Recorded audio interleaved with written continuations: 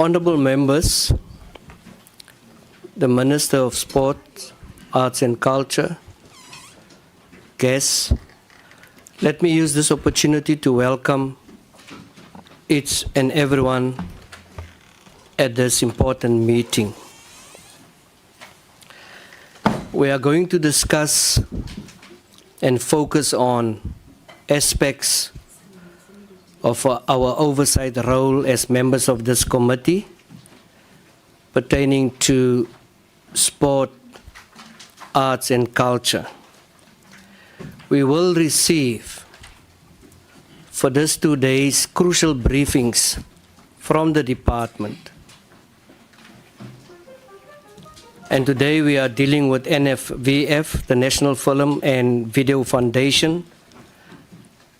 We're going to hear about the annual performance plan. We're going to hear about discussions of appointments of council, investigations, responses to all allegations of funding irregularities, mismanagement, including nepotism. We are also today joined by the Service Commission, whose oversight covers a wide range of responsibility pertaining to fairness, accountability, and many other things. Members will have the opportunity to peruse and view these presentations in order to fulfill their responsibility when it comes to their oversight. I also want to state categorically that this committee is not a court of law and does not have the authority to deal with complaints, to make judgments or decisions on internal matters. It is important that entities and those out there who have problems, they must follow the rule of law and adhere to due process for addressing internal discourse. It is our role as members of Parliament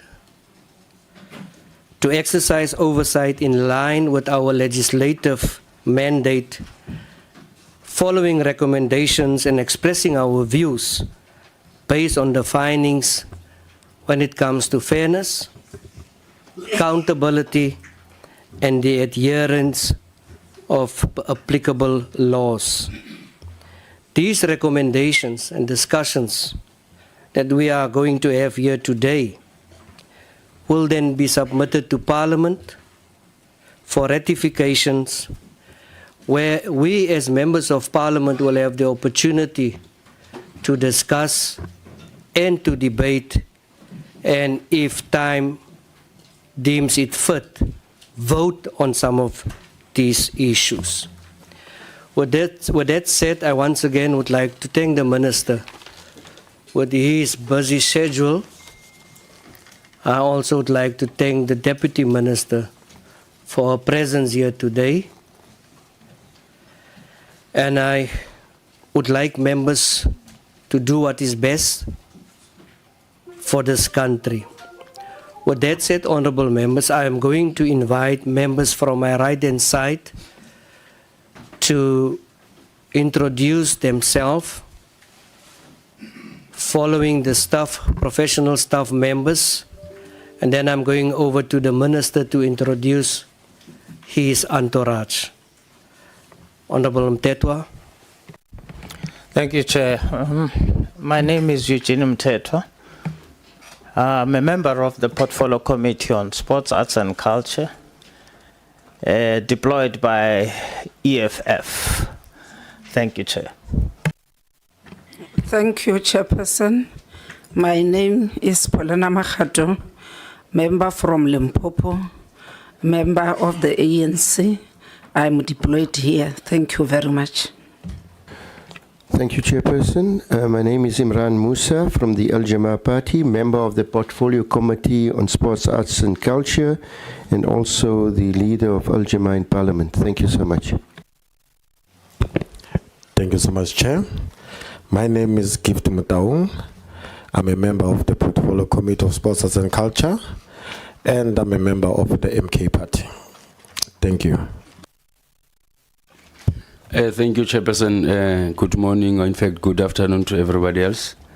My name is still Khaulatli. The surname is Khabo. I'm a member of this portfolio. I'm deployed by the African National Congress. Thank you very much. Thank you, Chairperson. My name is Leah Potgieter from the Democratic Alliance. Thanks.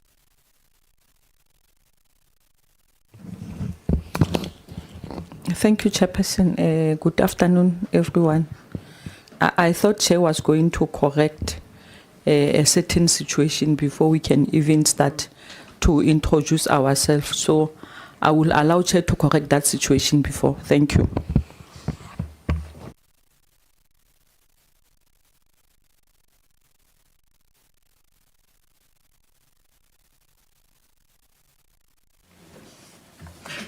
Honorable members, we do have visitors in our midst. And the reason why I did not do that, Honorable Molatane, is because in my personal capacity, I do not have a problem. But it also have the potential to create a precedent for future meetings of this nature when members of your political party or Honorable Mutaung's political party enters this parliament with political regalia. But I want to read to this meeting the conduct pertaining to members. But at times, sometimes, in this particular case, conduct also will have an extension to those being present. In terms of Chapter 5 of our Rules of Assembly, the ruling is as follows: that members must dress in a befitting and dignity manner and also respect the decorum of the House. Members are not allowed to take photos, and that applies to our guests.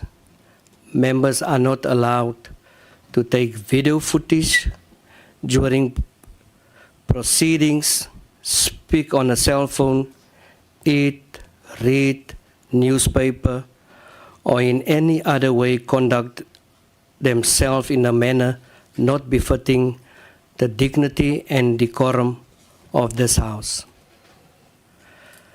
Pertaining to the ruling of political regalia, as I have said, the situation present has the potential to create a precedent.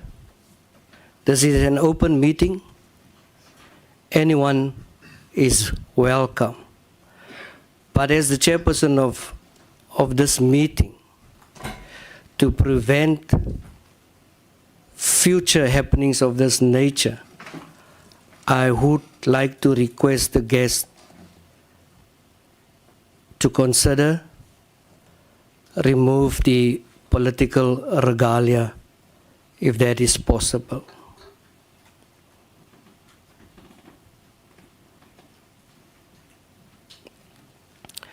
Thank you so much, and thank you, Honorable Molatane. And like I've said in person, I do not have a problem, but we should respect the decorum and also prevent creating opportunities for you, Honorable Molatane, to lobby a lot of members of your party with their regalia. So we have set the tone now. We may proceed with the introduction. Thank you, Chairperson. And good afternoon, everyone. My name is Matsulo Molotane. I'm a member of this portfolio committee. deployed to the Parliament by African National Congress. Thank you, Chair.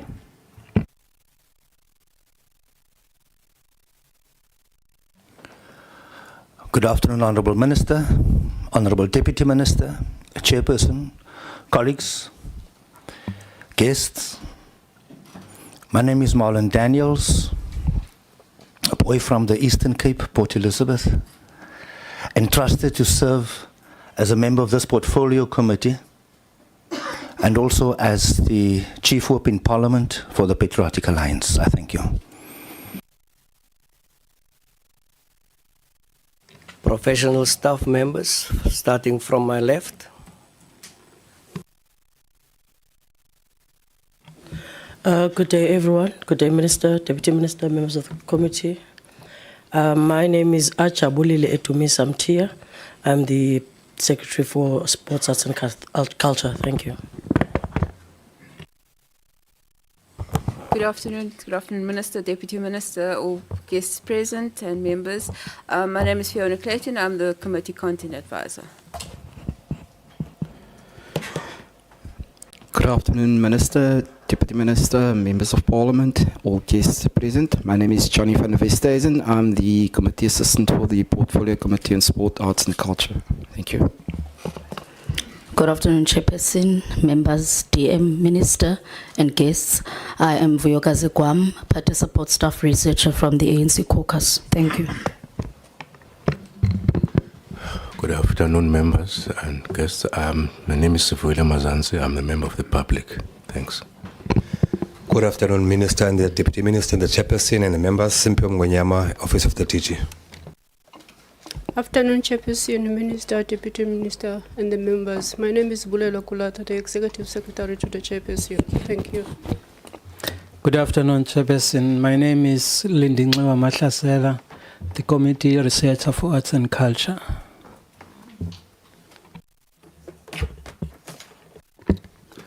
Good afternoon, Chair, members of the Portfolio Committee, Minister, Deputy Minister, and guests. My name is Dr. Jacobo Jacob Morwe, the Researcher for Sport and Recreation in the Portfolio Committee. Thank you. Good afternoon, Chair and members. Good afternoon, Minister and Deputy Minister and everyone else. My name is Sibongile Maputi. I assist the committee with communication sometimes. The Minister. Good afternoon, everybody. My name is Naren Sipo. Just a second. We are going to the Department of Sports, Arts and Culture now. Good afternoon, honorable members, the Deputy Minister, the DG, the Chair of the Portfolio Committee and all members present. My name is Gayton Mckenzie. I'm the Minister of Sport, Arts and Culture. Thank you very much. Good afternoon, Chair, honorable members, Minister, DG, colleagues. My name is Peace Mabe. I'm the Deputy Minister of Sports, Arts and Culture.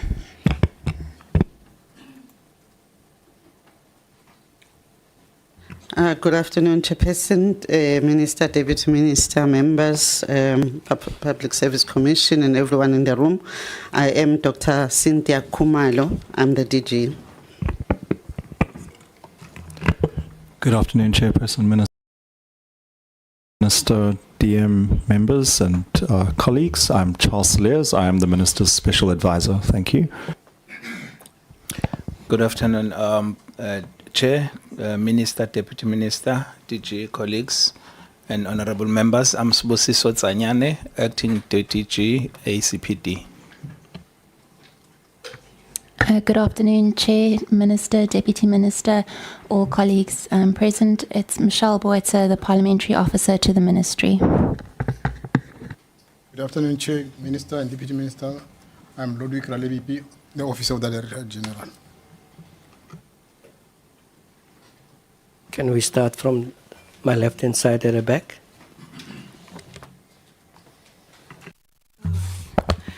Good afternoon, Honorable Chairperson, Honorable Members, Minister, Deputy Minister, and colleagues. My name is Dr. Kulufelo Sidibe. I'm the Deputy Director General from the Public Service Commission. Good afternoon, Chairperson. Good afternoon, Honorable Members, Minister, Deputy Minister. I'm Errol Magaman. I'm the Commissioner, Cluster Commissioner for Sports, Arts and Culture. Thank you. Good afternoon, Chairperson. Good afternoon, Minister and Deputy Minister and DG and colleagues. My name is Ashley Searle. I'm the resident Commissioner for the Public Service Commission in the Western Cape. Good afternoon, everybody. My name is Yazid Kamaldin. I'm a board member of the National Film and Video Foundation, appointed since November 2024 by the Minister. Thank you. Good afternoon, Honorable Chair, your Honorable Members, Honorable Minister, Honorable DM, the DG, and my fellow colleagues. I'm Togozisi Khadebe. I'm a Deputy Chair for the NFVF. Thank you. Good afternoon to the Minister, to the DM, Chairperson, and to the Honorable Members. My name is Siposetu Mtamzeli. I am the Council Member for the National Film and Video Foundation. Thank you. Good afternoon, Chair and Honorable Members, and Minister and the Deputy Minister and the DG and colleagues. My name is Peter Makaneta. I'm the CFO of the NFVF. Thank you. Good afternoon, Honourable Chair, Honourable MPs, Honourable Minister, Honourable Deputy Minister, and the rest of the colleagues. My name is Onge Dumego. I am the Head of Operations at the NFVF. Good afternoon, Chair. Good afternoon, Members of Parliament. Afternoon, Minister, Deputy Minister, as well as all colleagues. My name is Yolanda Olwetungakotwana. I'm currently the Head of Industry Development at the National Film and Video Foundation. Good afternoon, Chair. Good afternoon, Minister. Good afternoon, DP. Good afternoon, colleagues. My name is Nelly Swapam from the National Film and Video Foundation, Acting Head of HR. Thank you.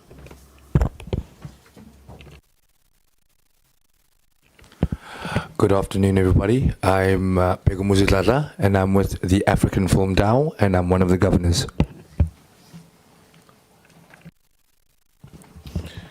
Thank you, Chair. Good afternoon, Chair. Good afternoon, Minister, Deputy Minister, DG, and all present. My name is Joel Reuters. I am one of the board members of the African Film DAO. Good afternoon, Minister. Good afternoon, DG, and to all the members who are here. I am part of the African Film DAO and also a member of the board. Thank you. Good afternoon, everybody. My name is Carnita Booley. I'm a member of the EFF. Good afternoon, everybody. My name is Wiam Williams. I'm a multiple award-winning filmmaker. I'm the founder of the African Film DAO, co-founder, and the chairperson of the board of the African Film DAO. DAO, DAO, is a decentralized autonomous organization registered on the blockchain. Thank you.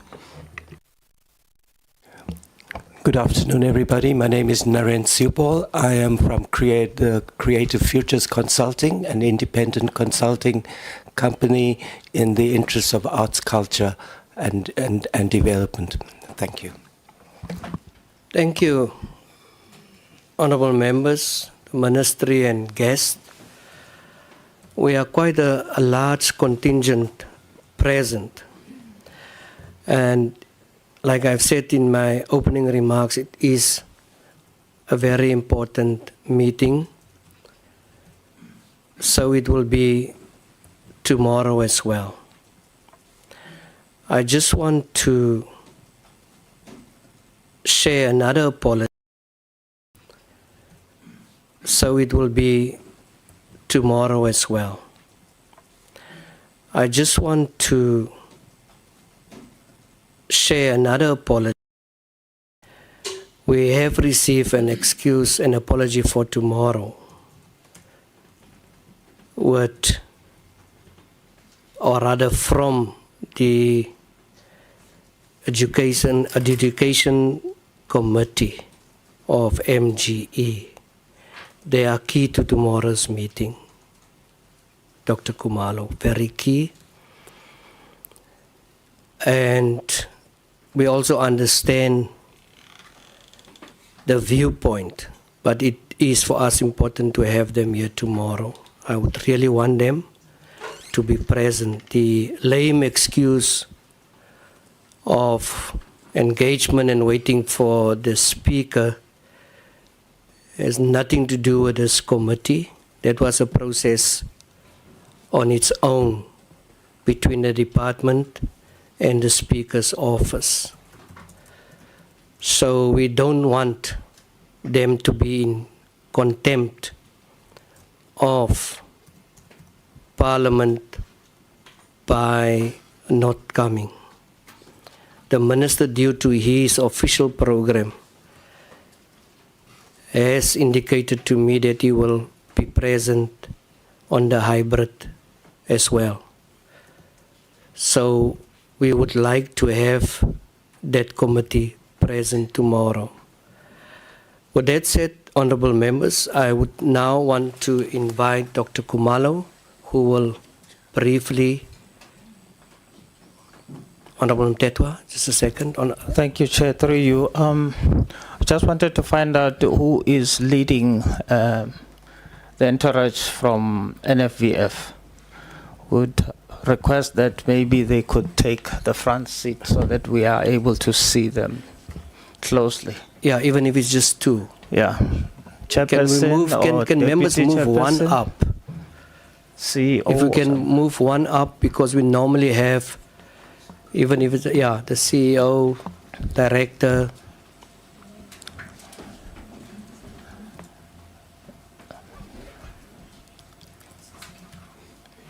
Yeah, in front, in the line where the minister, come this way. The deputy chairperson, chair, and maybe if the CEO is not available, CFO could.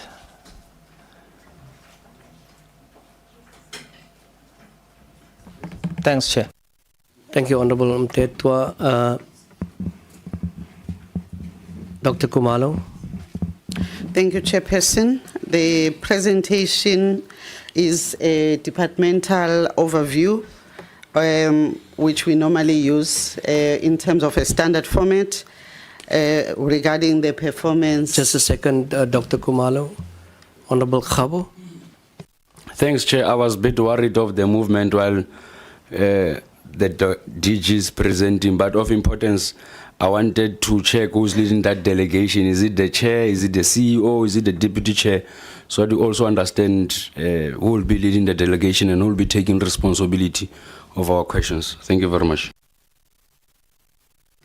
Can we perhaps just give the name of the person that will be responsible for answering the questions? Towards Iskate, the deputy chair of NFVF. Thank you, Chair. Great. Dr. Kumalo. Thank you, Chair. The presentation would cover the mandate, non-financial performance, financial allocation. It's a standard format, Chair. Maybe let me not go through the index. The acting DDG will take the meeting through the presentation. Thank you, Chair. Thank you. Thank you, Chair. Good afternoon once again. I'm just going to take you through the overview presentation. As DG has said, it's a normal standard presentation that we normally do. If we can go straight to the slide on mandate of the NFVF. I'm not going to read line by line, Chair, because the presentation is with the members. But safe to say that the entity was established in terms of the NFVF Act. Can I get the next slide? I'm not sure. Computer is frozen, but let me continue while they sort that out. It was established in terms of the NFVF Act, Act 73 of 1997. It is, as amended, Chair, and it is a Schedule 3A public entity classified under PFMA, and the mandate thereof is to promote and develop the South African film industry while creating opportunities with the focus of the previously marginalized and disadvantaged individuals to actively participate in the sector. In terms of the NFVF performance on non-financial matters. We have 3 years that we looked at in terms of its performance from 2021-2022 ending 23-24. At the time of submitting the presentation, the stats were standing at 100% for 23-24. The previous years was 95 and 96 respectively. On financial allocations, apologies, Chair, the slide is not moving. And apologies. As long as you are moving, don't worry. Okay. Thank you. If members are fine with that, I can proceed on to financial allocations for the NFVF. We can move to the financial allocation slide. NFVF receives the baseline allocation from the department, and it does not receive any infrastructure grant because of its nature. There are no infrastructure funds allocated to the NFVF as they rent offices. But the baseline for the past 3 years, 24-25, 25-26, and 26-27. So it's 26-27 is current. It stands at 160,777,000.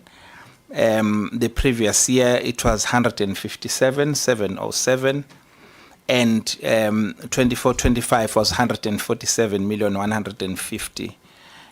We've put a note there at the bottom, Chair, to say that in terms of the Act, Section 16.2 of the NFVF Act specifies that 75% of the funding that is received by the NFVF shall be used for grants supporting film and video industry, while 25% is therefore reserved for administration. So meaning that anything from staff matters to any other administrative work is covered by the 25%.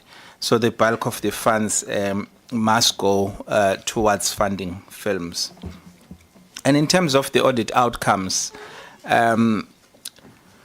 NFVF has been receiving unqualified audit findings. That's an unqualified outcome with findings. The 24-25 financial year for the NFVF will be incorporated into the annual report that is still to be tabled in Parliament. But the findings are unqualified for those 3 years. And there are issues that are being raised by the AG in terms of the audit outcomes, which the NFVF will expand on how these are dealt with to ensure that there is no repeat. But the three findings that are there is the material misstatements that were identified in the annual performance report, which was submitted for auditing. There was also an irregular expenditure of 1,078,582, which was incurred. So the expenditure was not approved by Entities Council. The financial statement presented for auditing were not fully prepared with the prescribed financial reporting framework as required by Section 55(1)(b) of the Public Finance Management Act. So those were the findings, Chair, that were identified by the AG. Now I'm going to go to the composition of council, which I think it's one of the issues that the committee had requested that we furnish information on. The composition of council is done in line with the NFVF Act.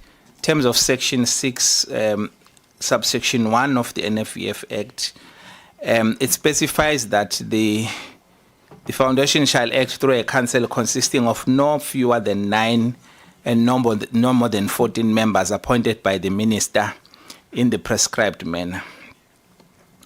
The appointment of council is to ensure transparent and representative process and must consider individuals with special knowledge or experience in the film and video industry, as well as those with specialist skills from other fields that would benefit council.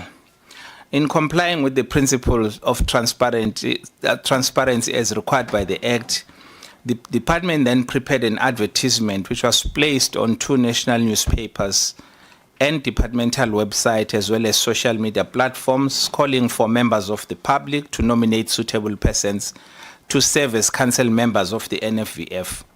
The closing date for these nominations were the 31st of August 2024, which was subsequently extended to the 10th of October 2024. A total of 259 nominations were received in response to the public call for individuals to serve on the council. The Act then requires that all nominated individuals be interviewed. Hence, invitations to attend interviews were sent to all nominated candidates. In accordance with Section 6(2)(6), paragraph 2D of the NFVF Act, the department then published the list of nominated candidates or individuals for public objection as part of the council appointment process. This is to ensure that there is transparency and allow the public to submit written objections before final appointments are made. In this case, 1 formal objection was received from the public.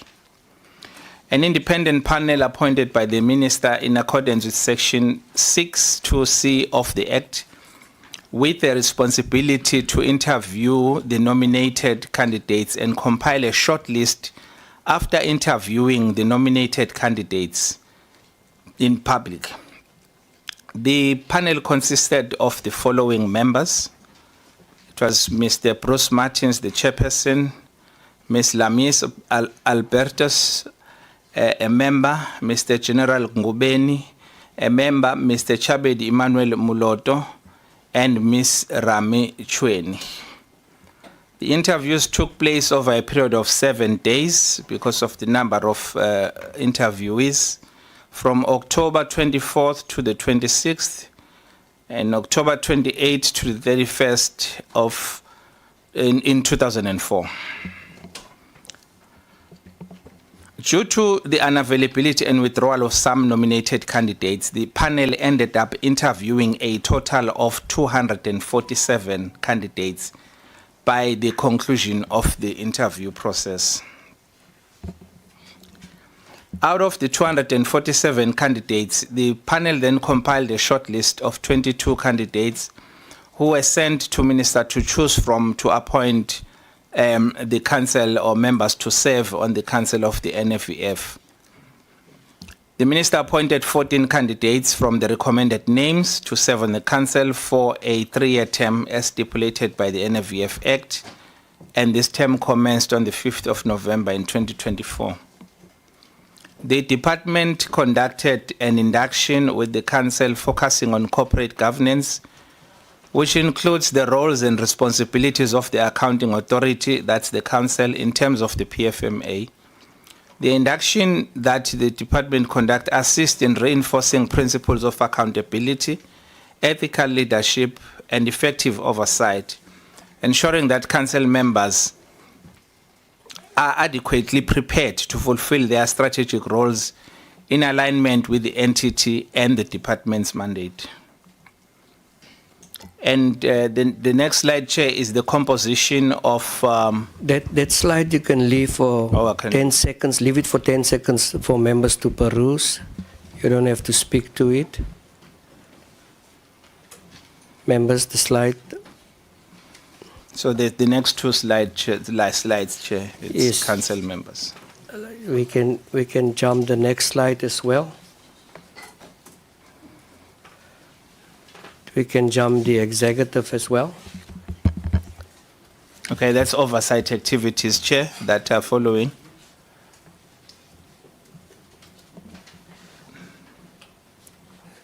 You can jump that slide. Okay, governance engagements as well. I think it's part of the standard info that we normally give. Take us through the challenges.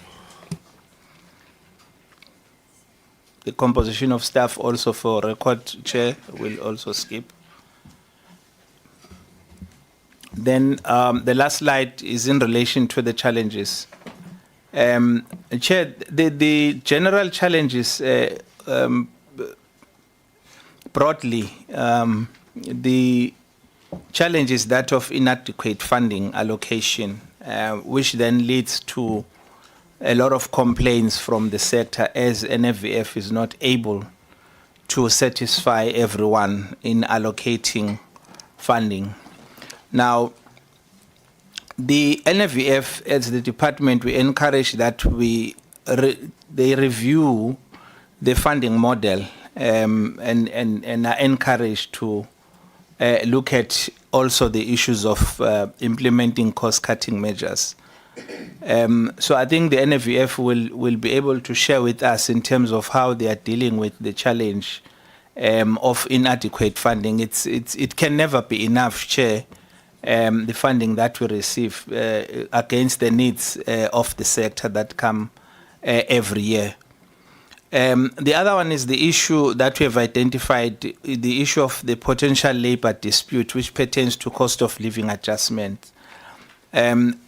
Staff also in the organization are faced with that. The NFVF is operating under a tight control because, as I said before, it's 25% that is reserved for administration. So it becomes very tight in terms of keeping up with the cost of living adjustment in terms of salaries for staff.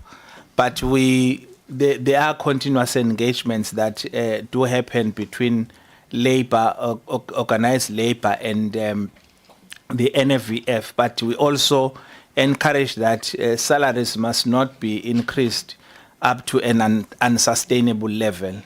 So those are the challenges, Chair, that are broad. It's not that they are the only ones. I think Chair would know that there's also a lot of complaints that would come as we are going to be talking about them here today.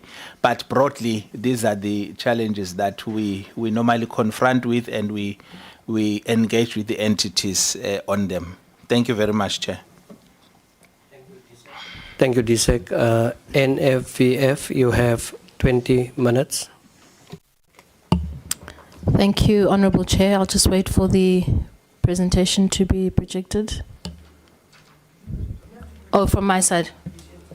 Oh, my apologies.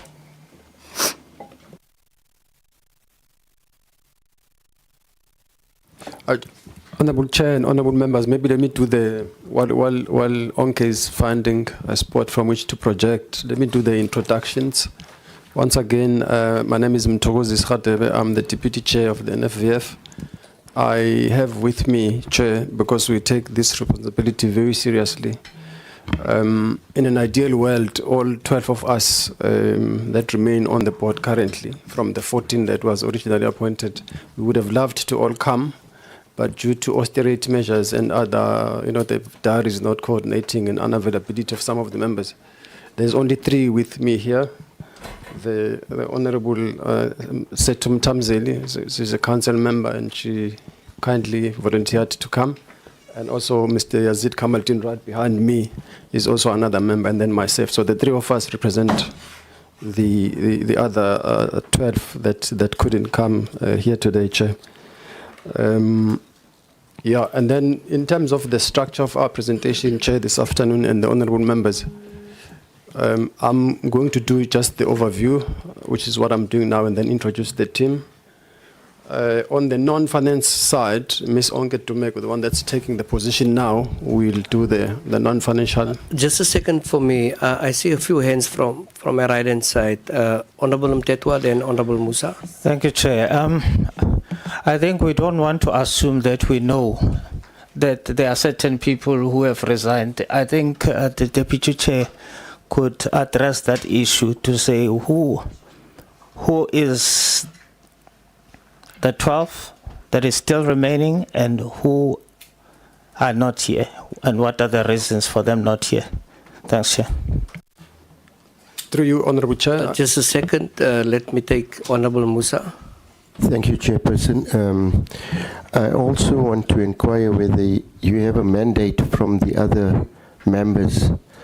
So that means there will be If it's 12 minus 3, that's 9 members. Have you got a mandate to represent them? Thank you.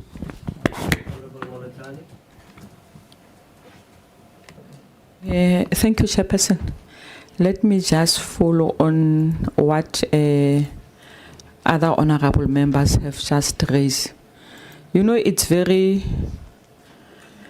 so disturbing that out of 12 members, only 3 can be able to make it to this meeting. And last weekend, other board members, they were part of a Department of Sports event that was held in Rustenburg, where we need them most. We don't see them, but where we don't even think that they will come, they just show up. And if we don't talk about this, Chairperson, I think it will be a trend to other entities. When they come, they will just bring 2 or 3 people to come and represent them. And I think, Chair, we cannot move in this way, where only 3 board members are here, whereas it's still 12. Maybe if it was more than half, then it was going to convince us. But only 3, Chair. This can be right. Definitely this can be right, Chairperson. So I'm just asking myself, if they fail to come and account to the portfolio committee, are they available for their board meetings? I'm just worried about that. Thank you, Chairperson. Let me ask is Deputy Chair, ne? Is a Deputy Chair. You're the Deputy Chair.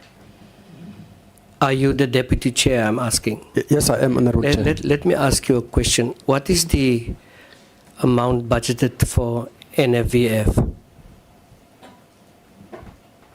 You mean the total? But yes. It's over 200 million. What's the precise amount?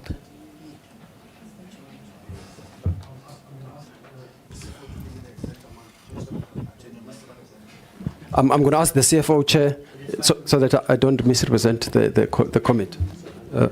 Thank you, Chair. It's 160 million rand.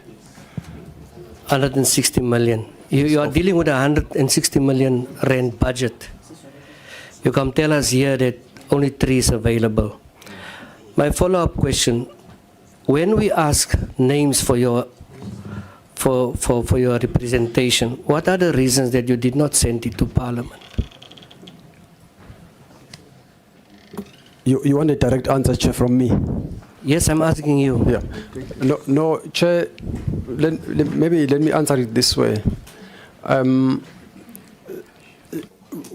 From the invitation, it wasn't obviously clear that the entire board is requested to attend. It's not true.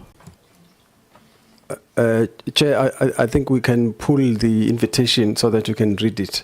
I know that originally when we were supposed to come, I think around June, July, all 12 of us back then were prepared, and we were here, we were prepared to come, and I think that one was postponed, Chair.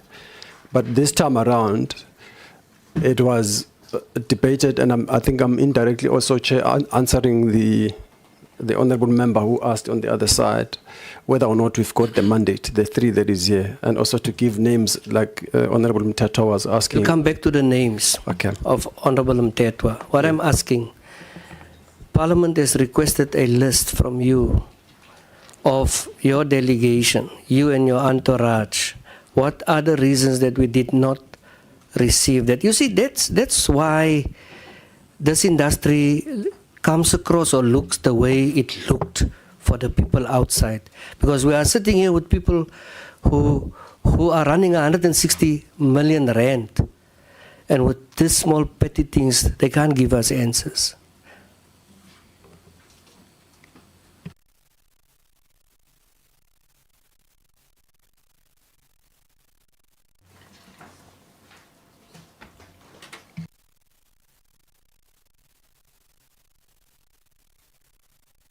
I'm not sure, Chair, whether you still want me to answer. Okay, it seems that we're not in the same meeting. Minister, can you have your input?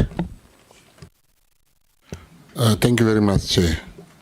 I just think it's very unfortunate that I, as a minister, can make myself available. I wasn't available today, but I made sure that I write to the chairperson, say to him I'll be available for the first half of the meeting. That board members can just decide they're not available. It puts us in a very bad light. We shouldn't do that. And Deputy Chair, I would like, as the minister, I would like to know the reasons of each and every board member so I can report back to the portfolio committee. It can't be, you can't be that busy, then you should resign. Because this is a committee by parliament. We all report to the committee. But we can't just decide I'm not going to go. I don't think anyone of us like to be here because you are being cross-questioned here. And nobody wants to be cross-questioned. But you have to. So I would really like I want to assure the chair, I will get that. And as soon as I have that, I'll come and report back and what action has been taken if the reason is unsatisfactory. Because it will start a precedence where all 27 entities start saying they're not available. They're not available. Thank you so much, Chair. Let me give him an opportunity to respond. There was quite a few answers. I'm going to give members now. You see what you have caused now? You are making members angry here. This is Parliament. I'm going to give you an opportunity, Molachane. They are busy sorting something out there. Please sort it out and give us a report. Members, I'm going to give you an opportunity. So for the sake of time, and in the interest of time, considering that the minister is going to leave before we even interrogate the important issues, I think the minister has taken an undertaking to give us a feedback on this situation. But also it must be known that part of their budgeting is them knowing that they have to come to Parliament at any time, at any given time. So it can't be that they don't have a budget to come to Parliament, but they have a budget to go to other places. Thanks, Chair. Honorable Molachane. Chairperson, thank you very much. Let me just make the chairperson of the board aware that powers, privileges, and immunities of Parliament and Provincial Legislature Act of 2004. It classifies that lying to Parliament. As the Parliament, we have the right to charge you with perjury. And you can be imprisoned up to 3 years. Or you can be fined to the amount which can be determined by the court based on the severity of the offense. And to me, I felt like the same thing that we always see in entities, that the board, they like to lie to us and we are always quiet. So I want to make the chairperson aware that lying to Parliament, you can be charged with perjury. And we cannot sit here and listen to all these excuses. These are the lame excuses, and I want to follow on the footsteps of the minister that if they can't perform their work, they must just pack their bags and go. We will replace them. Thank you, Chairperson. Honorable Musa, Khabo, and then Honorable Daniels. Thank you, Honorable Chair. And then Honorable, my apologies, Honorable Mataung. You can go for it. Yes, I think the Deputy Chair should know that the consequences of the other members lies on your head. There's another 9 members, and as I understand from our honourable member, that there could be criminal charges laid. So these matters and allegations should be taken seriously. And the fact that you don't have 90%, I mean 9 members not present here, is a serious indictment on yourselves and your reflection. The fact that you don't have your members here. And this shows total lack of responsibility as a deputy chair. So the consequences lies on your head, and as I asked earlier with regards to the mandate, because that will impact on the other 9 members as well. Thank you so much. Thank you very much, Chair. Thanks. Let me start by agreeing with the proposal of Honorable Mteto. To me, the board is just a drop in the ocean. The real issue is the presence of the minister when we are interrogating this report. So I would agree with the proposal. We continue with the meeting. I'm worried that at a time when we are about to entertain critical issues that the minister must respond to, the minister will have to leave. So I would plead with you, Chair. I second the proposal that we continue with our meeting and deal with issues related to the board. These other ones will entertain them later. I think our energy is far better than wasting it on the board and its attendance rather than dealing with the real issues that led to the appointment of this board. By the way, I'm not interested on engaging the board. I'm interested on the process that led to the appointment of this board, because these are some of the problems that we are having. It demonstrates to a large extent that you are a product of a questionable process. So let's allow the minister to be present so that we engage. Thank you very much.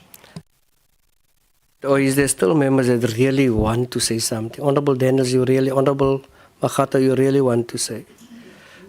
Okay, let me give Honorable Daniels, then Honorable Mataung, then Honorable Makata. I don't want us to waste further time. The NFVF plays an important role in the development of the film industry. Serious matters here. Proceed, Honorable Daniels. Thank you, Chairperson. I'll be very short. You know, those who pays the piper calls the tunes. It cannot be the other way around. It is undermining, and I would like, through you, Chairperson, I heard the ministers when he said that he's expecting a report. Through you, Chairperson, I would like the minister to put a time frame to when that report must be submitted. That's the only concern I have, because if we don't establish that, they are going to have a lot of gymnastics with the excuses and why it's not been submitted. Thank you. Honorable Mataung. Yeah. You know, it pains me because I expected the board to be here because of there's a lot that I wanted to ask them. And secondly, I just want to find out if this board, are they, maybe, should I say, are they involved in the industry or not? Maybe that's the question we need to ask ourselves. Because if they were involved in the industry, they would have been here. That's all that I want to say. Thank you very much, Chairperson. I'm going to be very short, as you said. I can say let's continue with the meeting. But I think we must hear the reasons why there are only 3. Just the small reasons, so that we can at least hear something from the Deputy Chairperson. I think he will not take long time, but I think he must try to tell us something. Thank you very much. Do you have problems in NFVF? Serious problems. That's why you're only 3. Tell us. Other than the challenges that the DSEC mentioned, Honorable Chair and members, I'm not aware of any other challenges, except as will be discussed when we finally do the presentations. Okay, I'm going to give you 10 minutes high-level report. On the challenges? No. I'm giving you 10 minutes. Give us a high-level report of what you have presented to the committee. All right, Chair. No, I think then I'm going to High level, you know, in your industry. Shoop, shoop, shoop, shoop. Yeah, that's why, Chair, I'm saying I'm going to allow Onket Tumeko to then present that part. Come on, Thank you, the heads of operations. Thank you so much. They do have challenges, Chair. They don't have a CEO. So how can they say they don't have challenges if they don't have a CEO? No. Yeah, you see what you've caused now. Chairperson, can I raise on a point of order? There was a proposal, Chairperson. No, Honorable Khabo, keep your word. You know what? I really want... Chairperson, the minister is going to leave in the next 30 minutes. We are going to sit here speaking to ourselves here. We are playing to the gallery unnecessarily. The minister will be leaving. He has given us an indication by half past he will be leaving. Now, if we're going to sit here, allow the deputy chair to present a high-level report, for what good reason when we should be taken into the presentation of the organization itself so that we are able to question the minister while the minister is still here? That is my only issue. Yeah, Honorable Khabo, the norm is a presentation by the department following by the entity who's here. And I'm just doing that. Unless members say it's not necessary for that report, let's ask the questions. President, I'm not saying you must deviate from the actual norm or proceedings. 10 minutes is just too much unnecessarily. Can you give us an overview of 5 minutes? They will then want to interact with the minister for 30 minutes. Noted, Honorable Member. Honorable Potgieter? You have now 5 minutes. Chairperson, will 5 minutes do justice? Let's just hear something from him. It will not do justice at all. 5 minutes will do justice because we've already received the reports. Yeah. Thank you, Chair. We just want to hear something. Thank you. Thank you, Honourable Chair and Honourable Members. I think on the challenges, just an overview.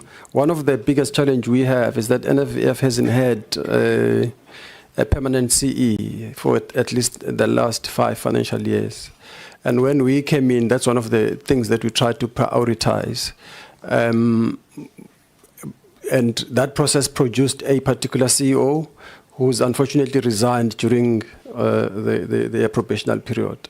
We then had to go back, Chair, to the drawing board, and that second process has produced 4 solid candidates that we are interviewing next week, Tuesday, to try and deal with that stability, so that at least we know that we've got a leader operationally, and we are also hoping that the minister would appoint the chairperson very soon to replace the one that has resigned, with the effect recently resigned. Other than that, Chair, let me then allow the operations to deal with the overview that you asked for. Ms. Onket Tumeko, through you, Chair. Thank you, Honourable Chair. If I can just go through this as quickly as possible, just due to the time. NFVF is essentially an agency of the Department of Sport, Arts and Culture. On the foundation of our enabling legislation, we have a vision to become a South African agency that enables a transformed, diversified and sustainable creative media industry. And we do that primarily through the funding solutions such as the grant administration. DSAC did cover the mandate. Some of our key strategic objectives are to guide the industry through evidence-based research, to elevate South African voices across the world, build strategic partnerships, prioritize inclusivity by focusing on previously disadvantaged individuals, and strengthen our contribution towards job creation, GDP growth, and cultural diplomacy. These are some of the core funding pillars that we have across all of the funding that we do, primarily development funding, production funding, marketing and distribution funding, and then skills development and training.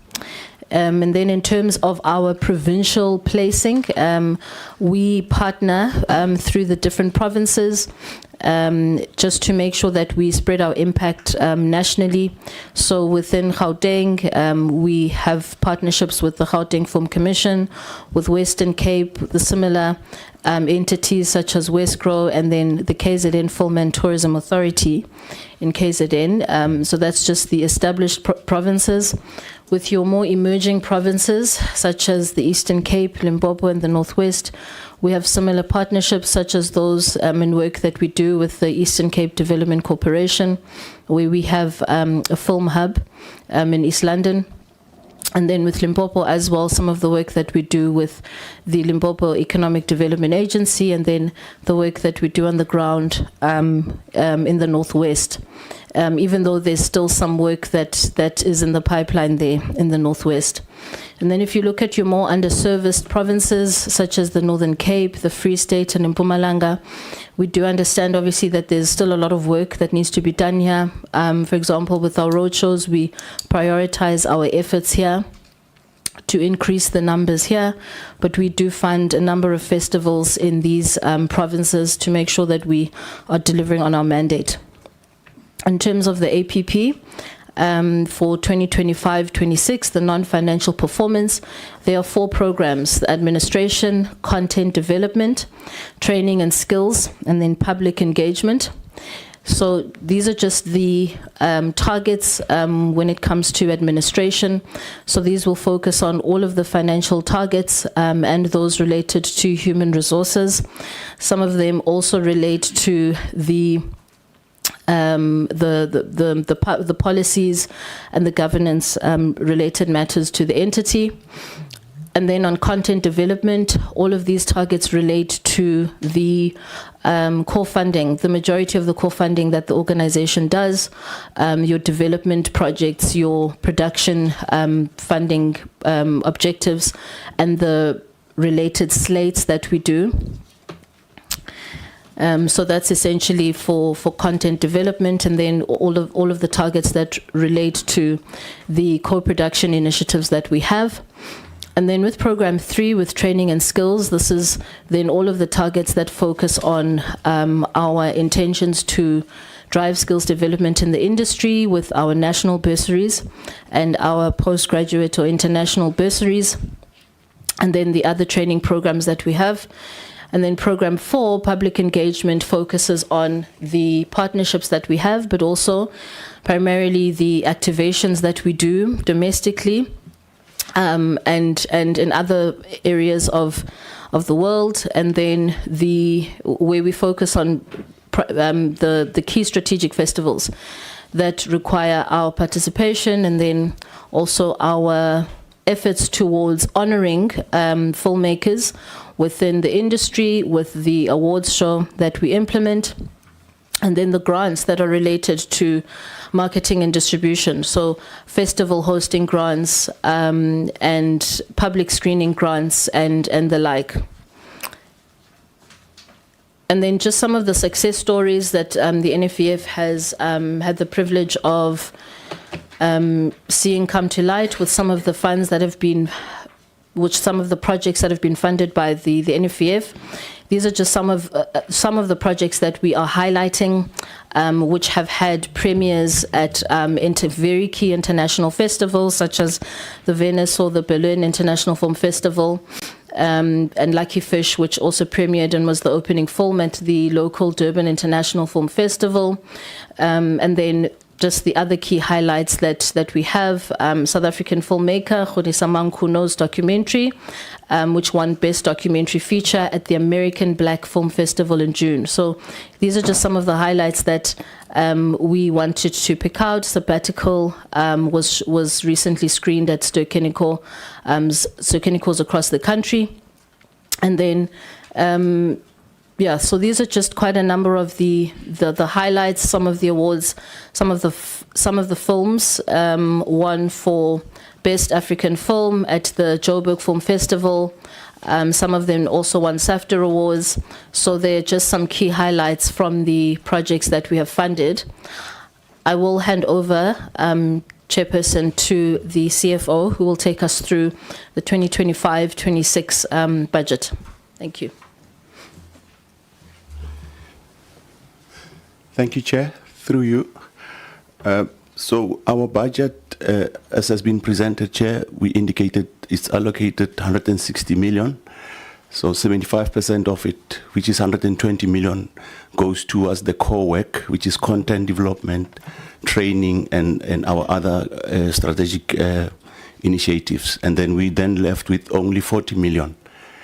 And out of that 40 million, 37 million pays our employee costs, and then 3 million pays our office accommodation. Then we are then left with no money to pay for the AG fees, to even pay for our council fees. So as a result, Chair, we then have to depend on some of the retained surplus that we have been accumulating over the years. So in slide 32, Chair, we have outlined some of the proposed initiatives that we want to put in place in order to deal with our financial challenges. Obviously, we are aware about the pressure on the purse.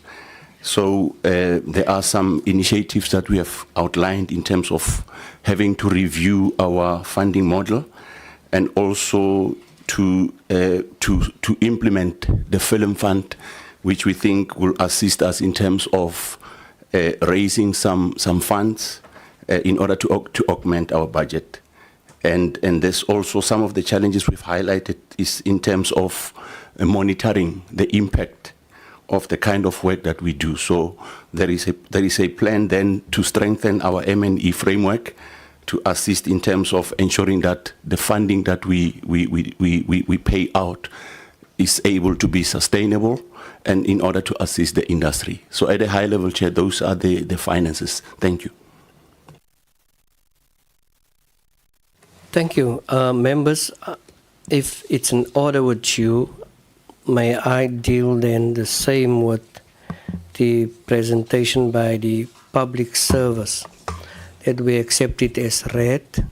They are also here and has indicated that they are here in an observant fashion. If that is in order with you, my honorable members.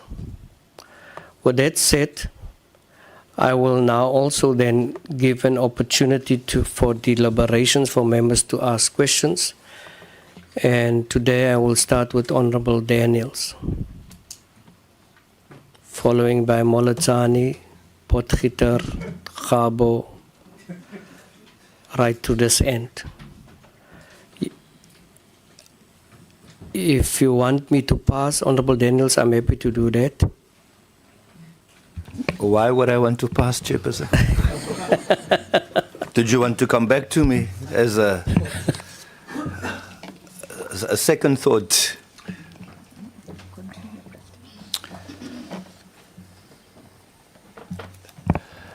Chairperson, honestly speaking, it's not been a good start to the session of this meeting.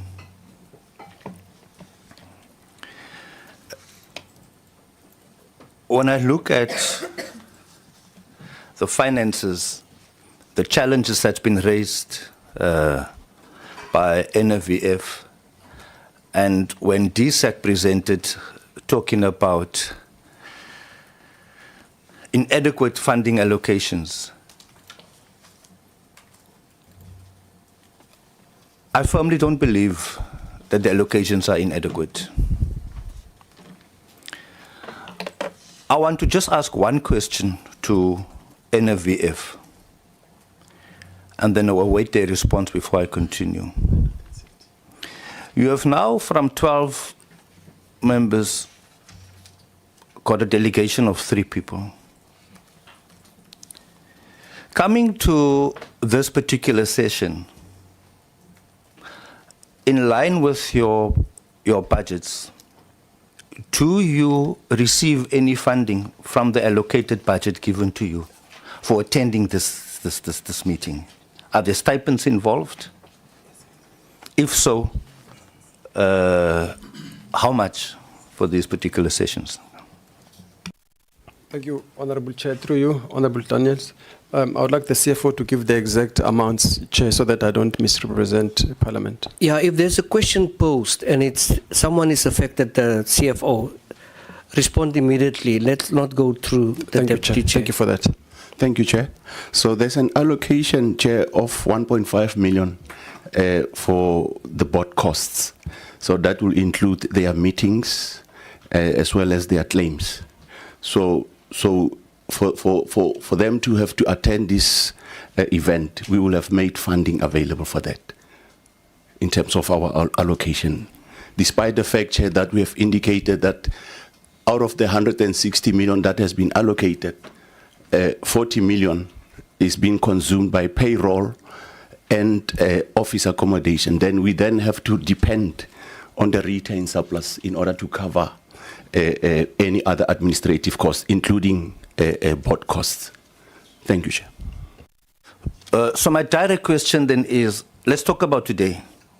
What are you getting for today, for coming here?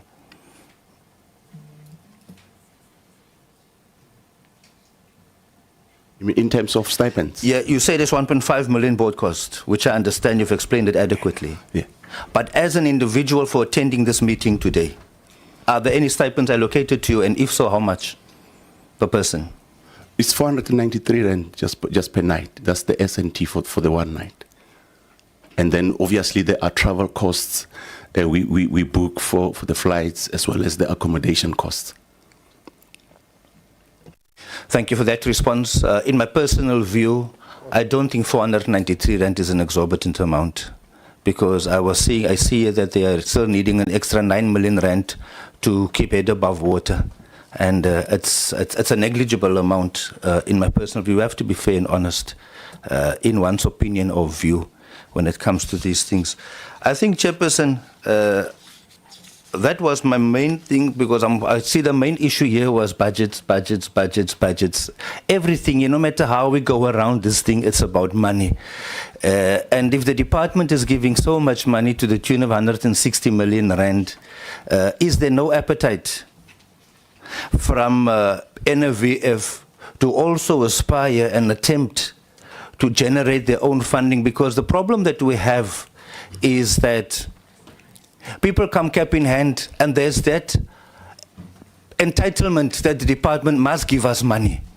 And if there's a shortfall, then we have to run to the department and knock on the door and say, give us more. In this case, I've cited 9 million rand to keep head above water, which I don't think must be the order of the day, because that trend is something that we need to stop in its tracks, and we must stop it now, because we are not going to see any improvement from this entity if they are going to have this attitude of just expecting the department to fork out more money for them, and they're sitting back and not doing anything.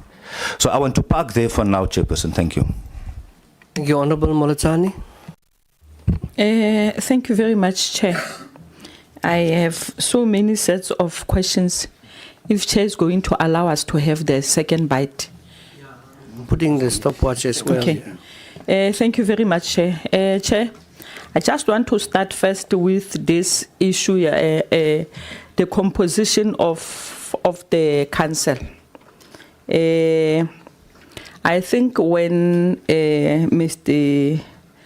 Tsanyano was presenting, he said that nomination for the board, it was up until 31st August, but it was extended up until the 10th of October 2024.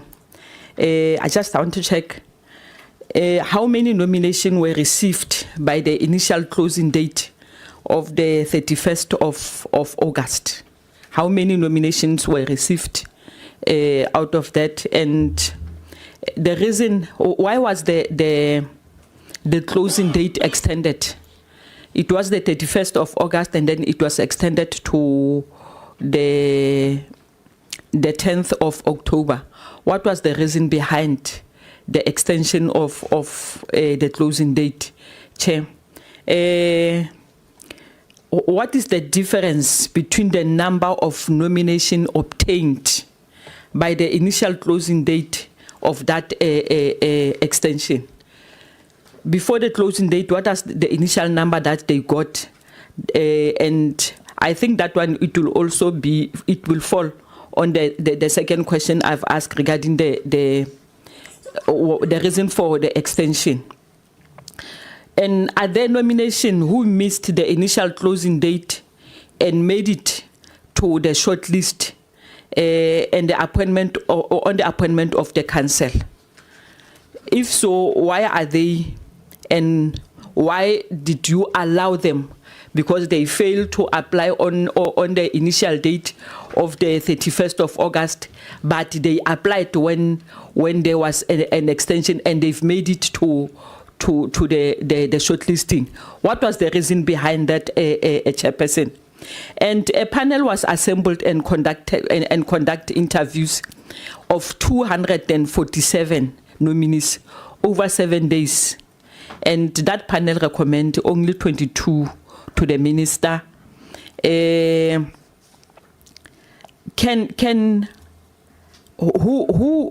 assembled the panel?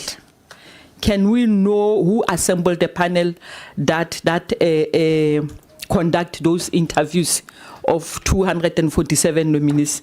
Who assembled the panel, and the criteria that was used in identifying that panel? Which criteria was used for identifying the panel? And not if possible, it's possible. Can the minutes of the meeting that informed the recommendation of the 22 nominees be shared with the portfolio committee? Can those minutes be available to the portfolio committee? And how did the panel communicate with the nominees that those who did not make it? And what was the recommendation regarding not being appointed or not making it, Chair? I think, Chair, on my second questions, on my second bite, I will just come back on my second bite. Thank you, Chairperson. But can I get the answers now, so that if there is anything that is left out, I can be able to raise it again? Thank you, Chairperson. Thank you. Any response on the questions being raised? Tisek. Okay, thank you, Chair. Chair, the number, I would have to check the breakdown because we didn't do the breakdown. If I can be allowed, I'm just trying to check that with our admin staff, which was receiving the applications. I'm hoping that by the time we come back, I would receive that information, including the difference of who made it the first time around and who was then subsequently shortlisted. The reopening of adverts. I think the one other factor was that initially we had advertised for 14 days, and then when seeing that the time was a little bit short, then there was a request that maybe let's extend so that at least it's 21 days that we opened for. So that was mainly the reason to open up the applications. In terms of the panel, just a second for us, Honorable Mtetwa. Chair, I don't think we should accept that explanation, because this meeting is about the complaints that were laid by members of the public around the process. So you couldn't have came here without the numbers, knowing that those are some of the questions we are going to ask. So I want to suggest that whilst we are seated here, the office people should send those figures now. Before we leave here, we must be able to get those numbers. Thanks, Chair. Honorable Molatani. No, Chair, I was going to raise the same thing. I even look at a time to see that the office is still open. Can we have those information now? Because there's this tendency of DSEC, every time we'll be requesting a certain information, they will say we'll bring it later, and they don't. So unfortunately, this is a new quarter. We are not going to work like the previous quarter. Information now or else, Chairperson. Proceed. Apologies, Chair. I think members didn't get me well. That's exactly what I said, to say I am checking now. By the time we return on the next round, we'll then try to supply that information. That's what I was saying. I was not saying next time. So apologies for that. Okay, I was dealing with the one for the opening of nominations. That part of it is, and I think if you would recall, is that a number of them where we would then now and again extend the period, because we can open between 14 and 21 days. So that's why we then ended up opening it up to attract more numbers to apply. The issue of the appointment of panel, the panel that interviews, as I presented before, it's the minister who appoints the panel. So the panel gets identified, and then in consultation with the minister, and then those are appointed to the panel, looking at also their involvement and also their expertise if they have participated in areas of content areas, and also other fields that would assist the panel to make recommendations. The issue of the 22 nominees' recommendations, it's in keeping with the Act. It's the Act that specifies that after the interviews have been done, and then the panel will then recommend a list of 22, which then is taken to the minister to choose from. The criteria as of selecting the members, it is in line with the Act as well, to look at as the Act specifies in terms of the expertise in the industry and other skills that the members would have. And I think one of the skills that you'd also look at is finance skills, look at governance skills, and also legal skills at some point. The minutes of the panel, yes, would be made available. They are present as the panel did meet to make deliberations and make the recommendations to the minister. I think that's about it, Chair. Honorable Molachana, are you happy? Is it still outstanding? The minutes will be provided. Chairperson. You want the minister to massage us with the criteria that he used. Who, the minister? Maybe. Regarding the panel. Yes, please. Maybe I can also add another question, I think, was another answer to a question. Firstly, the panel that we used was people that understand the film industry.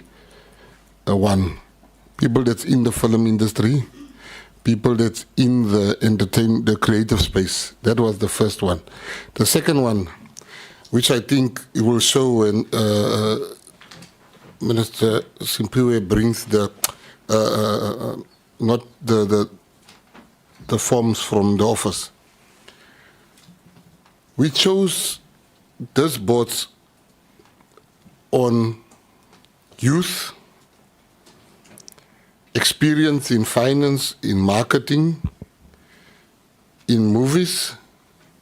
But as a minister, I've added the extra thing there, and proof is there for you, for the honourable members to see, that I want every race to be included on the boards, because you'd see boards that doesn't have all the races in.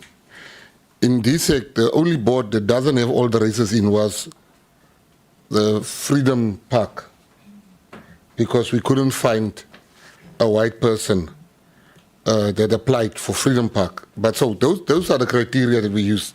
And the people that were sitting on this board, together with the advisors and the people in the office, I said, let's look for people with experience in the film industry.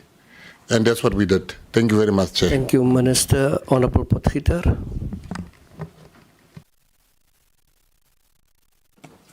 Thanks, Chair. I don't know if it's all of these documents, but I'm feeling exceptionally blonde today, Chair, and perhaps maybe somebody can advise. I've done many reports, KPIs, budgets, etc., and I have to say this is probably the most confusing one that I've ever read in my life. There's no budget alignment between the KPIs and between the initiatives. For me to say that you are lacking budget and that your core mandate line items equal 75% of your budget, but it's not itemized, I can't tell you that you need more budget. All I know is that you're spending an excessive amount on salaries. If I go to the DSEC report, if I stay in Cape Town any longer, perhaps. On page 11, you talk about 80% of the budget being allocated for employee compensation, but then on page 47 of this report, and this is not yours, so you'll excuse me, this comes from the Department of Sports, Arts and Culture, the audited outcome for administrative costs was 246 million. Your estimated performance is 38 million. I'm not quite understanding the excessive discrepancies between the financial figures. They don't make sense. I even tried to run it through AI because I thought I was being stupid. And AI can't make sense of it because it says that there are serious discrepancies in the financials. So for me, I can't judge whether or not you actually need more budget or what you need it for because I can't tell what you're using budget for except for salaries. The KPIs, even in these reports, they don't run consistently.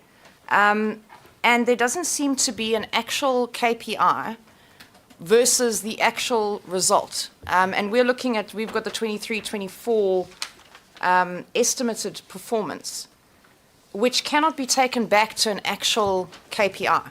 So you'll say, for example, that you need to do research reports, but it doesn't tell me how many, by when, or for what.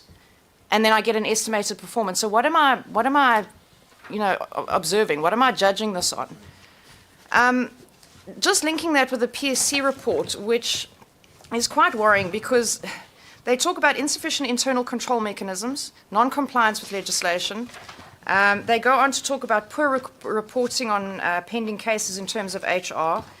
They also talk about, and I'll tell you now, the lack of cooperation with other working government institutions and in terms of dealing with your budget cuts and working with external partners. And it doesn't seem that any of these are being addressed.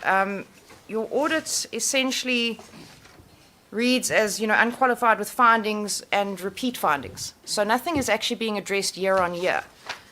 Then they talk about the fact that there's 100% submission, but the department is not complying with feedback on potential conflicts of interest, and there's a number of senior managers that are engaged in other remunerative work without approval. So it seems there's a consistency of not under-reporting, but it's almost like hidden reporting. So nobody quite knows what's going on in your performance reports. Nobody knows what's going on with the financials, and it's exceptionally confusing. I mean, I don't know, this is supposed to be, government's supposed to be about transparency and that every layperson, on the streets is supposed to understand what is being published. And if members of parliament, and again, Chair, perhaps I'm the one that's lacking here, if we don't understand it, then I don't see how any other person is supposed to understand it. It's very frustrating. And I really do think that you need to work on how you are reporting back to Parliament. I think this is probably where you're finding most of your issues. Just to say, Chair, I think it's the board members that didn't attend are the ones that are, should actually be taking the reprimand. Thank you to the ones that did attend. If you can give me some clarity on the CEO, because I see that there was an abrupt resignation shortly after appointment. What was the CEO's background in terms of appointment? And what made them stand out from the other candidates? So, you know, in essence, why was he appointed? And what necessitated the immediate resignation? And I'd like to understand alongside that whether it coincides or if there was similar reasons for the resignation of the chairperson within a very short time period.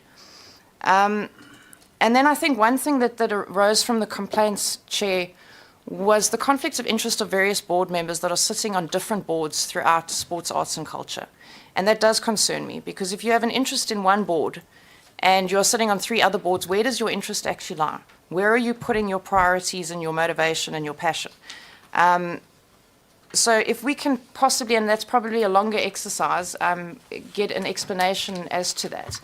With regards to the Honourable Molatsane's comments on the applications, I do think that it would be, it would be a good thing for us to get exactly which applications were approved for what amounts and what the projects were. I do see that the foundation focuses on high impact, but if you read their KPIs, their performance reports read, funding into low impact opportunities. And I'm not quite understanding why you would fund low impact if your target is high impact.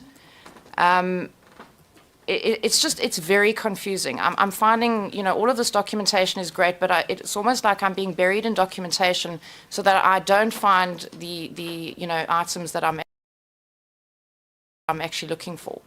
I think if we get clarity on what we're being provided for financially in terms of performance targets, in terms of funding and the applications that were approved, we'll be in a much better position to assess what we're being given. Thanks, Chair.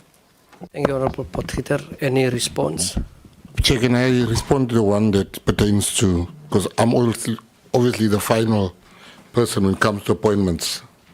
The Honourable Chair, the Honourable members ask, there are some people that sits on different boards.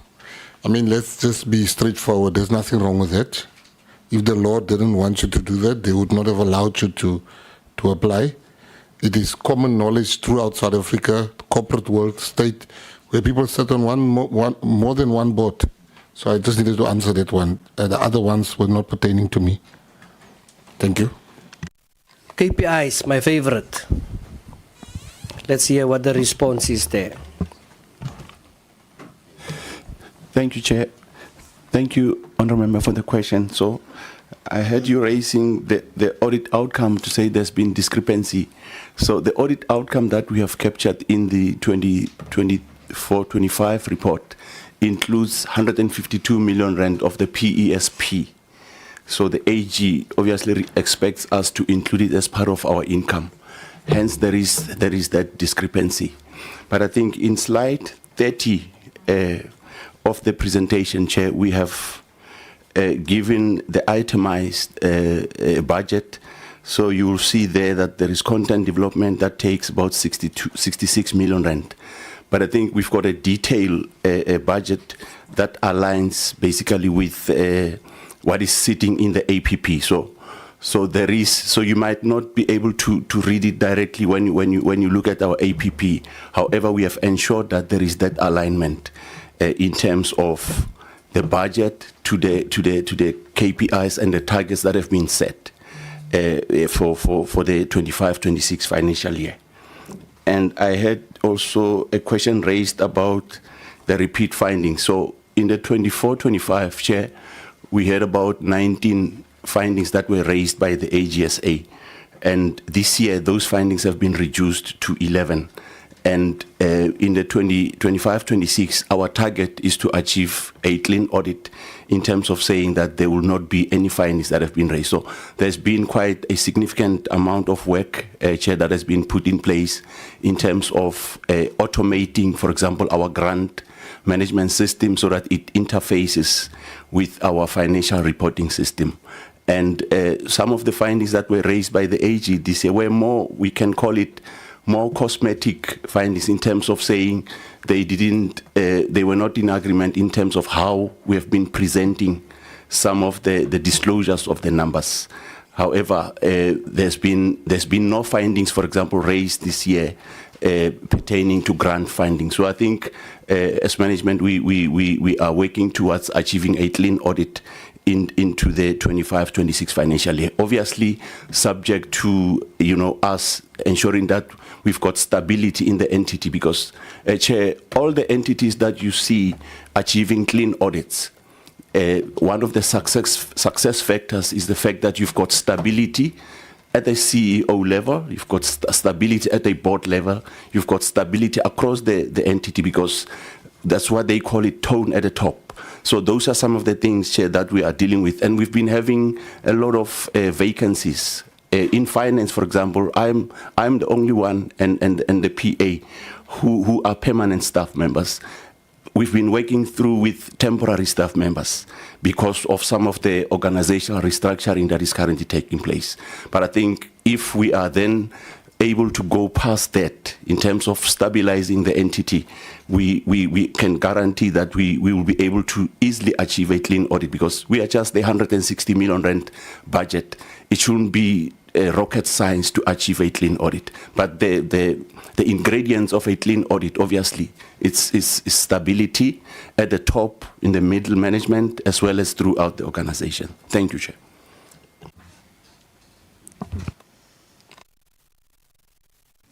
Chair, if I may, and perhaps maybe this can come at the end, but can we possibly get the PSC's comments as well? Thank you. Yeah, before they comment, I want to ask something and add to that question. How do you report on your KPIs quarterly? Is it accumulative? Then why does it show a small number at the end? If it's accumulative, then it must be 4 and not 2. It must be 4. If you have your 4, you have 2, and the next one must be 4. Am I right? So, Chair, if I may, the APP is structured in such a way where the 4 will be the annual target, and then the quarterly then will be a breakdown of that 4. If you lose the quarter, so but you have a 2 on the other side, like the honourable member has said, your KPI must be accumulative. So you must add it every month. At the end of the day, at the last quarter, it must add to the amount of your target. Yeah, so I think where the interpretation may be different is the way where the annual target is positioned, right? So from what I'm hearing from you, it would be preferred if the annual target is at the end, so that it's clear that you are accumulating up. But the way we have it structured is that your annual target is first, right? So the 4, and then the rest of the quarters are a breakdown of that 4, if that makes sense. Okay, but we can have the discussion. Can we respond to Honourable Potgieter? You wanted to respond? The Public Service Commission. Thank you, Chairperson. We did engage with the department, I think, on the 20th of last month. You switch on the mic. Is it on? Am I audible? Can you hear me? I'm a little bit closer. Okay, thank you. I say we did engage with the department, I think, on the 20th of August. We had a very cordial meeting. It was our first engagement with the department. Our presentation, which you have, I think it has been circulated to yourselves. Yeah. Focuses on the departments and not the entities, because in terms of the Public Service Commission bill, we still don't have the mandate to do oversight on any entity, including this one. With specific reference to the public service prescripts, a possible limitation given the dynamic nature of the mandate of the department and entities. As I said, we engaged with the department, cordial meeting. They agreed on the where they have to improve. From a public service compliance perspective, the department's programs is satisfactory in the areas of human resource management, labor relations, performance against set targets, management of complaints, and other related matters. The issues that we've raised here, it's your RWAP, the remuneration outside. There is a bit of a discrepancy. Audit outcomes from the AG. If you can look at the report, there is a bit of non-compliance there, and the compliance. Yeah. Areas of concern relate to that of repeat findings and the vacancy rate. The situation is unlikely to change due to the country's economic and fiscal challenges. As you all know, that there are a lot of vacancies in a lot of departments, and for ourselves as well. Our work is increasing, but our budget is not meeting the demand that's there, and that is a challenge to us as well. As the PSC prepares to expand its mandate to different types and also plan from a citizen's perspective, the PSC is on a learning as well. We have not, this is what, virgin territory, we have not experienced, there's nothing we can refer to. We're also learning as we're continuing to engage with this new animal. Here we raised several questions on slide 19 of our presentation. You can refer to slide 19. We have identified these with the department. The department has agreed that we will interact more on a regular basis so that we form a partnership. We wanted a partnership and a way of working together so that we alleviate some of these challenges that the department faces. That's our little overview. And I must say, at the meeting, the minister was there, the DG was there. We were also with our DG, and we agreed to a working relationship that can assist both the PSC and the department to reach its mandate. Thank you, Chairperson. Thank you, Honorable Khabo. No, thank you very We're going much. to ask about the laptops that got No, lost. thank you very much, Chairperson. The issue of laptops, it's fine. Let me appreciate the report of PSC. Maybe recommend that as a committee that plays oversight, maybe we must meet with the PSC, unlike meeting it with the entity. Agree on meeting it separately with the department, because I think that we should be zooming in the work that the department is doing. So let me appreciate the report presented by the PSC. Chairperson, mine would be straightforward, and I still want to reiterate my position that this meeting is as a result of complaints that we have received in line with the process of appointing a board. Allegations that are there, they are questioning the board and its appointment process and powers to a large extent that were not correctly used. So my questions would be straightforward to both the minister and the acting CEO. DG, welcome. Congratulations on your appointment. Let me start with the minister. I know the powers are with you, but they are subjected to balance and checks. I wrote a letter on the 8th of July seeking clarity on the process that you had followed on the appointment of boards. Can I check with you, which process have you followed when you were appointing the panel? Mind you, you said it's an independent panel according to your response. Which process have you followed when you appointed the panel, and which piece of legislation guided that process? I'll rather stop there, Chair. Take them one by one. Thank you, Chair. I just want to first, before I answer, just say that I'm 15 minutes over the time, but I want to answer because I was waiting for Honorable Khabo's thing. I'll just check the act that we follow. I just want to see. Well, I don't have the act here, but I think the act can be given. But all I want to say is that I have followed the act to the letter. There's nothing that was required of me as a minister to do that I've not done. I've also not gone and deviated from what the act required, step by step. Transparently, I've done that. And if there's any matter that Honorable Khabo can point out where you think I didn't follow the act, I'm gladly willing to answer that specific allegation. But where I'm sitting, My answer is that I have followed the Act to the letter. Thank you very much, Honorable Khao. Thank you very much, Chairperson. And thanks, Minister. Maybe while we are awaiting, I don't doubt your response in relation to you, or not suspecting otherwise, but I would gladly prefer that you indicate which piece of legislation has guided you so that we are able to refer. The second question to you, Minister, it has been indicated that the entity has been without a CEO for the past 5 years. And probably for the past year, we have had an acting CEO seconded from the department. We had an appointed CEO who abruptly resigned. We are now sitting with the acting CEO seconded from the department.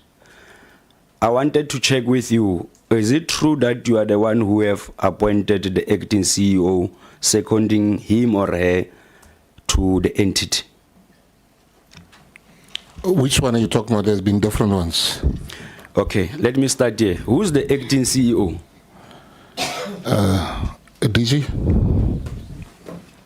There was an acting CEO up to the 2nd of September who was seconded by the department upon the request of the NFVF board. So currently, as the deputy chairperson was saying, they are going on with the recruitment. So maybe the board itself can respond to how they are dealing with the issue as of the 2nd of September when the person was seconded. Thanks, DG. Let's stick to the process up until the 2nd. Who appointed the acting CEO that was seconded? It is alleged that the minister appointed the acting CEO contradicting the act. I think it's section 14, if not mistaken. So my question is, who appointed the acting CEO? Because allegations are that instead of the board, according to the act, it is the minister. I'm not sure if I've read it correctly. Can you get clarity on that, DG? Okay, may I take that one, Chair? Please respond immediately. Yes. As the DG has said, there was a request from the NFVF for a secondment, which is allowed in terms of the Public Service Act, that a minister can second an official of the department to an entity, and that is subjected to a secondment agreement that is signed between the minister, the council of the NFVF, and the seconded employee must agree to that. So that's the process that was followed. Thanks. Thank you very much. Can you please confirm which act is that so that you are able to verify? Because, I would like to appeal to you also. You are not addressing your high school children or students here. You are addressing legislators. So when you speak of the legislation, don't threaten us. Tell us, I've used section 144 of this act to follow this process. I'm still waiting. I'm allowing the minister, I'm dragging this process so that the minister can also check the act that I've requested from him. Can you get clarity? If you don't have the response, the DG will gladly do that. Thanks. While you wait, can I just give him the act? Chief Minister. All right, it's the NFVF Act, section 62.c. This section, along with other provisions of the Act, underpins the legal framework for the minister to establish a process for appointing the council members.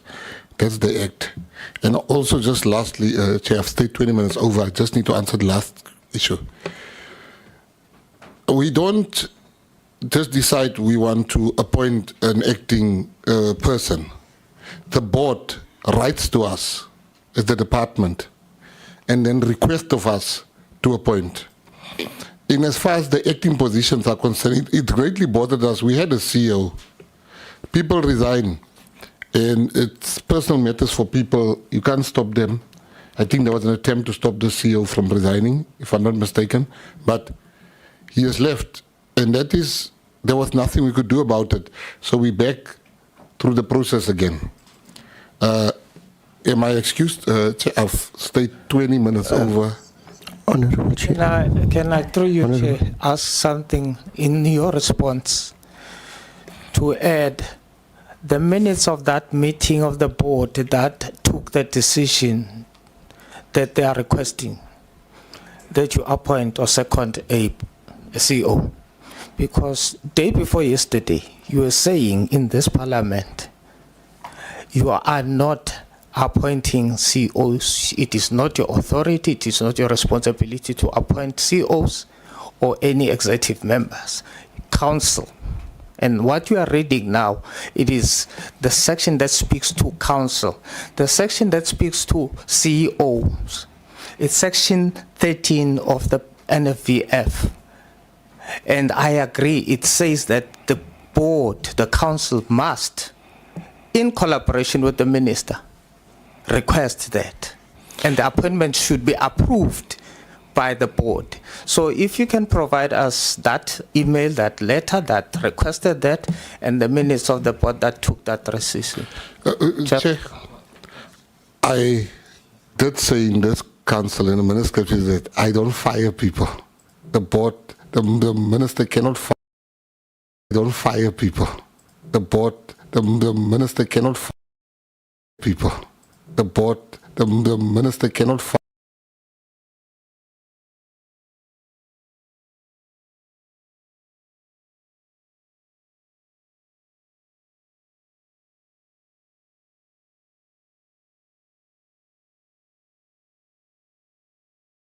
In the ministry to then say together with DSEC, and my management style is calling the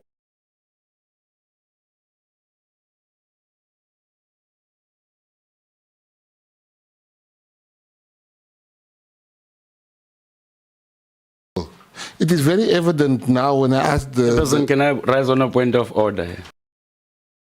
No, but the minister is misleading us. I've been going through to this 6 subsection 2 of the National Film and Video Foundation Act of 1997. If I can read it for you, it is very far away. Position of the council, tenure of office and filling of vacancies. 6 subsection 1, the foundation shall act through a council consisting of no fewer than 9 and no more than 14 members. 6.2 subsection A, the members shall be appointed by the minister from a short list of no more than 22 names. It is my argument that this section refers to the appointment of the board or the council. My question, it is the appointment of the acting CEO who has been seconded. That's why I wanted to check with the minister, because the minister has quoted section 6 subsection 2B, and I'm referring to this subsection in terms of the appointment of the CEO. It is for that 2B, and I'm referring to this subsection in terms of the appointment of the CEO. It is for that.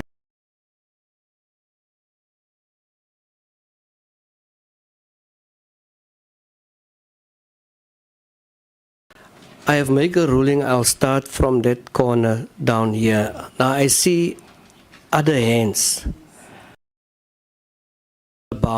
We are all aware that the minister has indicated he's excited to ask something. So let me do this. If you have now something that you really want to ask the minister before I leave, Honorable, 1 minute. Let's start from you, Honorable Makhato. Can you switch off your mic, Honorable Musa, the minister? Please switch off the mic. Thank you very much, Chairperson. My question is going straight to the minister. The minister appointed 14 people to serve in the NFVF Council. However, there are 13 names provided in slide 11 and 12. So I want the minister to explain the following questions to the committee. Who is the outstanding councillor? And then 2, what are the reasons for the chairperson's resignation? And lastly, as you say, I must not take long, outline to the committee the provision of the relevant act in section 6 7, which states that any vacancy on the council shall be filled in the manner in which the member who vacate the office was required to be appointed. So I wanted the minister to answer us before he go. Honorable Musa. Thank you, Honorable Chairperson. My question is, before Minister Gayton Mckenzie leaves, is that why was the short lift for council not made available for public comment and film industry scrutiny? It seems that the film industry has raised that the council lack specific insights and experience, and that's the concern. Honorable, the other questions I will question the chairperson. Honorable Matau. Okay, thank you, Chair. Following the resignation of the CEO, rest assured that we, as the council, addressing the matter with you guys at the Department of Sports, Arts and Culture. So my question is, what impact do you think his resignation has done to the NFVF, number one? And secondly is, what's the way forward in making sure that the new CEO needs to take office? When? We just need the time frame. Honorable Molatani, before the minister leave, your last and final question. Yes, thank you very much. Minister, I just want to check. It's same regarding the issue of the panel and the chair of the panel. You know, this industry, it's had so many people. I just want to check how many people are, in fact, on this. What guidelines was used to select the panel from the thousands of people, and majority of those who have applied, are they involved in this industry or not? And again, on the same board, how many board members who are involved in this industry, or is it people who are outside this industry? Thank you, Chair. Minister. Chair, I'm going to be very, very quick.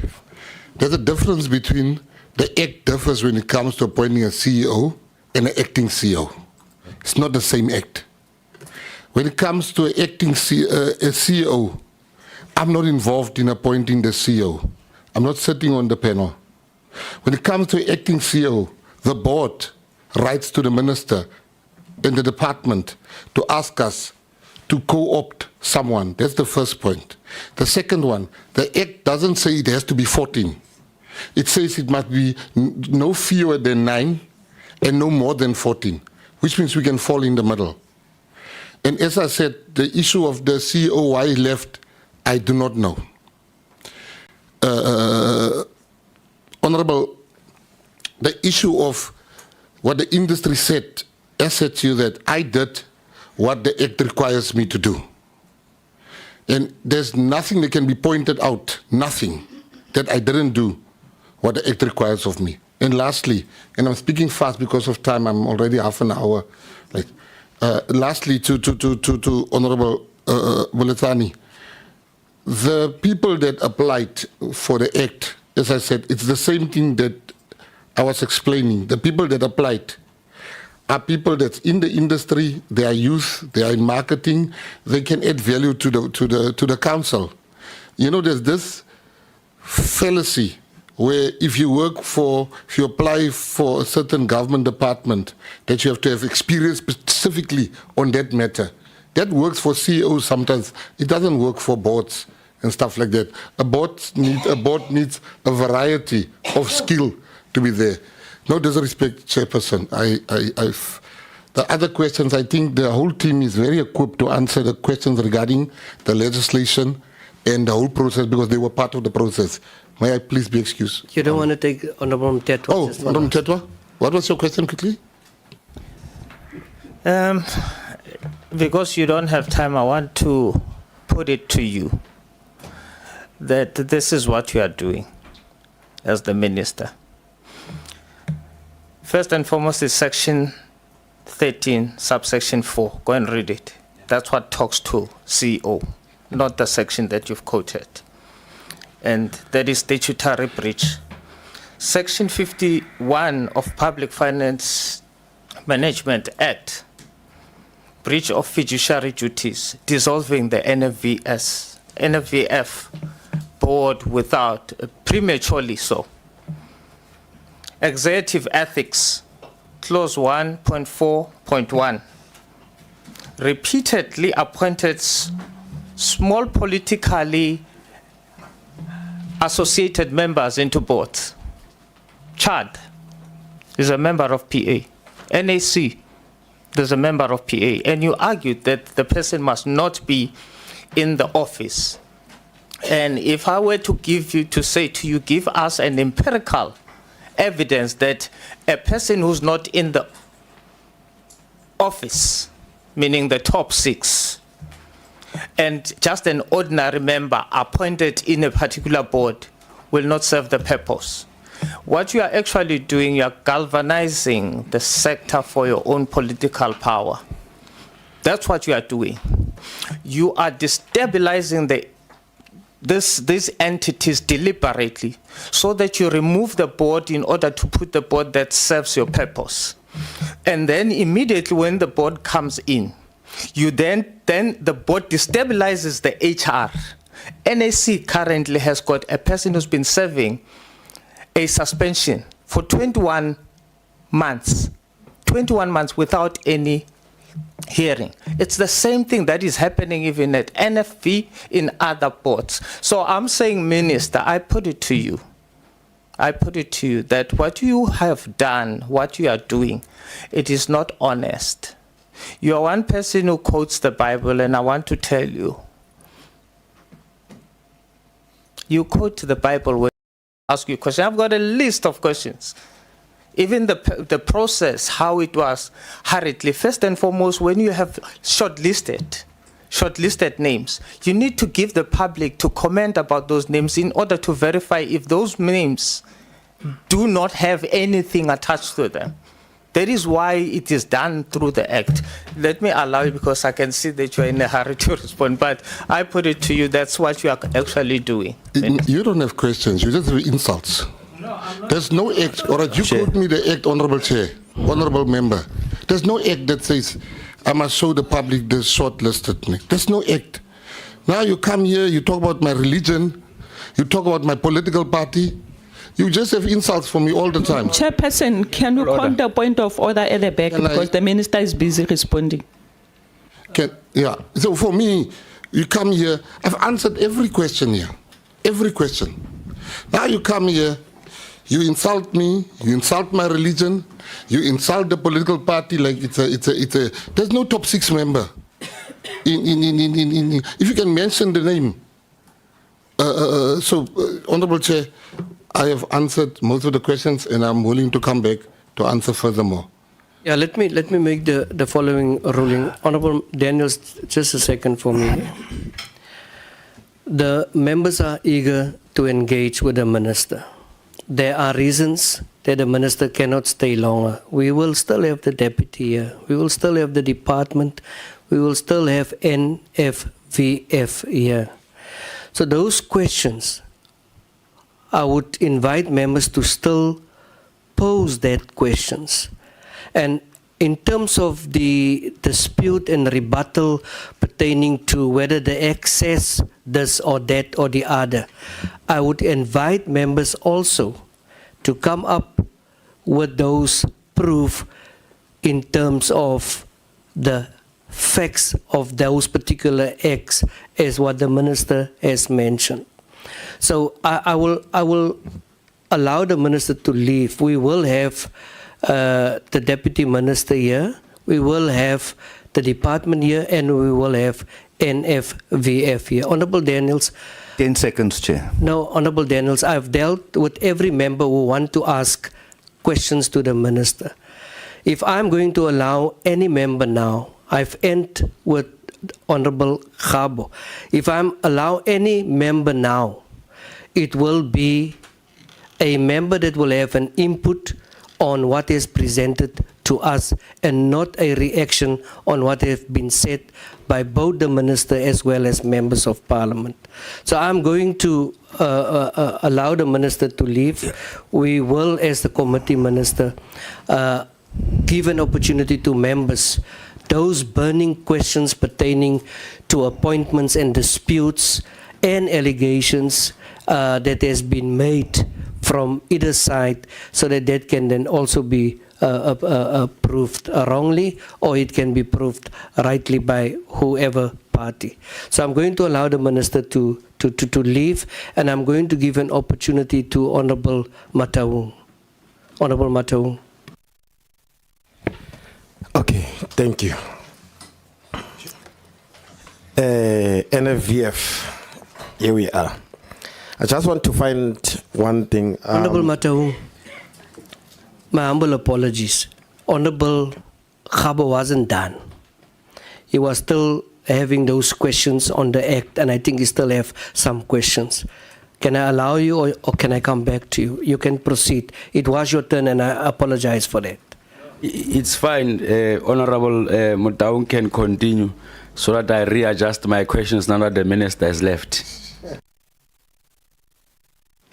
I was also caught, red-handed, but it's fine. In regarding to the funding module, I just want to find out what funding modules do you guys use? And secondly, I've seen that in the DIF, there's 90% of African films compared to South African films, because of you saying you find more South African films. But when you fund these films, where are they screened at? Where are they screened at? Because in the Durban Film Festival, I think I saw about 3 or 4 South Africans. And let's not talk about the student films. I want the ones that are fully funded. Last question. Why are your project evaluation based on the CDBA program? Which is the CDBA program was previously funded by NFVF. I thank you. Thank you. A response from the department?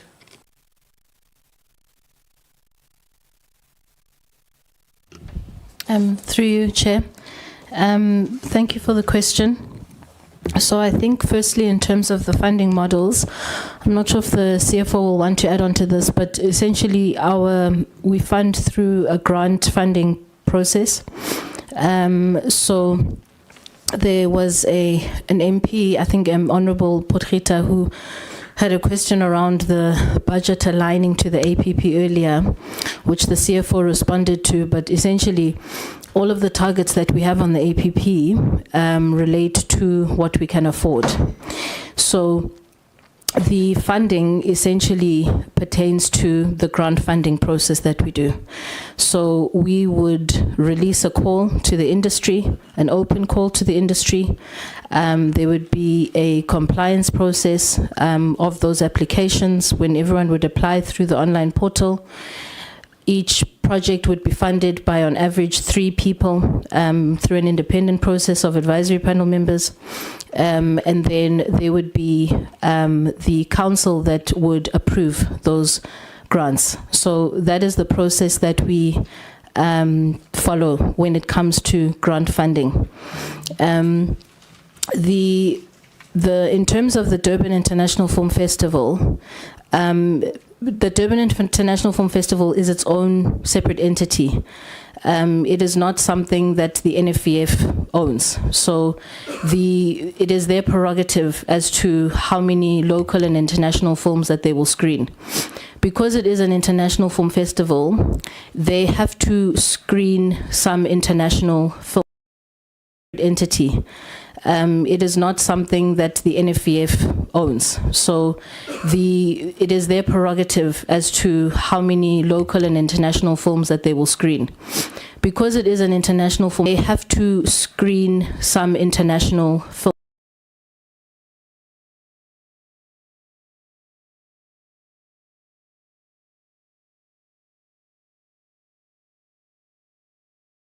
Because it is an international festival and it is an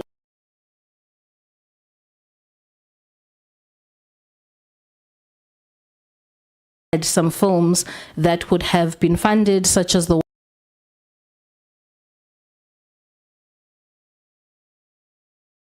films fully. It's not possible because cap of about 1.8 million, whereas a film may take that depending on what film you're trying to make. So for us to have enough funding, if we were to do that, it would limit the amount of grants that we can allocate to the industry. So the portion that what we fund is a portion of what the filmmaker would need, and then it would be their responsibility then to raise the rest of the finance if whatever we're funding cannot fully complete that. For your short formats though, then, even though I know you were saying those are not relevant, but for your short projects then it becomes possible. I will allow the Head of Industry Development to respond on the SEDIBA program question that you raised.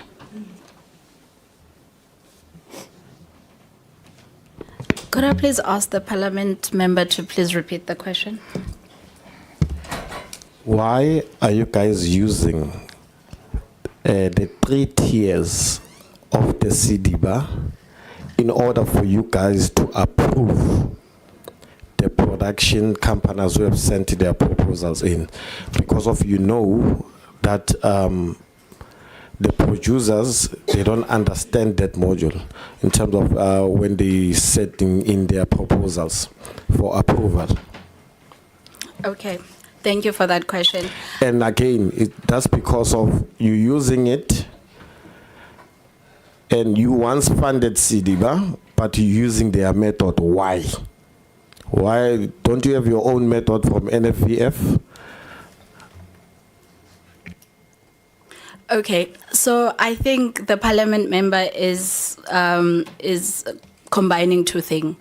SEDIBA is a training program which its purpose is to upskill the industry, and the training is focused mainly on 3 areas: production, as well as script writing, as well as directing.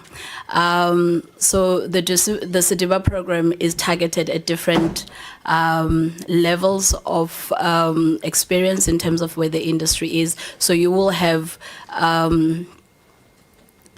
training program that is more for skilled producers, which is more of a higher level, where then you are looking at assisting them in terms of training them when it comes to financing project, as well as when you're looking at the SEDIBA training from a lower level, it's looking at training people in script writing. However, I think the question that the Parliament member is talking about, you are talking about a tiering system. So the tiering system is basically how we've cascaded down experiences of the industry. And the reason why we have done that, it's actually been happening for over a number of years, is because when everyone was being funded the same, then the funding would go primarily to the same people. So the tiering system is to ensure that that people who are experienced are not marked against people who do not have experience. So we've got 3 tiers, for instance. You've got tier 3. Tier 3 is emerging filmmakers, first-time filmmakers, people who may have studied film and are entering the industry. So they would compete with each other. Then you've got tier 2. Tier 2 is people with intermediary experience in the industry, and the funding policy will explain that. And those are the people who have already produced work, but they are they are still emerging. However, they're in the middle of their career. They may have produced 1 feature or 2 features, but have not yet moved to 3 features and so forth. So again, in terms of them applying, so tier 2 would be evaluated against other tier 2s. Then you've got tier 1, which is the highly experienced producers, and they are evaluated against other experienced producers. So the entire purposes of having a tiered approach is so that you are measuring people and evaluating people based on people who have the same amount of experience and exposure as them. It wouldn't be fair to measure someone who's made 5 films with the person who's never made the film. So the tiering system is about designing a criteria that is based on the level of experience and the level of exposure for each of those filmmakers. So the SEDIVA is a separate matter, sir. Okay. Last question, sir. Why is Gauteng, KZN, Western Cape, they get the first preference whenever it comes to funding? If you go to, I heard my sister saying, Northwest, there's workshops, drives, and all of those, which is I've never heard of them. And I've never seen any guy from, or any producers from Northwest or Mekubeja to say his short film was approved. And what are you guys doing with the upcoming producers who don't understand that module as an SEDIVA? This is a criteria that you need to use when you're writing a script. You don't need to write your synopsis. This is what we'll be looking at. Ama workshops now, because if I know you do have that budget to do development, do you go to those areas except Gauteng, KZN, and Western Cape? The other 6 provinces, your Limpopo, your Kaikai, do you go there and do those workshops? Because it seems like Gauteng, KZN, and Western Cape they get their first preference. Chairperson, if I may respond. Yes, please do. Okay. So thank you for the question. Gauteng, Western Cape, and KZN do not get first preference. I think that's a misinterpretation. Those provinces are serviced. So they will have studios, they will have film commissions, they will have the bulk of the work of the industry that is happening there. So what you'll find is that in terms of migration, you'll have a number of people who work in those provinces because the bulk of the work is there, there's infrastructure to support it. If you compare Gauteng to the Northern Cape doesn't have a film hub, for example. The NFVF offices are not based in the Northern Cape. They are, it doesn't have the studios that a Gauteng or a Western Cape can boast about. So in terms of accessibility for filmmakers in the Northern Cape, it's just not the same as what it is in Gauteng. So to address that, we do quite a number of roadshows. There are training programs that are done that are focused on the underserviced provinces, being all of the 6 besides those 3. So the road shows, we focus on the Northern Cape, Mpumalanga, Northwest, Free State, all of your underserviced provinces, Eastern Cape, Limpopo. And we've been quite intentional about that. For example, when we do, whether it's road shows for the normal funding, I know we focus on Northern Cape, Northwest, Mpumalanga, and the Free State. When it comes to the PSP program, we do roadshows nationally. However, we will always start in the underserviced provinces. We will start in the Northern Cape. We will start in the Northwest, in the Free State. And we do that strategically so that we hear the different open calls that are available and have, the advantage of hearing that information, getting their answers clarified. As soon as the call is open, just to give them a bit more time to clarify some of their questions before and fine-tune their applications before the call closes. So, which means that your Gautengs and your KZNs and your Western Capes will do towards the tail end of the call closing because typically speaking, the volume of applications is always higher from those ones. So the NFVF has been very intentional in the roadshows when it comes to addressing that. Obviously, it's something we have to approach in terms of the budget that we have, but it's something that we do very intentionally. So it's not that the other provinces are given first preference. In fact, your underserviced ones are given first preference to address those gaps. But like I said before, there are factors that lie outside of the NFVF's control. Socio-economic factors in the Northern Cape, in the Northwest, in the Free State, that, you know, the NFVF with one roadshow, we cannot solve all of those issues, but we do what we can. Honorable Musa. Thank you, Honorable Chairperson. My question is to the Mr. Khadebe. Kindly advise, according to your analysis, what is the bone of contention? That's the first question. The second is, do you think it is fair or unjust criticism?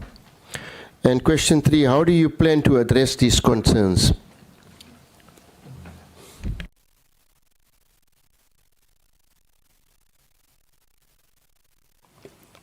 You are welcome to respond as well. Thank you, Honourable. I'm not sure whether the Honourable Member relates to what exactly that is unfair and unjust, so that I can answer properly. The documents that you presented, right, on 12, if you look there, these questions are all relative to exactly what I'm asking you. Firstly, in your presentation, I'm asking your analysis from what you've presented. What is the bone of contention in your view and opinion? Do you think it is fair or unjust criticism? And how do you plan to address these concerns? Thank you, Honourable Chair, through you. I think the biggest challenge that we have, Honourable Member, is that much as we get the 160 million, it's not nearly enough to service the industry, as it were, to the full satisfaction as we would wish. Hence, you would find that those that received the funding this term or this season would be happy for a while, but as soon as the next tranche comes out and they are not the recipient or the beneficiaries of that next tranche, then the complaints start. So, in fairness, Honourable Chair and Honourable Members, I think even if we had R1 billion to dish out at any given season, you would still have unhappy beneficiaries simply because either they didn't get the full amount that they had applied for, or they didn't get nearly adequately as they would prefer. So if you ask me if it's fair and just, I would say it's neither of the two. It's just what it is in terms of that, Honourable Member. In my honest opinion, we take our terrain as we find it. The reality is that there isn't enough cake to go around for everybody all the time, as I said. And how we intend to address it, Chair, we have strategized as the council to say maybe we would have to go outside of the normal funding arrangements that we have with the department, so that we don't solely rely on that, but actually try to fundraise outside of including approaching private sector for some assistance. I'm not sure whether that answers you. So you haven't tried that at all? Ever, never before? I wouldn't speak, Honourable Chair, because I don't think it would be fair to speak on behalf of the previous councils. I'm not sure what their strategies were, but with this particular board, I know that this has been discussed, and we are exploring the ways of partnering with private sector. Solely dependent on the department. I don't see any indicators of what was earlier mentioned in terms of KPIs, whether there's other sources. We do have them, Honourable Chair, but I'm not aware that they give us funds, as in hard cash, rands and cents. But there are other partnership strategies that we have with other entities that make certain things possible for us. But what I was asking, I was answering directly to the question that the Honourable Member had asked about what is it that we intend to do to deal with the challenges. Thank you, Honourable Chair. Honorable Musa, you done? Honorable Makato? Honorable Tetwa? Is there any other honorable member that would like to? Honorable Khabo, yeah, you have to come back. Thank you, Chair. Let me give Honorable Khabo, I'll come back. You said you're fine, Honorable Member. Chair, you've got an agenda today. Proceed, Honorable Tetwa. Thank you, Chair. Hey, Khabo, why did you come back?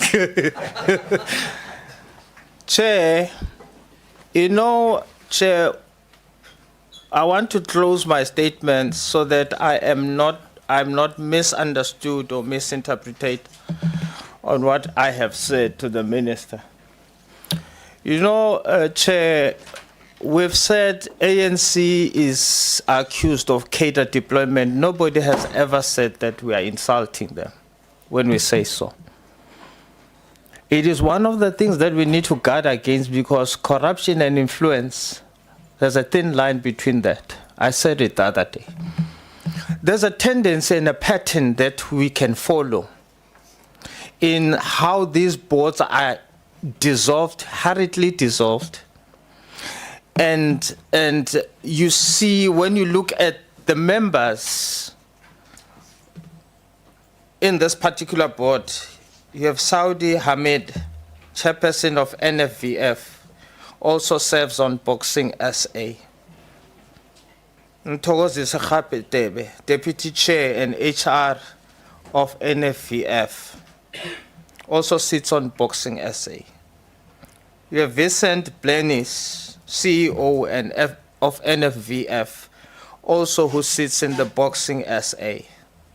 Sydney James. So there's a pattern, a particular pattern, and I want the Minister to come back and correct me if what I am suspecting is wrong. The Deputy Minister is here. No, the Deputy Minister is not the one who appointed the CEO. The Minister seconded the first CEO, Chikwatamba. Mandisa Chikwatamba. And then seconded Mr. Lebogang Mogoera, 1st September to 31 October. But when he started acting, it was in December, 1st of December, but his contract was backdated to November, 1st November.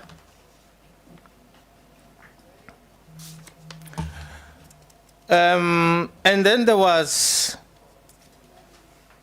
another appointment, Miss Abigail Tular, on the 6th of January. Whilst the suspended CEO, Ms. Manyinje, Thobela Manyinje, was on suspension without any charges, by the way. So there has been a number of violations of acts, Section 13, as I said, 3 to 4 of NFVF Act, invalid dissolution of the council before its time, Public Finance Management Act, which allows, which allocates the responsibility of accountability to the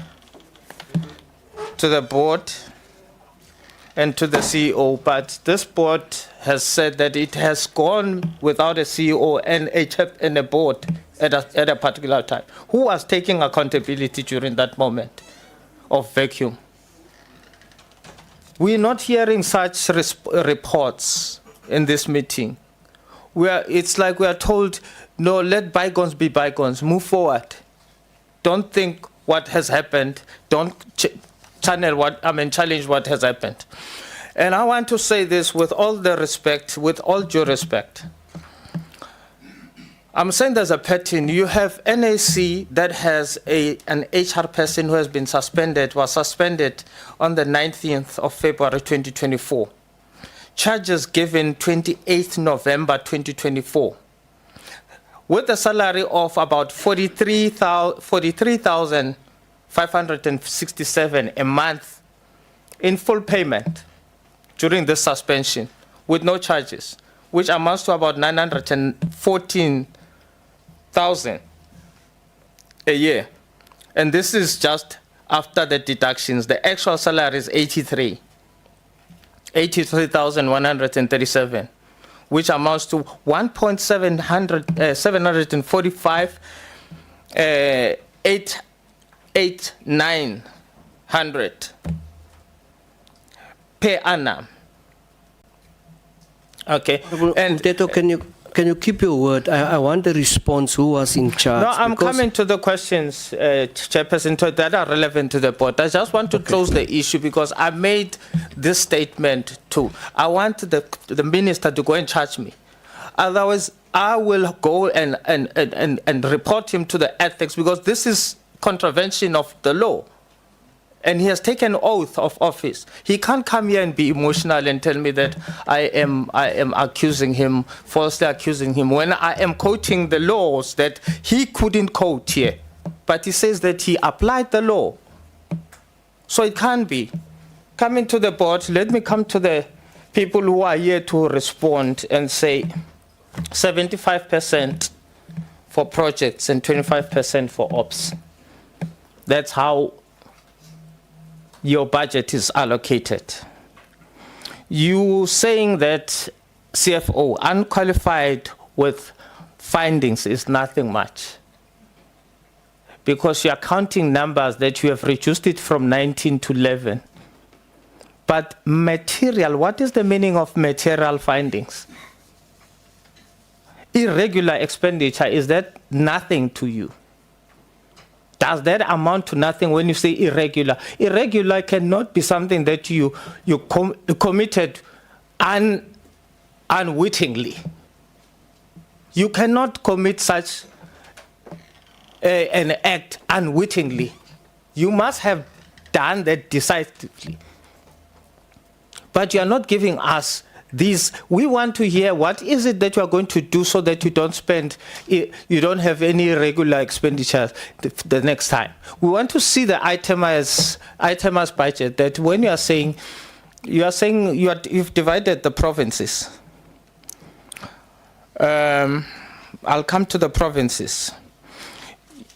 The department says, let me continue with, you will answer that question, what do you mean when you say you are trivializing the findings?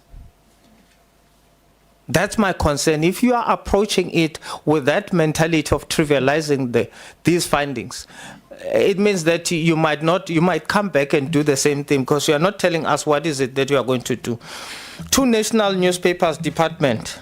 What are those newspapers and what was the rationale for the 2 newspapers? Are they newspapers that cover nationally, demographically, in terms of the market audience? It's newspapers that are read by Afrikaners, English people, speaking people, and Kasi people? Because as far as I know, that the media fraternity is divided into certain market targets that it has. So I want to know what is the rationale behind that. Which are the newspapers and what are the rationale for those newspapers? Accounting in terms of PFMA is a fiduciary duty of the board.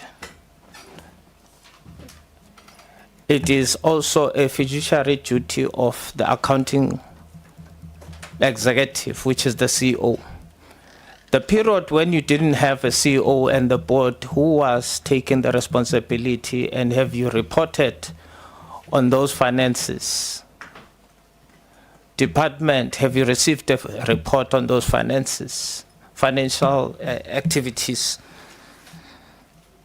You say that part of your budget it goes to salaries and compensation of staff members, which is about 40% and 37% goes to salaries, operations, and then 3 million goes to, I suppose, your rental and that, or office space.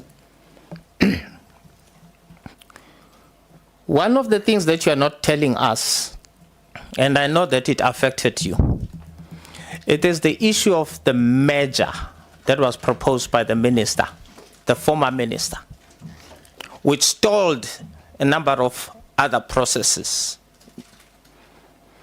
And I wish the minister was here because he then decided to scrap that process.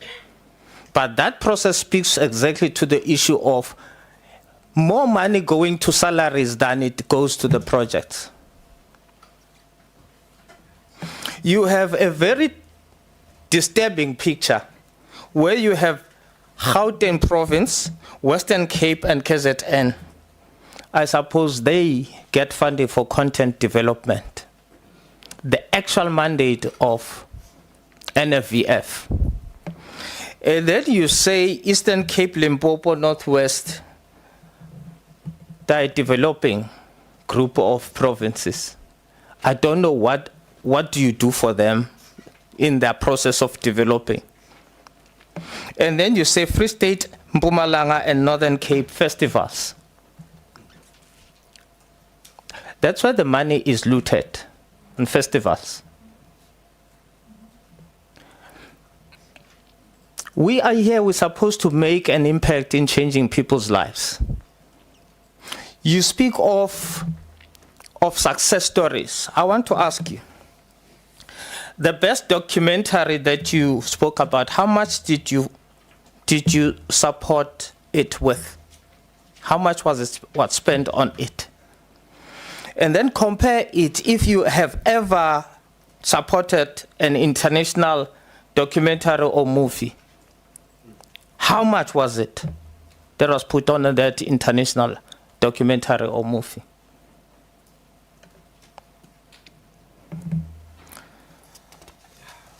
The reason for the amalgamation of funding institution, department, deputy minister.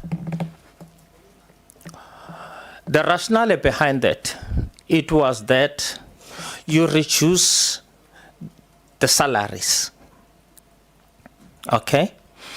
Then you create a one-stop shop with a pool of funds divided in terms of the active participation of those sectors and provinces.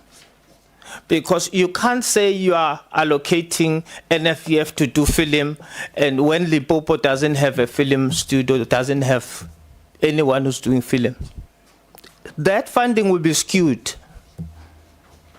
But when you have a one-stop shop of funding, you then say, how much does the film in South Africa occupy? If they're occupying 30%, you say, therefore, we are going to allocate 30% to the film industry. You occupy music, it occupies this, or performing arts, it occupies this, you allocate that percentage. So that we are able to see whether you are, it's not our responsibility to develop the provinces, but it is the responsibility of the funding institution to go to every individual in this country who has a legitimate need to create, to that creative talent, who wants to develop his movie wherever it is. We can't be biased. We have movies that are dominated by Zulu, English, and certain. We have other provinces that can't find expression in what we are. Our SABC is dominated by certain 3 or 4 languages. Yet we as the department, we have the language institution that we must say, we must fund and say, please make sure that all languages are equal before our people. So I don't want to educate people forever. I can't be talking like this as if I'm here to educate people. But I'm saying it is a concern when we see such things happening. The minister speaks about Mabe, which is very selective. He's opening up for colored people to occupy positions in this. And there's nothing wrong with him standing up for his people. But he needs to understand the context of post-1994. you can't do that at the expense of the very same people, others who were marginalized. You are doing exactly what apartheid did, providing privileges for one race against the other. It must be all-inclusive, which shouldn't reverse the gains of what we attained post-1994. So I'm saying this, I hope you are taking notes, Deputy Minister, to deal with these issues holistically, because honestly, it is quite disheartening, and I'm constantly using this term disheartening, because this is what we've been faced with for the past 30 years. We have movies from abroad that are shot here and DTI is giving them funding, but our own don't get funding. And we have American actors who come and act in our movies, be Nelson Mandela and Winnie Mandela, when our own are sitting at home and saying, where are the opportunities? I'm done, Chairperson. Thank you for giving me the... Yeah, I just want to say there was quite a number of questions within what Honorable Mtetwa has asked. And what is very evident is that the entity does not have any other way or means to pertaining to grants. And also the fact, you read through these documents, the instability in the organization. If you can just take us through the impact it has. You know, for starters, the way you are presented in this particular meeting with such a large entourage, you know, it does not only speak of contempt, but it also speaks on a lot of problems that you have within your organization. So we would like to hear on the impact it have on the processes of this organization called NFVF. Thank you, Honorable Chair. No, I think one obvious one would obviously be the staff morale, because if you do not have stability at the top, especially to provide leadership and guidance, it disrupts not only the operations but also the staff morale. And when we arrived, we landed in an institution where the staff morale was very low. That's an honest fact. And when we thought we had rushed to stabilize the process, unfortunately that CEO did not stay for the full duration of that contract. That would have been extended to him of 5 years. Forcing us then, Chair, to, as I said, to go back to the drawing boards. And thankfully that process has culminated in us interviewing next week Tuesday the 4 shortlisted candidates, and we are hopeful that we'll get our person from the 4, and prayerfully they would stay this time, so that the much needed staff morale and the stability to the institution is ensured. But also in terms of the preparations for Parliament, it helps when you've got a leader operationally that can assist with that. The other question that the honourable members asked is a question about who took accountability during the time when the CE wasn't there. I'm aware, Chair, that at no stage was there ever a vacuum in terms of leadership, even though you didn't have a permanent appointee at the level of the CEO.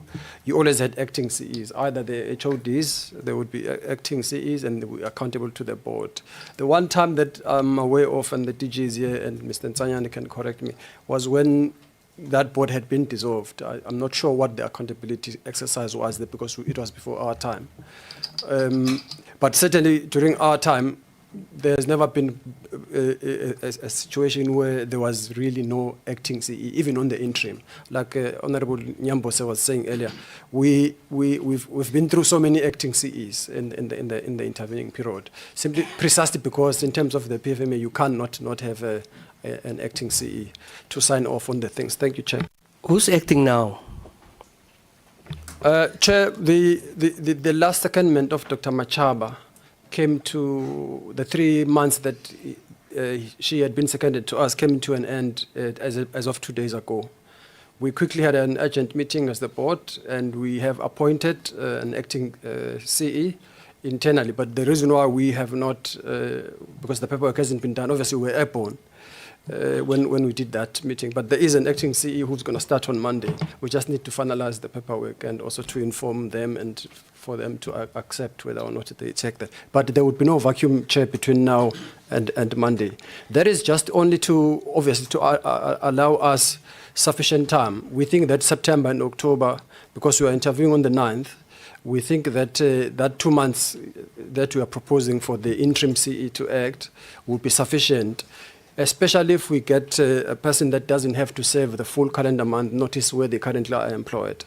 But even if they were to be serving a notice in the normal course, we target the 1st of November as the start date for the new CE, hopefully a permanent one, and hopefully would stay for the duration. Thank you, Honourable Chair. Can you take us through the forensic investigation pertaining to the laptops, the investigation pertaining to flouting of human resources, maladministration, and zoom in for us with particular reference to the misuse of the credit card?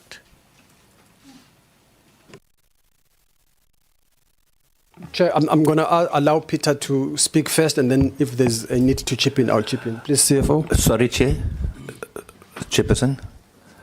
Daniels. Sorry to do this, Chair, and I have a reason why I'm doing this. Can you be so kind, Chairperson, and courteous, and maybe just remind this entity that they are under oath before they respond to this question? Thank you. Thank you, Honourable Daniels. I must also inform the entity that we have, I think, 2 cases where people lied under oath. And we are busy with it. And please take note, we had a previous case also on a MasterCard that has been misused. Please proceed, CFO. Thank you very much, Chair. I hope that allegations of misuse of MasterCard wasn't in the shebeen. No, Chair, it wasn't in a shebeen. So that process, Chair, was subjected through a disciplinary process. And after it had commenced, the former acting CEO resigned. And during the resignation process, therefore, then the process had to be halted. And what then was left for us is then for our legal team to assess the situation, to obviously assess whether, is there any other thing that we need to do in terms of, the actual recovery of the financial losses that might have been incurred. So obviously that process unfolds, and I think what the AG had done, Honourable Chair and members, is that they had identified that there was about 4,500 rand that was flagged as money that was used through the credit card to procure alcohol beverages. And what we have now done was... What's the difference of spending money on alcohol beverages or in a shebeen? The other thing I would like to ask the entity on behalf of the committee, may I request that you open a case at the police? Doesn't matter, he's gone. You have to open a case at the police. Can you give us the undertaking that you will do such? Thank you, Chair. We will do so, obviously subject through to our legal process that's going to advise us. But I think what we have done, Chair, what we are dealing with, the AG recommended that we recover that money.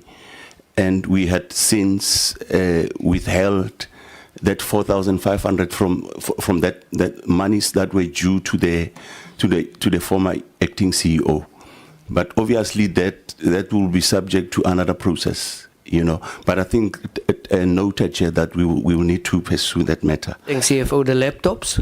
The laptops also, Chair, the forensic... The laptops has become the lap dogs. Yeah, Chair. So our assessment is that there had been security breaches and then the mandate of managing security and cameras falls within the landlord. So, and then the fact that this break-in took place, it means that there has been security breaches. So after the incident, Chair, what we have done was to engage with the landlord, and there has been a significant improvement, Chair, in the security arrangement, including in the server, in terms of beefing up the access control.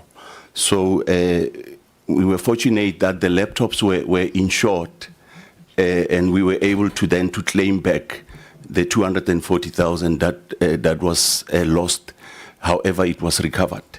And Okay. I think what we have done... Sorry, Chair. Just another bite at the cherry, 2 bites. How much do you pay for rent? It's 2.9 million per annum, Chair. And I think That what we are gives you currently... how much a month? It's about 250,000 or so. A month. So A it's month, yes. It's a 5-star office. Yes, it's what is recommended. With the problems that we have within NFVF, will you consider getting a place to pay less rent? Yes, we are in that process, Chair. We have engaged the landlord in terms of reviewing that, but we have also done our own market analysis in terms of looking around the Houghton Parktown precinct in terms of getting paying a lesser amount. In fact, we have even engaged the department, Chair. We had a CFO forum yesterday where we had raised this matter. So we will engage DPW in terms of embarking on a process to identify a cheaper process. We are paying about 170 rand per square meter. So we want to chop it to about 120 or so that we can reduce our office bill, office rental. Yeah, I appreciate that. I think this can help that. Then also, NFVF, there are allegations of bullying, or rather, don't know what is the right word to choose, pertaining to applications. Someone said that they have sent 17 applications and it's been rejected without any reasons. Can you respond to that? Who can respond? I think National Justice would have expected one respond to an organization who's applying for money. You see, I'm reading, ne? Yes, Chair. So unfortunately, we do get a number of incidents where applicants will complain about being successively unsuccessful.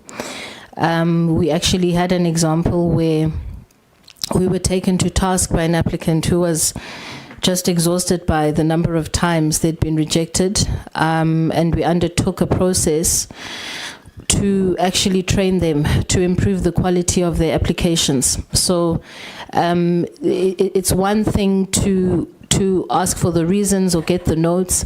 It's another thing to be fully immersed in a process which will give you an opportunity to improve the quality of your application. So it depends on the interventions that we have at the time, but it is something that we do struggle with and try and have different means of improving on that outcome.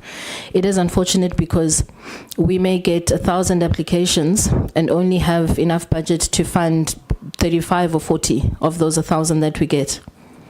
Thank you so much. I'm going to give Honorable Khabo, Honorable Potgieter, Honorable Molotsani, Honorable Malen, and then Honorable Mataung, and then Honorable... We'll come back to you. We'll come back to you. They were looking for you, we're not here. TG? Thank you, Chair. I was hoping you also allow us to respond to some of the questions that came from Honourable Member Mthethwa. Mr. Tanyane will speak to the issue of the national newspapers and the issue of the annual financial report. I wanted just to talk to the issue of the merger, Honorable Member Mthethwa. Because there you are correct, because, and I know you know this one very well, that this is informed by the revised white paper as culture and heritage. And the process over and above what you've mentioned, the process also in terms of the white paper, the revised white paper, was also looking at what efficiencies could be introduced, issues of governance, issues of shared services. And as a department, we did embark on the process. However, and you're using a correct word when you say it was stalled, because it hasn't been cancelled or abandoned as a process, but informed by that feasibility study that was done 2019, 2020, if I'm not mistaken, it predates me. And also informed by the process when we embarked on when it came down to the actual process. I want to just cite an example. It might be an oversimplified example. Both of these entities, NAC and NFVF, would have CEOs, HR components, IT, etc. So while the white paper does identify some of the shared services, we had to be very clear in terms of, do we rely on attrition in terms of dealing with these positions on both sides, etc. And we recognize the fact that we needed to deal with the issue of legislation review of the two, because both of these entities, I'm not talking about the cultural institutions, etc. I want to just focus on NAC and NFVF. They've got their founding pieces of legislation, and in terms of going on an amalgamation, the department needed to have dealt with the legislation in terms of making sure that you have got a legislation in place that talks to that. So it has stalled, but it hasn't been abandoned. I think about 2 weeks ago, and I'm being very careful, Chair, because you said there are two people that are said to have lied. I'm hoping I'm not the second one amongst the two people, because I understand there's a police case. So I think, so that's why I'm being very choosy with the words that I'm using. So I just wanted to say, I think about 2 weeks ago, if I'm mistaken, we've had engagement also with Treasury. And where Treasury has assisted, they've done, which we didn't have, and we recognize that, they've done the actual cost breakdown analysis in terms of projected savings that we are looking at. I think one of the areas in terms of amalgamation, 25/7, is looking at about 79 million savings over the period, obviously. And the other one, which is National Heritage Council and SARA, is looking at about 100, according to the cost breakdown done by Treasury. So I think we are coming to the portfolio committee on the 19th, if I'm not mistaken, where we are going to be doing a full presentation. But I wanted just to touch on that because the honourable member had touched on it. If you allow us, Chair, we'll be very quick. If Mr. Tanyane can talk to the other two matters, please. Thank you, Chair. The newspapers that were used is the Sowetan and the City Press, as they are published nationally. So those were the two that were used. And then in terms of the NFVF submitting financial report, yes, there are quarterly reports that are submitted to the department, which includes non-financial information as well. So all entities are required to submit those to the department. And annual reports are also submitted to the department for tabling in Parliament. Thank you. So, just one more. So, Honourable Molisane had come back. We wanted just to respond to the question that Honourable Molisane had also asked the department. Of the first advert for the NFVF board, we got 180 applications or nominations, because it's a nomination by the public. And then out of the second, when the extension was done to the 10th of October, we got about 79. So it gives us the total of 259. Of the 180, the first advert, 5 made it to the board, to the 14, because initially it was 14 before the resignations. And then 5 plus what? 9 were coming from the second advert. Thanks, Chair. Honorable Khabo. No, thank you very much, Chairperson. While the DG is still there, or maybe before, let me start there, Chairperson. I'm not happy with the response of the Minister. From where I'm sitting, the Minister has not responded to our questions in terms of how did he appoint the panel. And we all heard how the Minister was misinterpreting, not to mention misquoting, the act that should have guided him. And it is for that reason, Chairperson, that I would like to propose to this committee that we should take another step forward. I've written to the Minister. The Minister's response is extremely empty. I've observed how the Minister was responding to Honorable Mthethwa. It is the very same stinking attitude that our arts and culture practitioners are complaining about. When you listen to his response and you go through the response that he has delivered to the protesters who were complaining, amongst other issues, about the irregularities that we are experiencing in this meeting, when you go through the response of the Minister, you'd realize that the Minister has forgotten that he's presiding over a public entity. When you are presiding in a public entity, every little step and decision that you are taking, we are going to hold you accountable. In the previous meeting, we had proposed that we must request a legal intervention or legal unit to intervene on this matter. And the intervention, we must correctly put it. The intervention that we need is what then happens when the Minister deliberately does not respond to your questions. Because every time we are here, we ask the Minister a question, the Minister will ask things that we are not responding to. So I'm not sure how we're going to approach this matter, because the appointment generally of the boards, not only this NFVF, is highly questionable.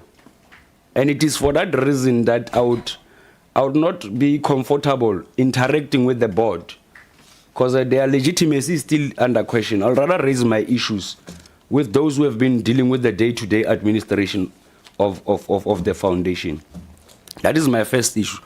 My second issue is that, Chairperson, we should be reaching out to as a portfolio, we will advise how do we approach this matter. We should begin to reach out to the president that has appointed this minister. It cannot be right that a person who oversees or presides over public funds will not want to be held accountable. When you try and hold him accountable, he'll give you a facial expression that, in a way, I want to interpret it as a person trying to intimidate you. Fortunately, some of us were not easily intimidated. I thought I must raise that part, Chairperson. Because all of these decisions that the minister has taken for the past 10, if not 12 months, they are found wanting in terms of the legal prescripts that guide whatever process that he has taken. I must mention that the decision of the minister to disband this foundation before, we had no reasons. He never presented reasons. Up until today, we still don't understand what are the reasons. The minister went on to deal with the appointment of the panel. I personally asked the minister, where do you get these people? Have you handpicked them? From where I'm sitting, I'm convinced that the minister has handpicked these people. And you cannot have a minister who would want to exercise his powers inconsistent with the constitution. The constitution of this country, central to the key pillars, is transparency. So I'm not sure you'll advise us on how we're dealing with this matter, because clearly all of these boards, their appointment process is highly questionable. And if all of these boards' appointments are highly questionable, then these boards must preside over the appointment of CEOs. It will then create a problem for the department. I would want us to look at it from that angle. You see the board that we are questioning now, or that is having a dark cloud over his head, it's dealing with the process of appointing a CEO. What are the implications of that? It then means that you had a board that did not have the necessary local standing or legal standing point to oversee a process that they are not legitimate to oversee. If it happens, according to my face value analysis, that this board, its process of being appointed, including its parliament, it's highly questionable, and the minister is unable to present. In my letter I've sent to the minister, I've said to him, provide me with the academic background of each and every panel member and indicate which piece of legislation has guided you when you were appointing these people. The minister has failed to do that. It is for that reason, Chairperson, I would want us to, as a committee, resolve that all of these boards we must request legal unit to assist us in scrutinizing this process. Because in all honesty, I'm therefore convinced that the minister has picked panel members who were then expected to deliver a particular outcome that will be biased to a particular angle. That is my observation, and I stand to be corrected, and it is for that reason, Chairperson. I'm going to get to my points. I thought it is important that I must raise this thing, because what we got here, it's a response of a toddler, not a minister. We're not expecting that response from a minister in terms of the process that we have followed. The reason why I'm saying that is a toddler's response. How do we get a minister, practical example, saying that he has used section 6, subsection 2. When you go to that section, it speaks of a different story. That is my issue. DG, my question starts with you. Let me go to this section so that I cannot be found wanting like the minister. Let me go to section 13, subsection 4 of the Act. I would want to read it because there is a tendency of people misquoting here. Whenever the chief executive officer is absent for any reason or unable to carry out his or her duties, or whenever there is a vacancy in the office of chief executive officer, the council may, subject to such conditions and the payment of such remuneration and allowance as it may be determined in the manner contemplated in subsection 3. I'll go to subsection 3 because we must read them together. Appoint an employee of the foundation to act as the chief executive officer during such absence. Why, DG, didn't you correctly advise the minister in terms of this act? We are informed. That's the first question. Why didn't you advise the minister? Because I know part of your responsibility as the DG is to oversee processes in terms of administration. That's the first thing. Secondly, between today and the 2nd of September, who is acting? Thirdly, those who have been seconded, those that have been seconded from the department to the foundation, which piece of legislation has guided you and the minister in taking that decision? And kindly indicate if indeed you have advised the minister, because I'm a politician, sometimes I reject an advice from an administrator, but the administrator would have done his or her job of advising me accordingly. The last part, public services here, according to their report, their recommendations for the past 2, if not 3 financial years have not been implemented. I know you have just been appointed, but it's not as if you have not been part of the department for the past 2, if not 3 years. But I know at that time, I'll only ask for a year where you have acted as a DG. Let me refer to the previous financial year. Let me leave this other years because you are a DDG responsible for a particular unit. Can I just get clarity? I will then jump to the CFO. I want to engage the CFO. Before you're going to get clarity from the DG, due to the Public Service Commission's responsibility pertaining to the administration practices and what you have mentioned, I will allow them a response to this matter. Thank you, Chairperson. Just on the issue of board membership, it is important that we refer always to the King Code on governance matters to avoid conflicts of interest and excessive use of the same people in the boards, because there's a repetition of many people, the same people being appointed. The latter results in ineffective performance by board members, and conflicts of results can progress to acts of nepotism, maladministration, and corruption. There is case laws on these issues. Therefore, it is important to conduct due diligence before appointing people in these boards. Also, the executive should always have pushed through the values of transparency, accountability, and other values and principles that are based on the Constitution. Yeah, that's our comment. Thank you. No, Honorable Mteto, let me deal with Honorable Makgabo. Honorable, I'm going to give you, I want the momentum to stay. You know, if there's a flow in a soccer game, you don't change the players. The DG, yeah, we can change the, you can change the referee. Thanks, Chair. The Section 13 of the NFVF Act indeed talks to the appointment of the Chief Executive Officer.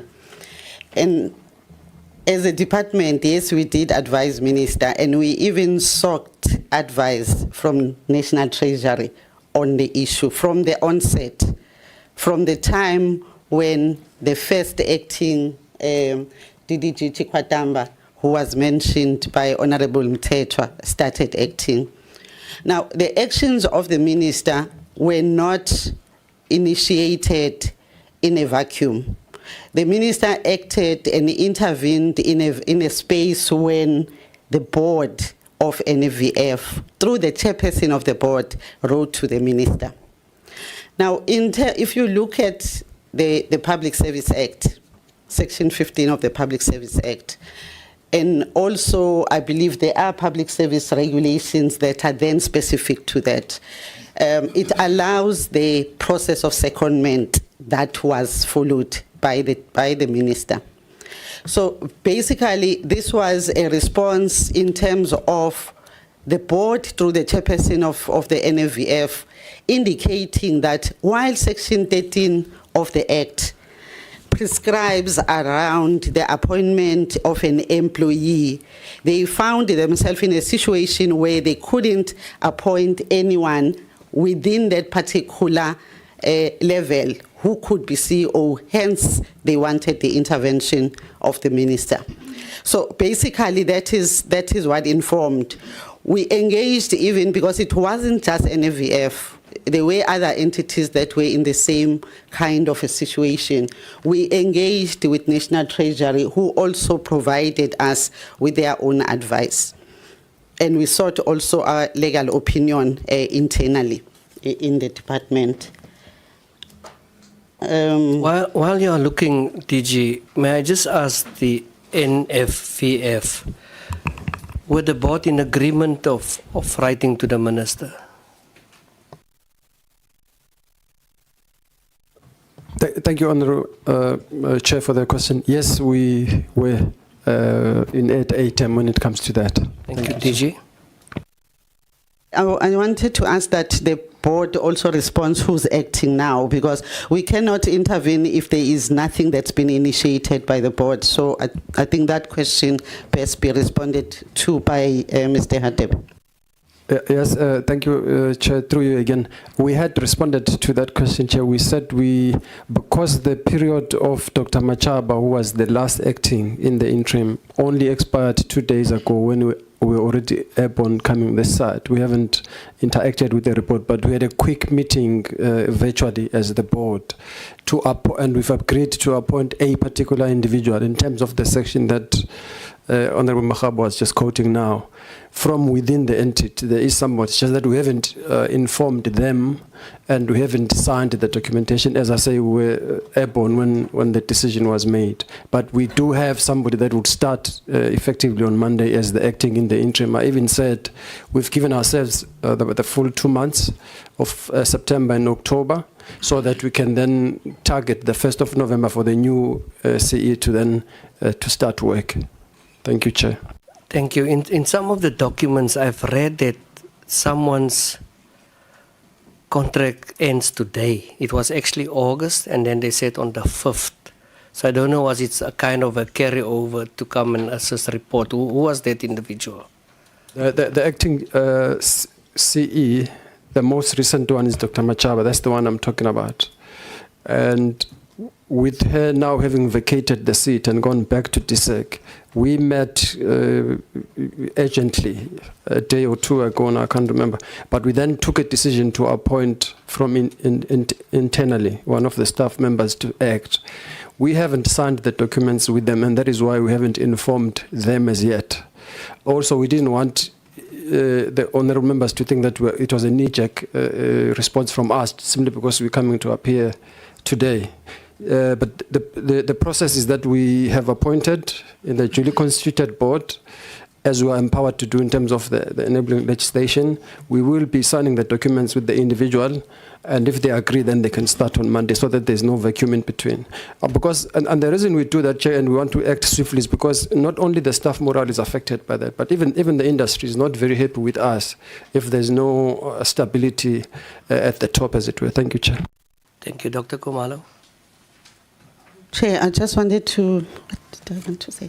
I wanted to indicate that Dr. Machaba, who at that time had been seconded, we had to agree to her terminating that arrangement on the 2nd because she cited personal reasons, Chair, including a close person who is seriously unwell. So because she was commuting to Johannesburg to be acting as CEO, we had to agree to that. Just wanted to be specific on that one. Thank you, Honorable Khabo. No, thank you very much, Chairperson. The DG is claiming that they wrote a letter to Treasury and Treasury gave them a head up. They even wrote a letter to their legal unit. They gave them a head up. I will request the DG probably to provide us those letters that she has written now. If she can send those emails now, that proves that. And this is the reason why I'm a bit triggered to understand whether does the NFVF Act or the Public Service Act supersedes the NFV Act. That's where I'm caught up, because to me it does not make sense. We've got the NFVF Act that guides on the internal proceedings that has to do with that foundation. Maybe the PSC will advise us in this regard, and maybe the DG will also do not respond as to why did you not implement the recommendations of PSC on the 1 year. Let's leave the 2 years that I've spoken about. The reason why I'm raising this thing of powers is because of, I'm not sure whether the department, their argument is that there was a leeway on the prescribed legislation, of which I don't see a leeway here that speaks of, what do we call this thing, Public Service Act being used to, how would I put it? The Public Act in particular supersedes the NFV Act. I want you to clarify me on that part, because if you are then saying that you have used PSCA to deal with the secondment, and the argument is that for the appointment of the CEO or acting CEO, you must rely on people from within. Now you are saying that the PCA were granting you the powers. Now my question becomes, between the two, which one supersedes the other? I'll give you a practical example.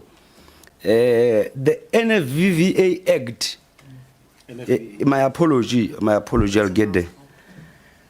Yes, this foundation of films and videos, I think this one is simple. Yeah, this foundation of films and videos, its act cannot supersede the constitution of this country, or cannot contradict the constitution of this country. So my question is, are you saying that, and the PSC must advise, are you saying that the NFV, I mean, our people of videos and films, their powers are limited in such a way that the PSA could supersede its powers? Because you are then saying to me that instead of using section 13 subsection 4, you then had to rely on section 15 of the Public Service Act. And I'm trying to check that act, hence I was requesting you to give us those two letters. But over and above, PSC will advise us. Let me go to the CFO. I'm left with 2 questions, Chairperson. Then I can just wrap up quickly. Yeah, in 2 minutes. In 2 minutes. Okay, fine. Thank you very much, CFO. I want to check with you. You are saying that it does not take a skyrocket scientist to get to clean audit. That's what you said. And what I want to say to you is that it takes internal controls to achieve that. And the Auditor General is complaining that part of the things that are appearing to be deficiencies in your entity is the internal controls. I want to check with you which key areas, because in terms of internal controls I've read, it speaks to you not being compliant with your financial management processes. And I don't want to conclude or suspect that you adopt a budget and deviate in terms of implementing. What are the key areas that the Auditor General has indicated? The second part that I want to check with you, Auditor General, CFO, your audit outcomes are the same for the past 2 years. Why? And why are you having PAAPs, then you are still having the same outcomes? The third part that I want to check is the composition of your finance unit. The fourth part that I want to check with you as the CFO, apart from why are you as a CFO, have you not yet established other streams of revenue because of your entity tells us you are grant reliant? 5, who's preparing your annual financial statements? The Auditor General says that there were misrepresentation or misstatements. If I were to use the AG letter, language, there were misstatements on and around your submission. Are you doing your AFS internally? If you're outsourcing them, how much are you paying and who are you outsourcing? And indeed, if you're outsourcing, that's why I was asking you about your finance department. Let me rather pause there. The last part that I wanted to check is the financial breakdown. Maybe let me start with your APPs. Chairperson, I think in my view, these APPs, DG, they are far from reality. And this is why let me qualify my statement. In terms of impact evaluation, when you are giving us grants, you should be able to demonstrate as a department that after I've intervened in this small dorpy with these grants, this is what I've managed to achieve. This is the number of script writers that I've managed to produce. It becomes a target, it becomes measurable. Now, when you look at some of these APPs, DDG, it does not speak to what we want to achieve in terms of unlocking grassroots development of your film industry. It does not speak to what we want to achieve of preserving our indigenous language through this film and video. Now, I want to check with you in terms of your APPs. What impact, according to you, have we achieved in the past 2 years, if not 3 years? I think I'll stop there before I confuse you and end up confusing myself. Thank you very much, DG. And my apology. Welcome to the department, DG.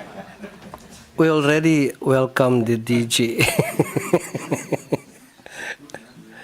Is there a response? After the response, I will then ask Honorable Potgieter, CFO. Thank you very much, Chair, and thank you, Honorable Cabo, for the questions. So the last time the NFVF received a clean audit was in the 25-16 financial year. So it is achievable. And in 2019-20, we received a qualification. Predominantly because of the issues around the grant management accounting. So ever since then, honourable members, we've been able to turn around the controls around the management of grants, especially the provisions, where previously our funding schedule used to be on an Excel spreadsheet. So we have now automated that, honourable members, so that the grant funding schedule that we use in order to account for all the grants that are still to be paid to our filmmakers. It aligns with our financial system, which is SAGE. So hence I had indicated then that during this current financial year, we didn't have any findings raised by the AG pertaining to the issues of grant provisions. So what the AG had raised, and I think Honorable Mthethwa raised this, was the issue of material misstatement, wherein we had to restate our previous financial year's figures in order to make provision for the grants that had been forfeited. So, for example, Honorable Kabo, when we fund a filmmaker and we say to them, we're funding you R1 million, please go and raise 2 million elsewhere. Sometimes they do not, raise that money. So ultimately, what happens is that they will then forfeit the grant that has been offered to them, because we give you 2 years, that is 24 months, in order for you to deliver your project. And if you fail to do that, you forfeit that allocation, because then it goes back to the fiscus. So you will find that almost every year we will have to revisit our financial statements to take into account some of those funding that had been forfeited. So you are correct, Honorable Kabo. Internal controls are needed, and we have done quite well in terms of enhancing those controls.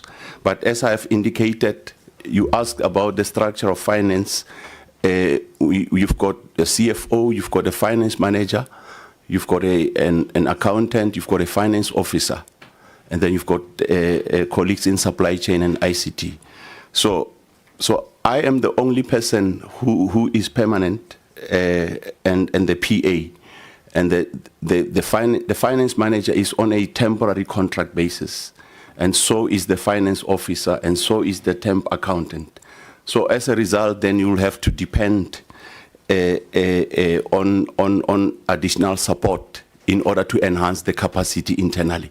So as I've indicated, once the organizational review process has been finalized and there is stability in the organization, we think we will be in a position to stabilize the entity. Hence, we have indicated that our target for the 25-26 is to achieve the clean audit, so that there is no recurrence of the audit findings. But the achievement of that is dependent, obviously, on colleagues that are permanent in the institution, because then you are able to performance manage them, you are able to hold them accountable, unlike when you've got colleagues who are on a temporary basis, they've got one foot in and another foot out.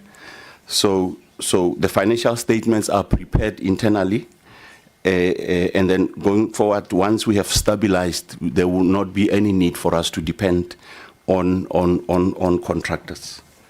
Thank you very much, Chair. Thank you, CFO. Can we label you as a patient that is in ICU or what? The 4 members left, you have 15 minutes between. I'm going to stop you. It's Honorable Potgieter, Honorable Molatsani, Honorable Daniels, Honorable Mataung, and then I had Honorable Eugene. I'm going to give you Honorable Musa, but between all of you, you have 15 minutes. Buses are waiting, taxis are waiting. The Honorable Potgieter. Thanks, Chair. I'm going to reserve my right to actually direct some of my questions to the Minister, because I think sometimes we ask questions we already know the answer to. So I'm going to do that. But what I would like to know is, I've gone to your website a little bit in terms of how you provide funding, etc. It does seem like quite a complicated process. So if you are if your aim is to help develop the industry, particularly in disadvantaged areas or with disadvantaged persons, the criteria is very stringent. So what are the key aspects that they are not complying with? I mean, you must have some sort of a pattern across your applications. And what sort of support outside of once, you know, they've already failed several times, you bring them in for training, what kind of support exists within the foundation to guide them through the application process? I mean, for example, when I go and apply for a home loan, I go into the bank and somebody at the bank sits down and helps me, you know, fill in a form, etc. And this goes for many other things. But I mean, you know, I don't consider myself stupid, but some of the requirements on here, I think a lot of people with you know, a hell of a lot of advantage would fail to comply with. So if you can just clarify that. Thanks, Chair. Thank you. Response, please. Thank you, Chair. Thank you, Honourable Potgieter. So some of the compliance issues that we have really relate to basic documentation, like a certified ID document or a tax PIN certificate. You know, you'd be surprised that sometimes it's as simple as that. So we can't just ask for an ID document; it has to be certified, so that we know that you know, the person applying is the actual person, and the ID is not dubious. So the fact of the matter is that the requirements, it is quite an exhaustive list, but we have to be prudent in that way because this is taxpayers' money. So it's really a risk mitigation measure, if anything, so that we can track the money.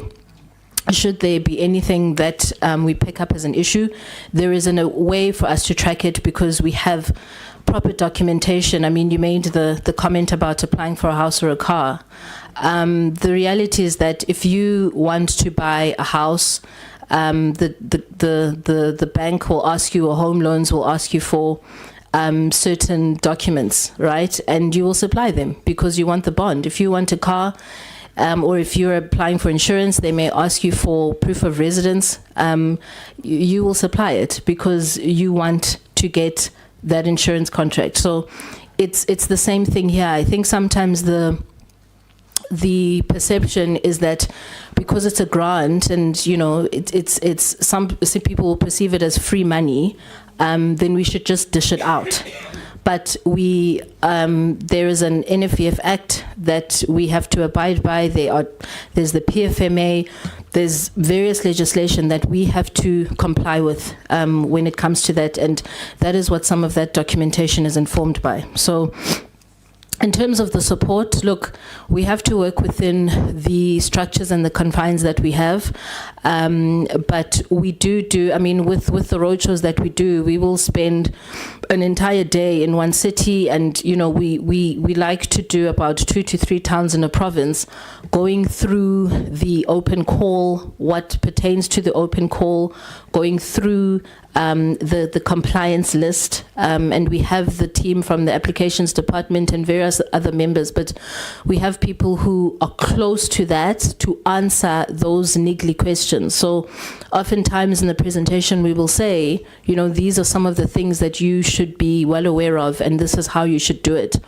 What we also do with the open calls is we always encourage applicants to contact us. Well, first of all, to apply as soon as the call is open and not to wait for the last minute. Because if you know, you've been given a month or 2 months for a call that's been open, and it's been very clear since the beginning of the month that it's open, that it closes on Friday at 5 p.m., and you tell yourself on that Friday you're going to wake up early at 6 o'clock in the morning and complete the application, chances are you won't. And if everyone has that mentality, then the system will crash and it just doesn't work. So we encourage people to apply early. And the applications team is always available to respond to those questions. And you'd be surprised at the number of filmmakers that take up that opportunity, that do ask the questions, that do contact us and ask to check, is, you know, compliance-wise, is there anything that I'm missing? And even through the process, once the compliance is done, the team do usually give people an extra 7 days if they are outstanding documents, to get those documents in. So we do try as much as we can to give applicants as much of an opportunity as possible to submit the documentation. But, you know, for us to do it in a way where we will just ask for one or two things. It just wouldn't be fair in terms of how we need to be compliant to just various legislation and be cognizant of the fact that we're giving out taxpayers' money. I think if I can add to that, it also depends what people are applying for.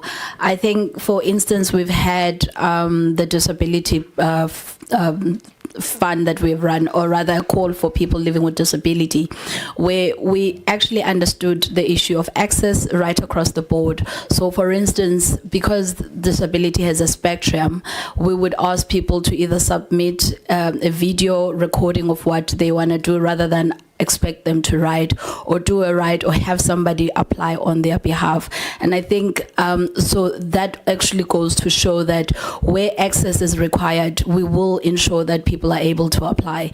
And I think in terms of also the tier 3, the requirements for emerging filmmakers is primarily their story, and of course they do have to submit their tax certificate as well as their ID, which is a basic wherever you are going. But I think in order to say that the requirements are stringent wouldn't be entirely true, because I think, of course, if you are a tier 1 and you are looking for a certain amount, you're looking for 1.8, 1.8 does expect one to also submit a finance plan.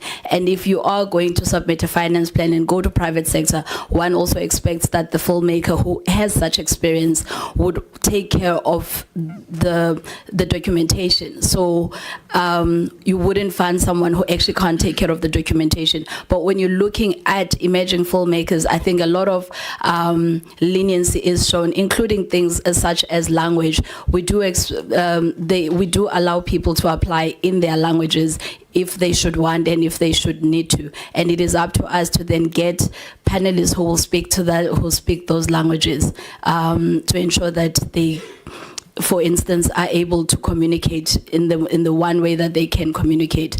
And I think so those are done, as well as people who actually who've not been able to, for instance, maybe go into the system and submit, like we always encourage people to go into the system and submit, but those whom maybe will come or submit something physically because they can't, the team does allow them to submit those things, or actually assist them physically to submit those things. So I think the stringency of those things is cascaded based on the experience, but also based on how much practitioners are asking for.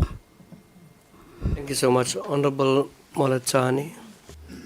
Thank you very much, Chair.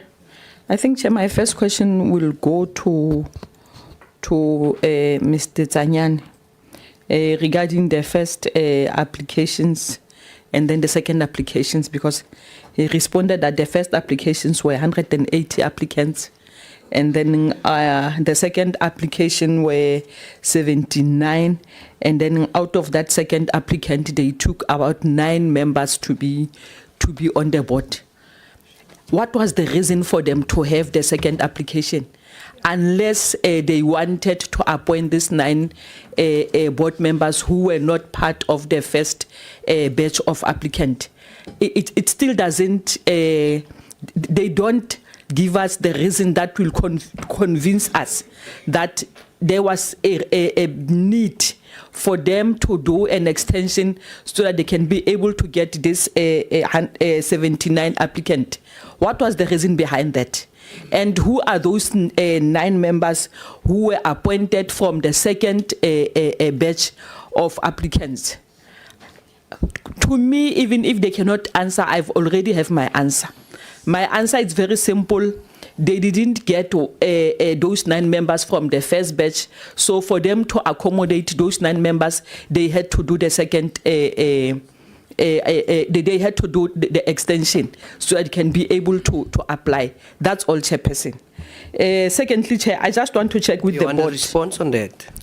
Chair, even if they can respond, already I have my own response. There is nothing they can say that will convince me to say that the reason for them. I mean, Chairperson, out of 180 applicants. Let me apply the Audi Altrum Patrum rule. Are you now the member? Are you now the chairperson of the board, No, or are you? No, as members we can't ask questions and not expect It's fine, Chair. the department to They will respond. Okay. They will respond, but still, even if they can respond, they are not going to convince me enough. And withdraw because the question, Honorable. 108. Then you still continue with a extension. My other question, Chair, to the board, ne? I just want to check with the board. Can the board tell us how much do they get per month? Is it a stipend or is it a honorarium a payment? How much do they get per month, Chairperson? You know the reason I don't want them to answer, because it will only go into to eat on my time. And the other thing, the CEO said that no, they spend their money well and they don't. According to the financial statements of 2024, on 2024 unspent conditional grant, it's 25 million. 2023 unspent conditional grant, it's 17 million. It's in black and white financial statements, Chairperson. If the CEO wants to come and check, he is welcome to come and check the unspent money, which he said to Honorable Khabu that they usually spend everything that they receive. But here it is in black and white. 25 million in 2024, 17 million, 802,458 rand, which was not spent in 2023. Chair, again, on the same board, they've received 160.1 million. Let's not say 160 million, 160.1 million. And on that 160.1 million, administration accounts for 25%, which is 40 million, with 80%, 75% dedicated to employee compensation. When are you doing what you're supposed to do with that amount? Why are we always have to pay so much money on accounts and so forth? When are we going to produce the local films? When are we going to assist our filmmakers? When are we going to assist our student who wants to study films? When we spend so much money, Chairperson. The other thing that I want to raise, how will the proposed National Film Fund attract private sector investment when the current model shows that they are on a 15 million deficit? How will they attract the private sector? And what specific mechanism will ensure that the 25% non-government funding target by 27-28 is achievable given the current market condition? My last question, how will the organization maintain operations if retained surplus funds are depleted before the National Film Fund becomes operational? Thank you, Chairperson. Thank you, Honorable Moletsane. A response from the department, both the department and NFVF.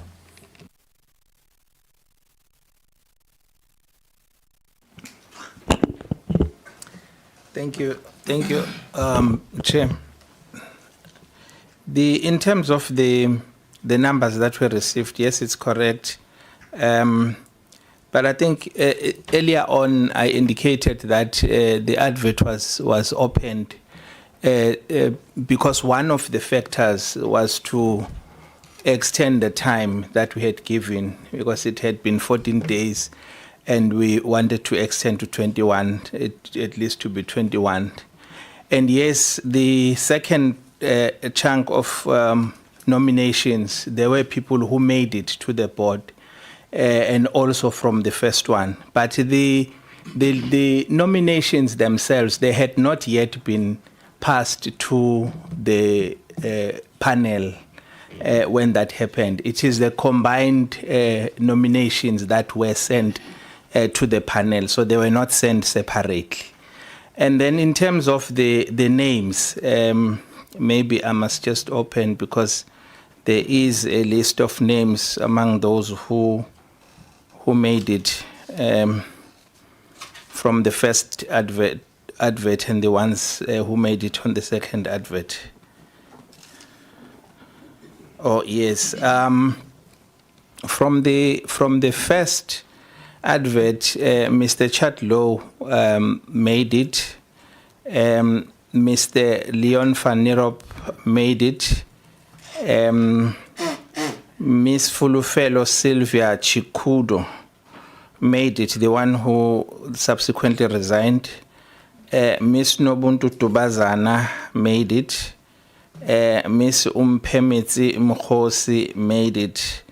And then from the second advert, Mr. Mtogozi Sikhatebe, Mr. Simon Clark, Mr. Sidney James, Mr. Tony Ferreira, and Mr. Yazid Kamaldin and Miss Sauda Hamid, and also Miss Nondomiso Madlala.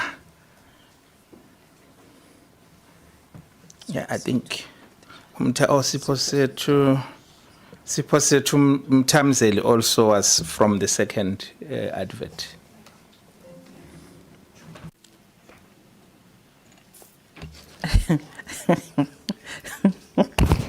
The total number of beneficiaries of the second batch?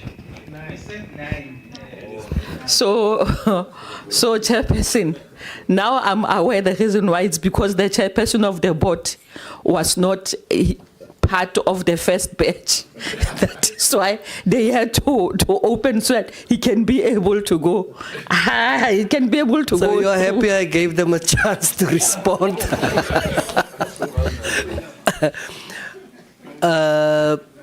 NFVF. Thank you, Chair. There was a question in terms of council fees, Chair. Can you add to that question? Honorable Daniels asked earlier. You were only referring to the 450. But I think the intention was, the day the bookings, hotel, the flights, I think he referred to that. And he was so happy to hear 450, but it's more than that. Yes, thank you very much. It will be addressed, Chair. So we pay council members in terms of the prescribed rates. For example, a chair will be paid 714 rand per hour, a deputy chair 606, and then an ordinary council member is 556. So that's basically the rates that we pay per hour in terms of the council members. And then also you've got other meetings that they'll need to attend, which are not standard meetings. For example, HRNE meetings, etc. So the rates, for example, the chair there is paid 673, and then ordinary member is 501. So it varies in terms of the hours. So there was a question about the unspent conditional grants. So all the grants that are being allocated for us for a particular financial year, so what will happen, Chair, is that the 25-26 grants applications are yet, there's going to be a call which will then be assessed, and then once they have been assessed, we will then give, in terms of the funding policy, we'll give the filmmaker 24 months to deliver that film. So you'll find, Chair, that there are people whom we funded in 2023, for example. So they are supposed now, by the end of this year, they're supposed to have finalized their film. But you find that they don't. And then as a result, they request, because the funding policy gives you another 12 months in terms of extension. So we will then sign an addendum. So it is on that basis that you'll find that there are unspent grants in a particular financial year. So that's part of the process, and it's more about a timing difference in terms of our funding cycle. there was a question raised about the film fund to say how do we know, how will it attract private funding? So that's something that the Act actually prescribes that we do. So we are in a process where we have developed a memo, which is a plan in terms of implementing and rolling out the funding, the film fund. So it is currently being processed at a council level. And then once it has been considered, obviously we'll need to engage the ministry, because the Act requires that we obtain ministerial concurrence in terms of implementing that. So what will happen should we not have retained surplus? It's very clear, therefore, because I think what the problem is, Chair, is that the 75-25 funding structure has been there since 1997 when the Act was promulgated. And the NFVF's mandate has been increasing. Then it has not yet been reviewed, that process. So that's why we say in slide 32 of our presentation that we will be engaging the department in terms of seeing how that is going to pan out.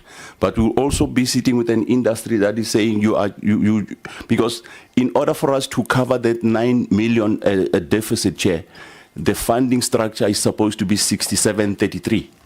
And then we're going to have filmmakers complain to say, you are chowing our money. The Act says we must get 75%. Now you want to reduce it. So those are some of the challenges. However, we have not folded our hands in terms of, hence we're saying that Council has approved a fundraising strategy which includes partnerships, engaging with all strategic partners in order to sustain our budget. And by the time the film fund has been approved and is being rolled out, we are then obviously going to be depending on the private sector in terms of them putting money into the fund. Thank you, Chair.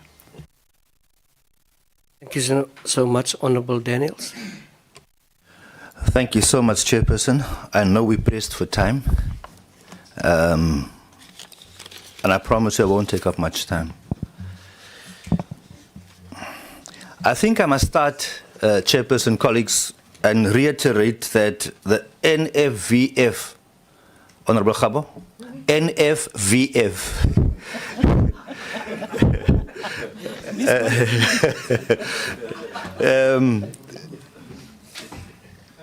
I don't believe that they need more funding. That's the first point I want to state. And we can arguably have the wrong people in charge here. Now, I just want to pose a snap question for a response, then I'm going to run through what I want to say.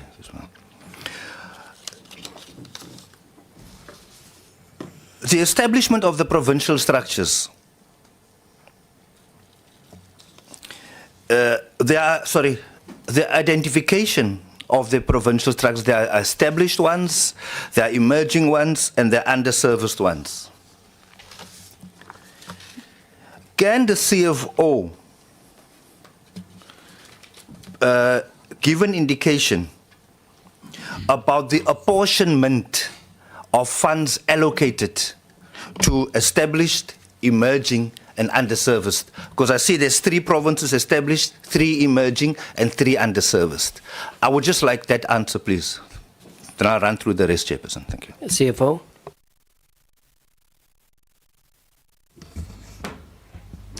Chair, if I may. So thank you, Honourable Daniels, for that question. I think it did come up before.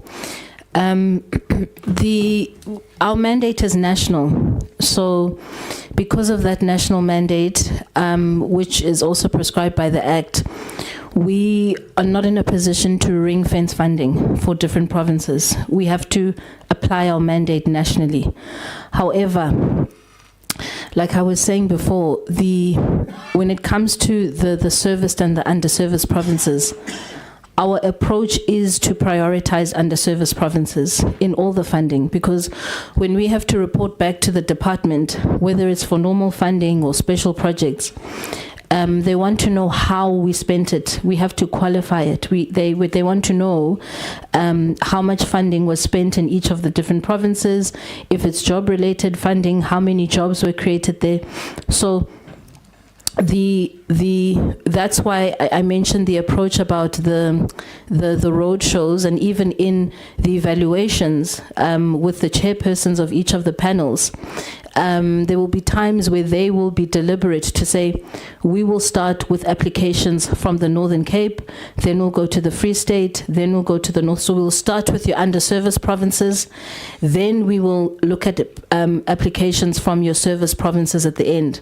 So with that strategy, the idea is that the apportionment of the funding is fair, that it does not sit where we know we will get the bulk of the applications. So that's essentially how the process is. I think the indication of the provinces was not to say, it was really an indication to say, in terms of the industry, how do these provinces operate, right? So your Gauteng, the bulk of the work is there, the bulk of your applications will be from Gauteng, followed by the Western Cape and then KZN. And some of the conditions, the environmental conditions, are outside of the NFVF's control. So in the Northern Cape, in the Northwest, there are socio-economic issues and challenges which go beyond what the NFVF can respond to. But we do follow that strategy to make sure that we apportion the funding as fairly as possibly as we can across all the 9 provinces. Thank you so much, and thank you, Chairperson. So I'm not truly satisfied with the response, and I'll tell you why. Hey. You see, Chairperson, in politics we talk about redressing the imbalances of the past.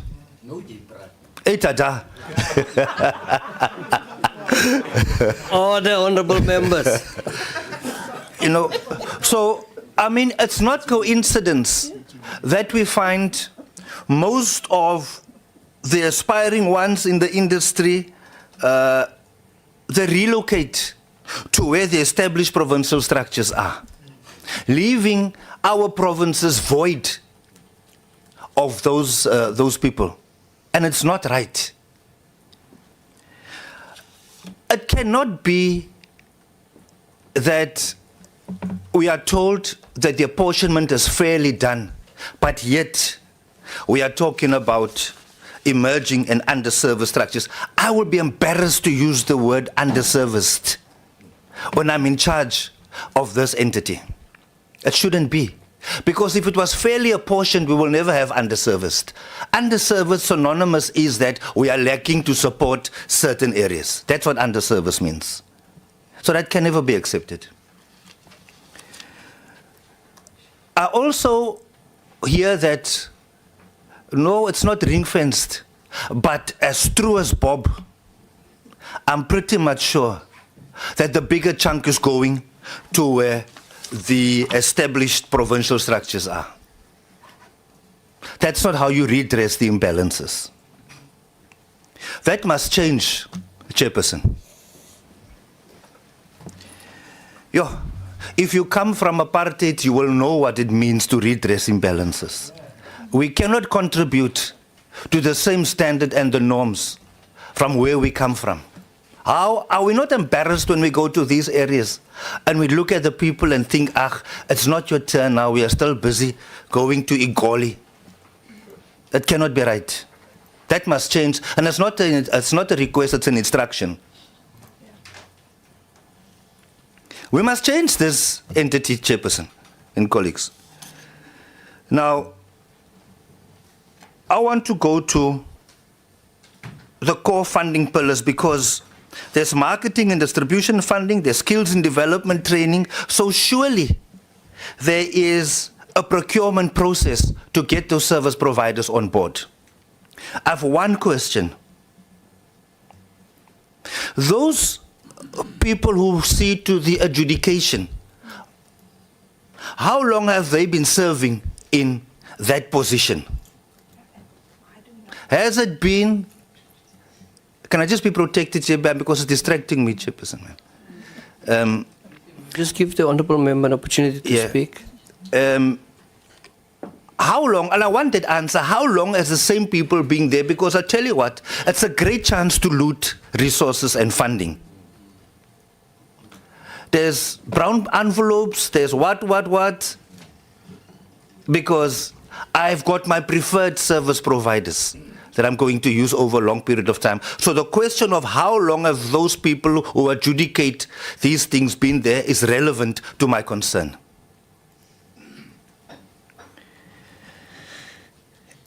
You see, Chairperson, now I'm going to touch on the other uncomfortable things that my colleagues have raised.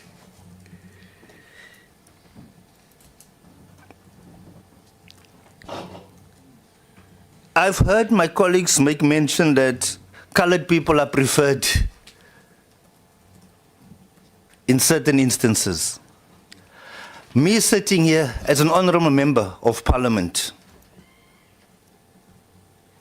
I am very happy that some people are disturbed that colored people are being given opportunities because it's our turn. Like it or not, beard is beard, turn is turn. Now, I'm very happy also that the entity has explained the list of names of people who were successful.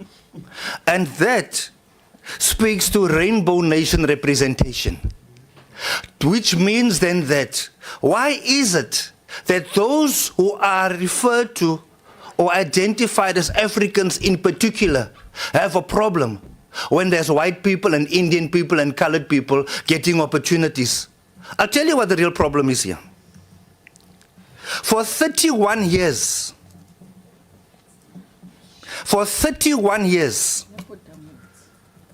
the African National Congress, who is a national congress for Africans, and us not being identified or recognized as Africans, does not make or did never make time for colored people and Indian people and white people to serve in these positions. Now that there's a change of guard, and we are saying, let us be fair. Let us apportion those positions to everybody. And that was confirmed now when the entity mentioned the names. I can only deduce from that point that the problem is that these entities are not black only or exclusively or African in particular. That by itself is a problem. Can we call order? We need Chair? we need to. Can I rise on a point of order? I don't think there's any order yet to be called. Honourable Khabo, what is your point of order? You know, when you want to quote us, you must quote us in verbatim. What we are having a problem is the process, not individuals. We never said that we have a problem with individuals. So that's why I'm calling order. I'm not disputing the contents. Just saying quote us in verbatim as to what is the problem. We don't have a problem with colors. We don't have a problem. We've got a problem that the process was followed. Not only with colors, even Africans are there. Thank you, Honourable Khabo. You see, Honourable members, I want to guard against members of this portfolio committee to respond on issues amongst one another. We are confronted as members of Parliament with presentations, and in our response, we have to deal with those presentations in terms of our oversight. I want us to do only that. And I really want to guard against members to engage, because then I must give each and everyone a chance to elaborate in terms of what has been meant. Proceed, Honourable Daniels. Thank you, Chairperson. I need 1 more minute. I just want to say also to the film, and what's this thing, Honourable Khabo? Yes. yes. I just want to say to them, they're saying that they don't have money, they're asking us for more money. But when they see some people didn't make it, those applicants, they call them in, they say, come, I'm going to show you how to do the proper application so that more people must come and knock and say, I qualify, where's my funds? I just don't understand why you would do that if you are bleeding money and you don't have enough. But you're inviting more people come. You can't make the circle bigger if you are claiming not to have enough. even though I think you've got more than enough. My last point, Chairperson, and I'm going to land on this point, and it's going to take me 2 steps back now, but I'm going to say it. On numerous times, the Minister, the DG, DSEC, had to respond to a question that has been recycled in this meeting. And it's about the secondment of the CEO. That question has come up how many times? From one corner to the other corner. Now that by itself, it's like somebody asked me one day, Ish, they keep on asking me questions. How many times must I be not guilty until I'm found guilty? The response by everybody to that recycled question from corner to corner was consistent. But it was forever being asked, meaning then that you are not happy with the response and you're going to continue to ask, hoping that a different response is going to come. That gives me a sense of politics at play, and a sense that it's personal, Chairperson. Honorable Daniels. I know you don't like what I'm saying, Chairperson, but I've said it. I'm done now, Chairperson. Thank you. I don't want to deny you any opportunity to say what you want to say. But you must remember, if members ask questions, it is there. I can't dictate what questions they must ask the Minister. And the fact on the table is that questions have been asked, and you're correct, every single meeting, but different entities. It's different entities that are appearing. So members ask these questions. And let's keep the decorum of this House. We are running out of time. No, I'm not responding. But what I want to... Now the sequence was Honorable Daniels, then Honorable Mataung, then Honorable Tetwa, then Honorable Musa. Honorable Makhat, I will give you an opportunity. We're running out of time.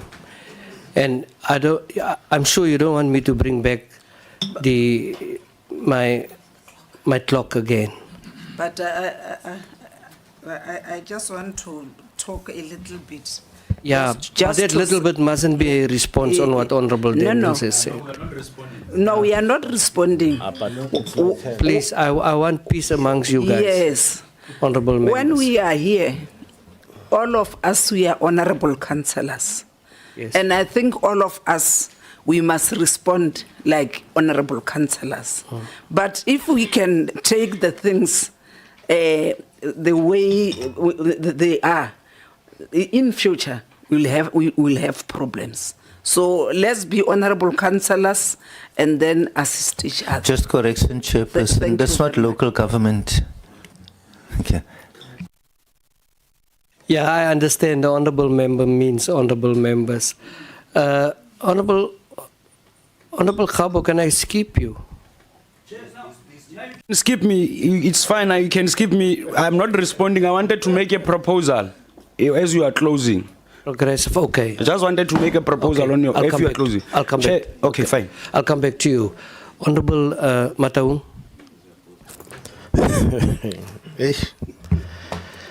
Don't forget, Public Service Commission is here, and I'm going to give them an opportunity to wrap up.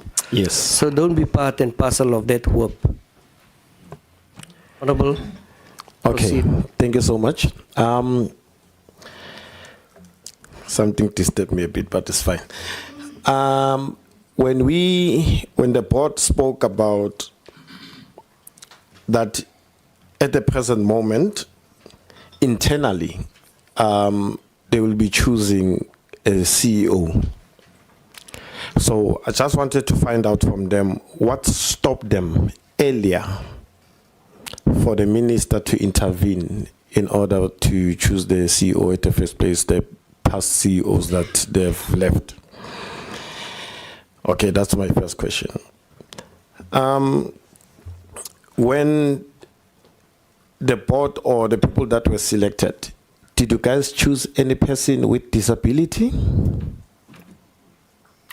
that's another question. If in those 14 people that you have, do we have anyone with disability there? Another one, in all the films that have been granted the funding and went out to be screened wherever that they are screened, whether it's international or locally, after those films, what are these guys doing about these films?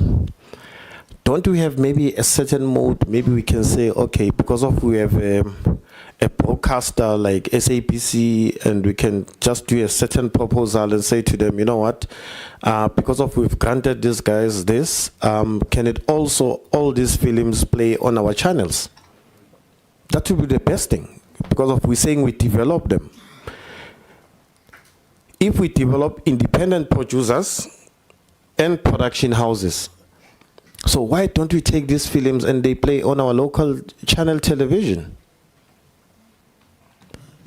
Remember, SABC had a competitor and it hit us very hard when the competitor came in with short films.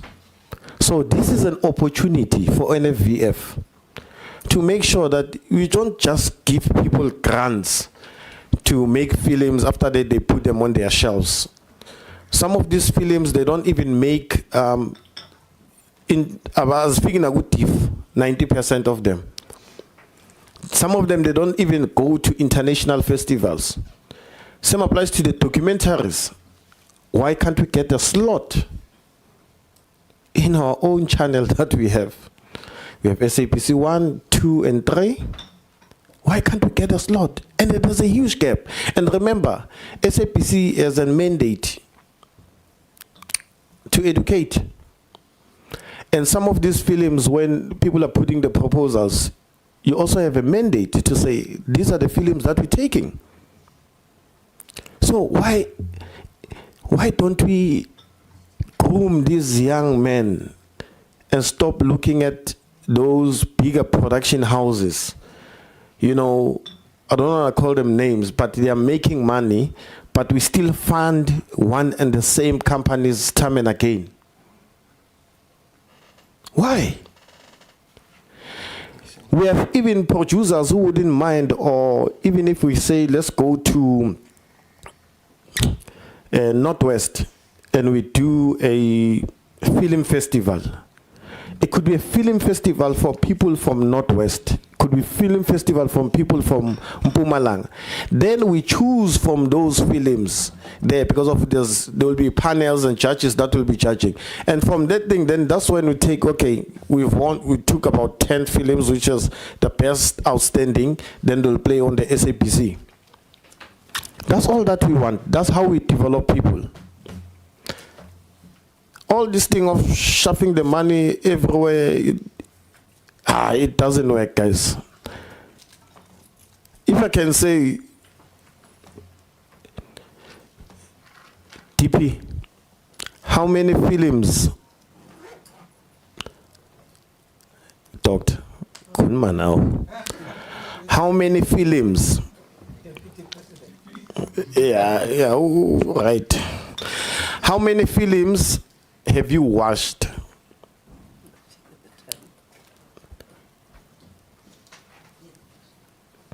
Just in Jonga as in Bugelele, or when they were black, then I'll say, okay, wow. But which films have you watched ever since NFVF, or ever since you took office? Or have you been to NFVF offices and you see how they worked? These guys, they have editing studios there inside.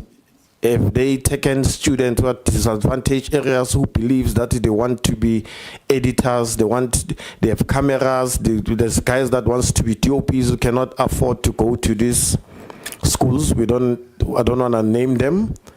Have we ever had that kind of a method to say, let's develop in that such? Last one.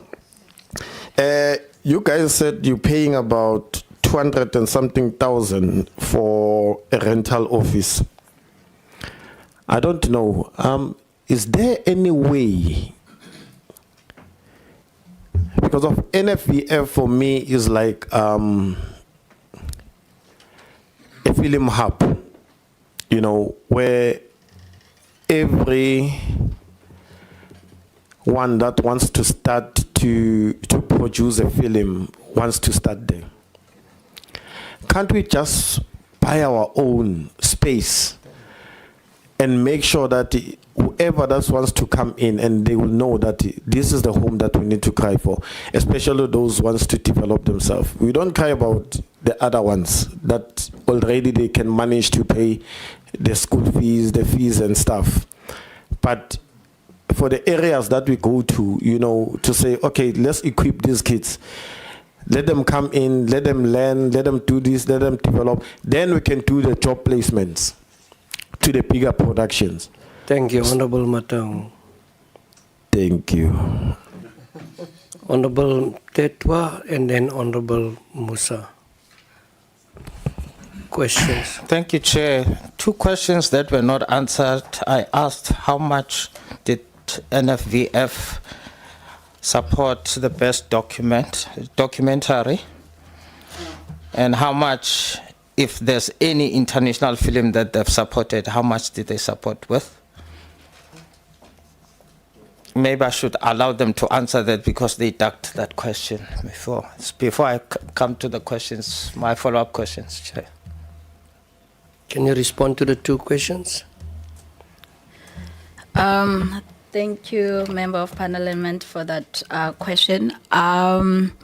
We find a number of projects that go internationally. When you say best documentary, do you mean the one that was mentioned here? Because I think we've had a number of documentaries that we've funded that have gone internationally. We've had projects that have gone to Russia this year, which were part of the Youth Filmmaker Project. And each one of those was made at 500,000. You have... Can the member please answer my question? I asked how much did they fund the best documentary that they talked about on the presentation? Not the preamble that she's giving me. Okay, the funding. How much did you fund that best documentary? So And for development, it was funded. In terms of international movies, I'm talking about a movie that is coming from abroad that is going to be or be made in South Africa with maybe producers from South Africa. Is there any movie that you have done that has that aspect? So the project that was mentioned, Black Women and Sex, was funded 100,000 rather for development, and it was funded 500,000 for production, and that was just the NFVF. Of course, it did raise money elsewhere. We do have a number of projects that are co-productions, which are funded with South African money and with money from other countries, which South Africa has a co-production with. Some of them is with Holland, Netherlands. We can actually share the numbers in those. I don't think it would be fair because to give those numbers in terms of how much the holistic number is in this public platform. However, we can share the particulars of those projects with the permission of the producers because we're not the sole funder. Chair, when it comes to international, they can't disclose. It's not want to know, the reason why I'm asking this question, I just want you to pick one movie and say, for instance, for this movie that was made by an international company in collaboration with South Africans, we funded this much. I think, Honorable Member, we're not DTI. We don't fund international companies. We only fund South African producers. So any of the projects that we would have funded would have been South African projects. So one of them that was screened earlier in the year in Berlin was A Heart of a Muscle, which was funded 1.8 million by NFVF. So in terms of funding international projects, we can only fund from a co-production element, but we don't fund international. We don't do a rebate, and we're not a tax incentive either. Okay, so are you saying that there's no movie where you have assisted South Africans to participate in the collaboration? There's no international movie that you have participated to help South Africans to work with international stars, producers, film companies in order to gain skill. There's no movie like that. So, like I'm saying, we have had co-productions which we have funded. All our co-productions would have been funded at 1.8. We've just now announced a project which is funded 1.8, but of course it's going into production now. It has not yet No, thank you. I don't want to know what you are doing now. I wanted to find out. I wanted to check the numbers. If you take the production, the local production serious as you take the international production serious, you are funding local companies 600,000 to make a movie or documentary, but you can go 1.8 when it comes to international. That's No, the sir. problem. No, sir. That was a South African project. It was funded 1.8. It showed internationally. It is a South African project with South African producers. It's actually a team of producers that actually are multiracial that were funded. It's just that they showed their project internationally. It is precisely because it was a good film that it managed to get attraction internationally. It is not an Problem is that you international want to project. explain all these things. You want to gloat to us that you've done this and this. But and it's that. a South African You project did not to get simplify my the question. No, the problem you did Can I not make get the my question. following- But let me allow Honorable you. Mtetwa, can I make the following ruling? If we ask the question, let's give NFVF the opportunity to respond. And if you're happy with the question, indicate so. But don't interrupt if she is responding. No, Chair, she's taking my time and she's answering things that I didn't ask. If she doesn't understand, she must ask to clarify. Because she's chowing my time and I know what I'm trying to do. I want to compare our commitment to our own local filmmakers. All right. In line with DSEC's mandate, social cohesion or transformation is part of what we must achieve post-1994. In terms of the announcements that you made in your funding NFVF, financial year 2025-2026, where you have marketing and distribution, international bursary recipients, so and so. Can you give me figures in terms of how many colored people you funded, how many Indians you funded, how many black people you funded, how many white people you funded? Secondly, the demographics of who you funded, from where. Women, how many women were funded in that process? How many people with disabilities were funded? How many people from the youth were funded in this current financial year? And further to that, under the funding that deals with feature post-productions, you have Robert Dos Santos, who was funded. This is How the World Ends. That's the production, a PTY Ltd. Why there are no figures displayed in your report on that one? How much did he get in terms of your funding? Thirdly, Hold there, Honorable Mtetwa, let we get the response. Are you in a position to respond to that very important question? You are happy to respond. What is this? You just need a chair. Respond. TDG.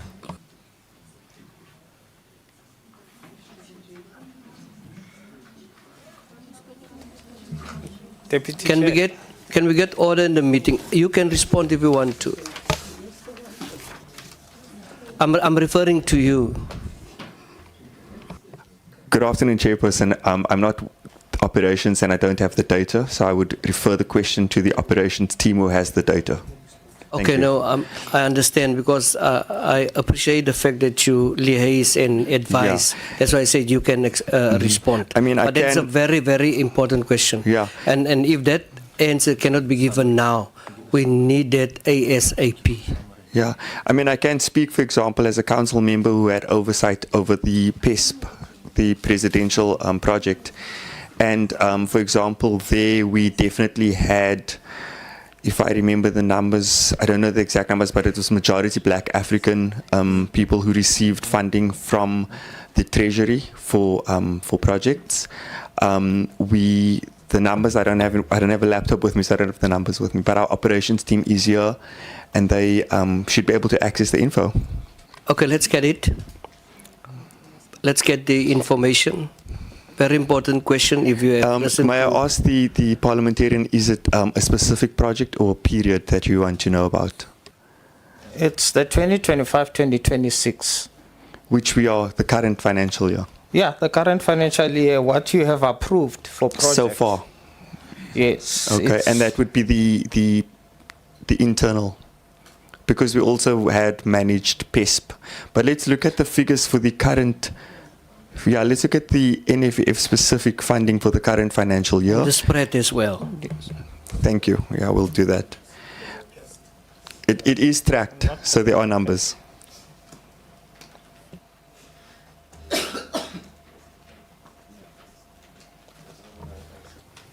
Honorable Mtetwa, proceed. I think the numbers will still come. Okay, there we go. We got numbers. Yeah.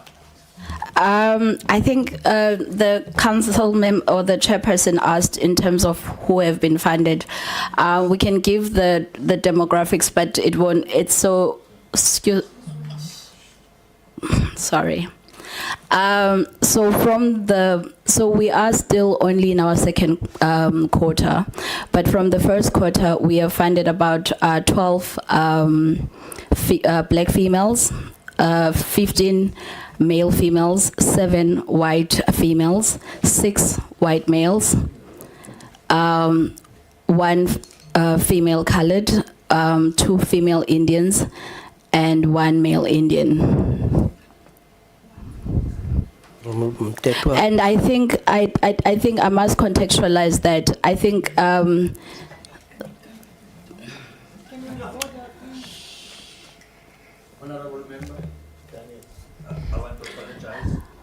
Of my colleagues, Chairperson, it's the one colored factor that got everybody buzzing here. yes, but allow me to qualify it. I think what we have seen in terms of our application over the years, and I think this is across the board, whether it is students or professionals who are applying. The term black, or the people that have applied under the term black, does also consist of colored females and males, as well as Indian males and females. For instance, we've had particularly people that we know that if you, I don't know, if you wanted to culturalize them, they would be Indian, but when they apply as black. And I think unless I'm wrong, we are not able to declassify or reclassify people, rather. So we do have a number of colleagues or people of the colored community that classify themselves as Indians and as black. Thank you so much. While they are. Thank you. That's fine. Honorable Mtetwa. Chair, no, thank you for stopping, because this is what the problem is. She wants to justify and cloud facts. Yeah, but I think, Honorable Mtetwa, I support you in the question, and I think we need specifics. We need specifics irrespective the explanation. And I think they have to submit that to the committee members. Proceed.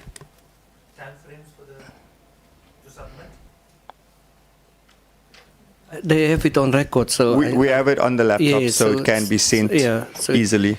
It can be sent within 3 days.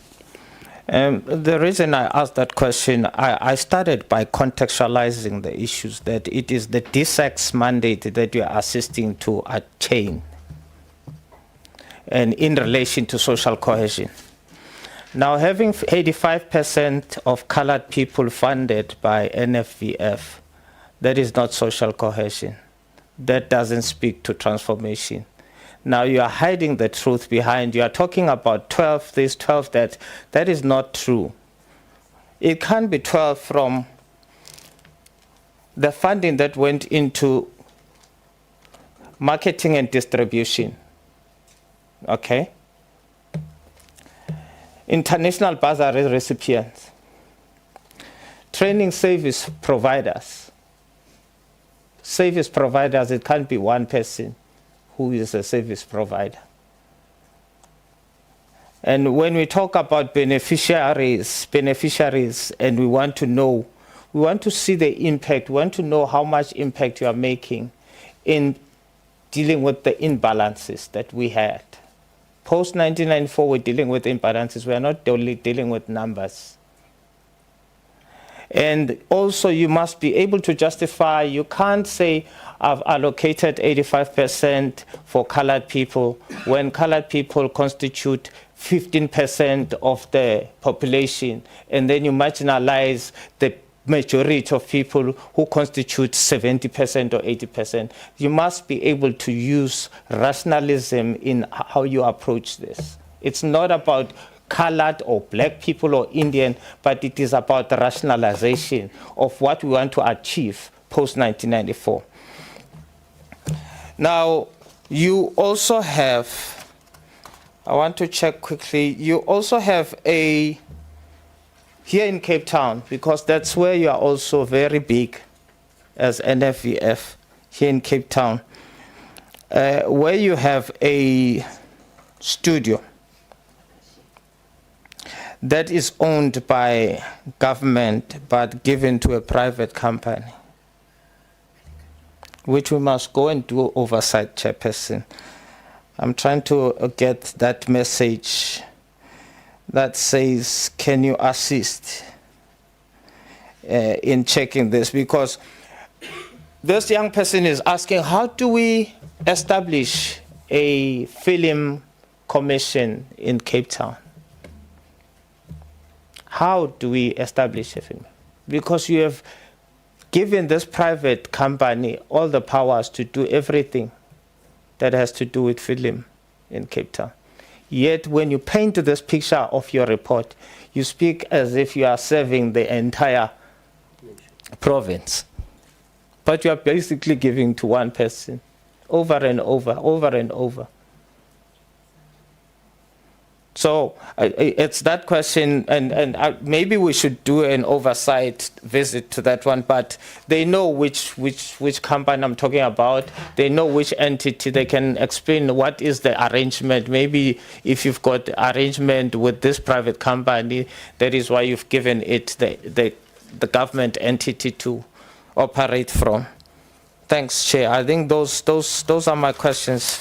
Yeah, can you respond to the letter pertaining to the company?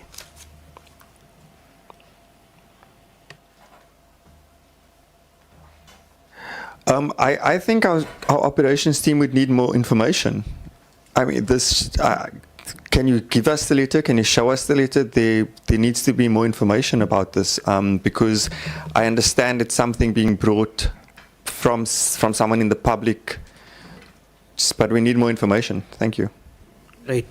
Honorable Mtetwa, if it's possible that we can submit that information. It is interrogation and based on our oversight. It is relevant, and I appreciate the fact that you would like to have the information.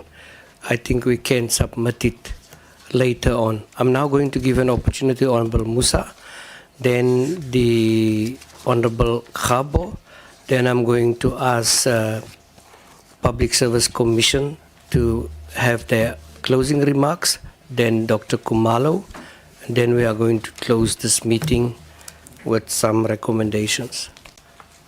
Thank you, Chairperson. I know it's quite late, but I'm left with an extremely important concern, and that is a statement and a submission which I want to drop a bombshell upon. which brings us all to know and understand the importance and veracity of the breach of the legislature framework. Now, we all sitting here have a fiduciary duty, and you can check this out in law. And that fiduciary law that I'm referring to is in terms of the legislature framework that we have in front of us. And it's important for us to caution you, and all of us, that in terms of the King Code of Governance, we have to caution that the members of the board are responsible in their personal capacities of what has transpired here today. In terms of the allegations, the serious allegations that are addressed here today. So from my side, that is what I just want to caution us all, so we know and understand the veracity of the legal implications. Please check this up with the legal team and understand that when your board members are not here, 9 of them, which we questioned at the beginning, and the mandate that you have implicates all those other 9 members should you be found guilty. Thank you so much. Thank you, Honorable Musa. Before Honorable Khabo, Honorable Mataung, you indicated that there was a question not responded to. Can you please rephrase it quick? No, mine was more based on terms of the filmings that they've granted funds to independent producers and production houses. What can they do with them in order to play in our own channels like your SAPC and stuff? That was one of the other things. Yeah. Can they look at that way or something? Yeah. Yeah, alongside that as well, also speak to benchmarking in the industry. Thank you, Chair. Just to respond to Honourable Mutawung, so the NFVF funds through the grant funding process, but then we also have, as part of our APP targets, slates. So some of those production slates are done with distribution platforms like the SABC and other platforms as well. So the idea there, for example, the Youth Filmmaker slate, the idea there is for the female filmmaker slate from ideation of your idea. So script writing, coming up with the content, the concept, script writing, producing, directing, right to the completion of that short film. That agreement then it will be done with a distributor so that there is space for that film to be seen. So with those slates, we get to achieve that. It's not necessarily something we get to achieve with all of the grants, but that's why we do have on the APP target those slates so that we get to achieve exactly what you're talking about. Obviously, there's growth for that, but it's something that the NFVF has been doing for a number of years now, where we'll have a facilitating or mentoring production company, mentor 10 youth in a year or 10 female filmmakers in a year, and then they have to produce the short films, which will then be seen on a distribution platform, be it SABC or whatever the case is. So some of them have been shown on local platforms. Maybe it speaks to the elevation of marketing that a bit more so that some of the MPs are a bit more aware, but that is something that the NFVF does. I just wanted to respond to Honourable Mteto's question around the grants. I was just trying to draw up the numbers. You had asked specifically about marketing and distribution in this financial year. So for the film festival and market hosting grants, we provided 11 black applicants, 3 coloured, 2 Indian, 2 white, and then of those 11 were male and 7 were female. And then so that was for film festival and market hosting, and then for marketing and distribution, of the 8 grants, one recipient was coloured, 1 was Indian, 3 were black, 3 were white, and then the split was 5 female and 3 male. Thank you so much. Can you take us through the benchmarking? Chair, I think with the benchmarking, what makes sense is to look at like markets. similar to South Africa. The challenge there is that in most of the similar markets to South Africa, your national funding bodies, their budget is not even comparable to ours. So they are able to provide a lot more sustainable support with the private sector over time. The challenge with us is it's not just budget, but number one, you have a developmental mandate. So you then have to come up with these financial strategies that the CFO was talking about. You have to have the form fund in place. So you need those structures in place to be able to now speak to what the international benchmarks are. So countries like New Zealand, like Ireland, which I would assimilate to South Africa more than others, their government structures are a lot more broad than what ours are. I understand. I just wanted to assess whether there is, because it can only be to the advantage of us when it comes to a number of things, development, retaining, and all of those. The Honourable Khabo. Yeah. No, Chairperson. No, I'm not going to Honourable Mtetwa. Chair, the question on Jose dos Santos. This is the world. I don't know. They haven't given us. They have asked for more information. Let's do this. We will submit the questions. We are 10 minutes over time. Oh, thank you very much, Chairperson. I'm not going to waste a lot of your time. One, we must agree. I was expecting the DG to give us those letters, and I'm still waiting for those letters. So as it cannot take you more than an hour to look for the letters that you sent to Treasury, and they gave you a response giving you a go ahead. I'm still waiting for that letter. And I will not want to leave this meeting without that letter. That is number one. Number two, from a government point of view, there seems to be no interest on saving the money of government. And this is my reason. The DG is aware that there was a report that speaks of amalgamation of certain entities. And for as long as we are not taking that route of amalgamating them, we'll still be caught up in this situation. If we can be provided with that report, that is the first thing. But the second thing, it is the legislative. The third thing is the legislative framework. The legal team had requested that to give us pieces of, in fact, different legislations that we need to review as a committee. And we had requested that we should be embarking in that process. I'm raising this because it's not for the first time we raise the issue of powers that cannot be subjected to scrutiny.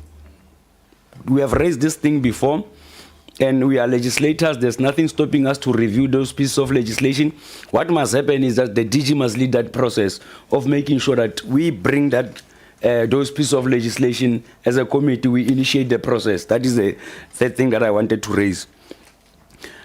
You see, Chairperson, we must not be taken for a ride, and we must refuse to be treated as stupids.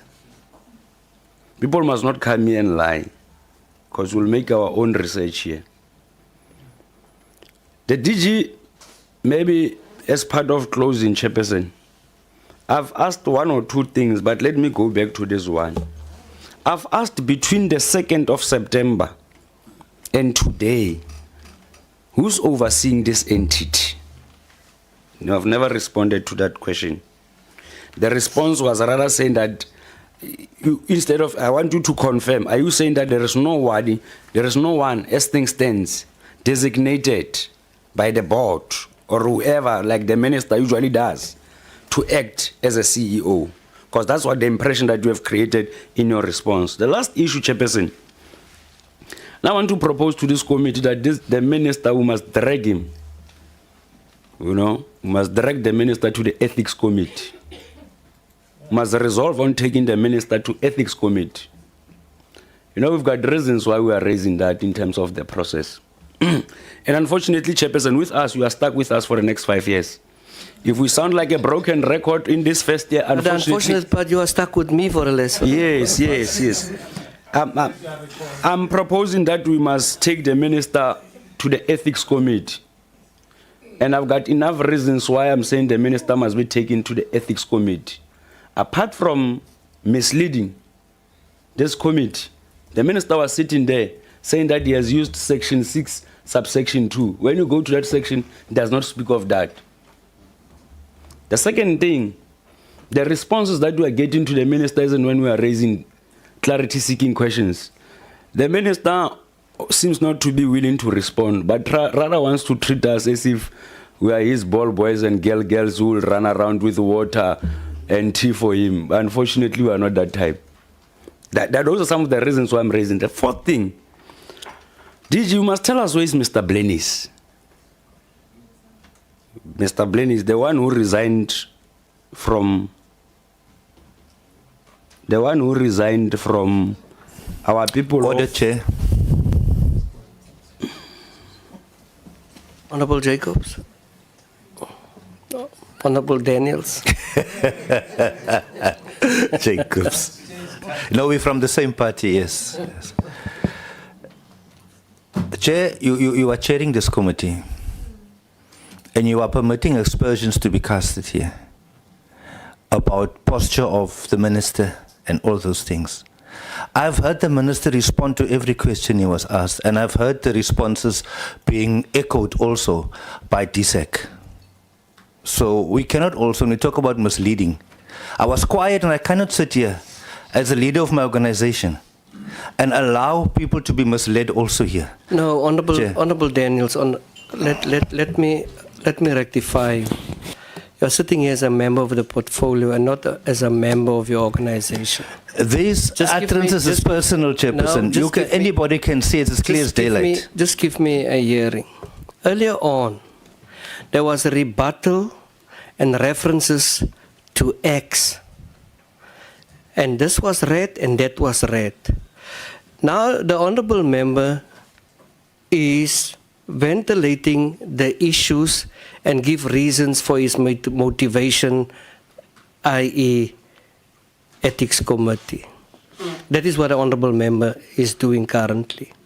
Furthermore, the honorable member have mentioned a lot of things pertaining to a letter he wrote to the minister.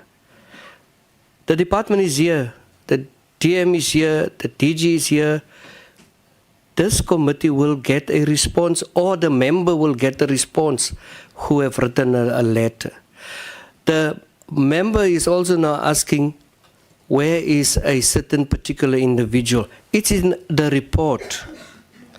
I have, as the chairperson, given an opportunity, and he's the last one. So I don't want to deny him from what he is. So he's saying nothing personal. Nothing personal. The rebuttal was on the act. The minister read the act. The honorable member read a different act. So that is disputable. But we need, when these minutes are going to be rectified, or there is further action that anyone wants to take, these must then be brought together to see who has misled this parliament or not. Honorable Khabo, proceed. Chairperson, with that being said, I'm fine. I therefore submit my case in relation to the minister being taken to ethics committee with issues that I've raised. And secondly, the last part, I think PSC will then advise us in this regard, because we have made mention on the number of things, and I'm happy that the PSC is here. Thank you very much, Chairperson. I will not be tempted. I refuse the temptation. I refuse the temptation of responding, Chairperson. Thank you. Thank you, Honorable Khabo. The Public Service Commission. Thank you, Chairperson. First, I want to say thank you for having invited us. It was an eye-opener, but because of time, I'm going to ask our DDG, Dr. Sidibe, to just give the advice and the way forward. And the invitation will take it up that we have an interaction with yourselves as well as a committee and the PSC. So I'm going to hand over to Dr. Sidibe. Thank you. Doc, before you go, I think on the 19th, Honorable Khabo, we just earlier today, you were part and parcel of that meeting. We approved that we are going to have a meeting with Treasury and the department on the amalgamation issue that you are talking, because that is an issue that has been raised. It forms part of our program. Doc. Thank you very much, Chairperson. Let me be brief. I think the key question was whether the Public Service Act supersedes the NFV Act. Let me nicely say all acts of parliament are largely at the same level. The Constitution is the supreme. Anything that is an act of parliament, it is at the same par with any other act. But what is happening here is that all acts of parliament create integration between various acts. And that is why you will see that the NFVF gives the role to the minister to perform particular functions, the DG, and then also there are obviously clearly stipulated powers.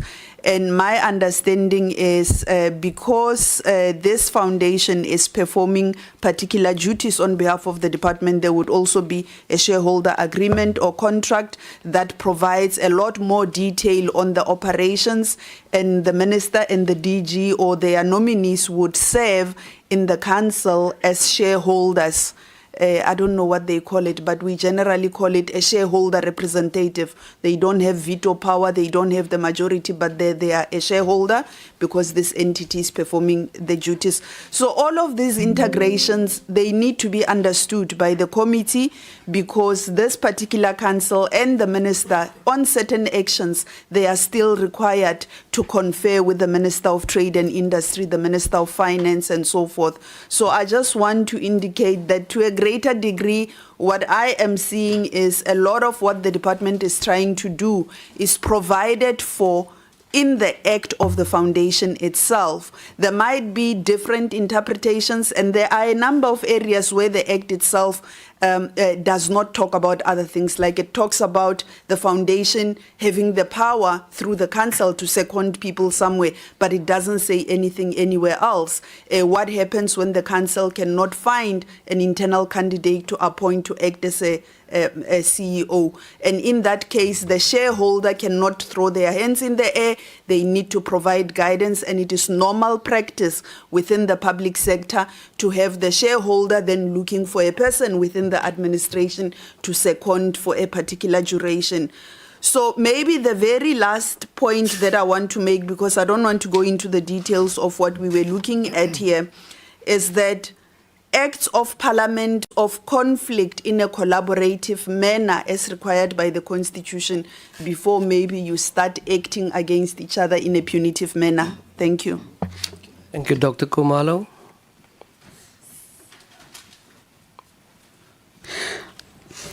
Chairperson, I don't know whether to say I need protection from an honorable member on the other side, but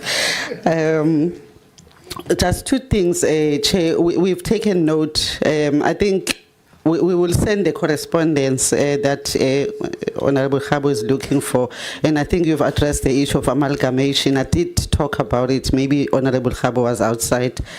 The issue that I wanted just to raise, what members have actually been commenting about, and I think there are recommendations and all those things. We are aware that the board has developed a new funding strategy, and I think it's incumbent on us to then look at the extent to which it begins to respond to some of the things that have actually been raised. I think very lastly, a quick one. Chair, as we look at ways to grow and enhance and improve as well ourselves and the entities, we just had a sectorial planning session where we were looking at, just simple things. NFVF provide bursaries. In the provinces, you find bursaries being provided. In the department, you find that. Now, our approach is not integrated in terms of it translating to impact. And when we report, we would say 140 bursaries on language, they would say on film and all of that. So we were sitting together, all of us, the department, provincial departments, all of them were there, all 28 entities were represented because we want to move towards that. And what came out of the two-day session, we do think will help us to really, as I'm saying, continuously look at how we improve and make a better impact on the industry. Thank you, Chair. DM, I'm not leaving you alone. Yeah, in my language they say "Kgomo ha nyele boloko bo botle." Meaning? Khabu will translate.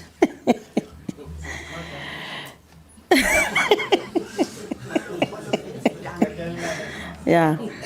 So yes, Chairperson, thank you very much. It has been 5 hours of robust oversight, and it gave one a lot to think about. And you know, a 160 million budget should make people happy.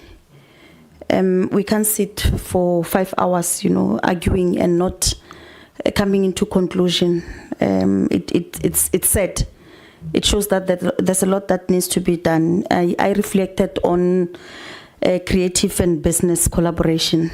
I think it's one thing that we really need to look into going forward. The portfolio committee raised issues related to access to inclusivity, demographics, and geographical spread quite very sharply. And we've taken note of that. And that it cannot be one province that has the monopoly of filming.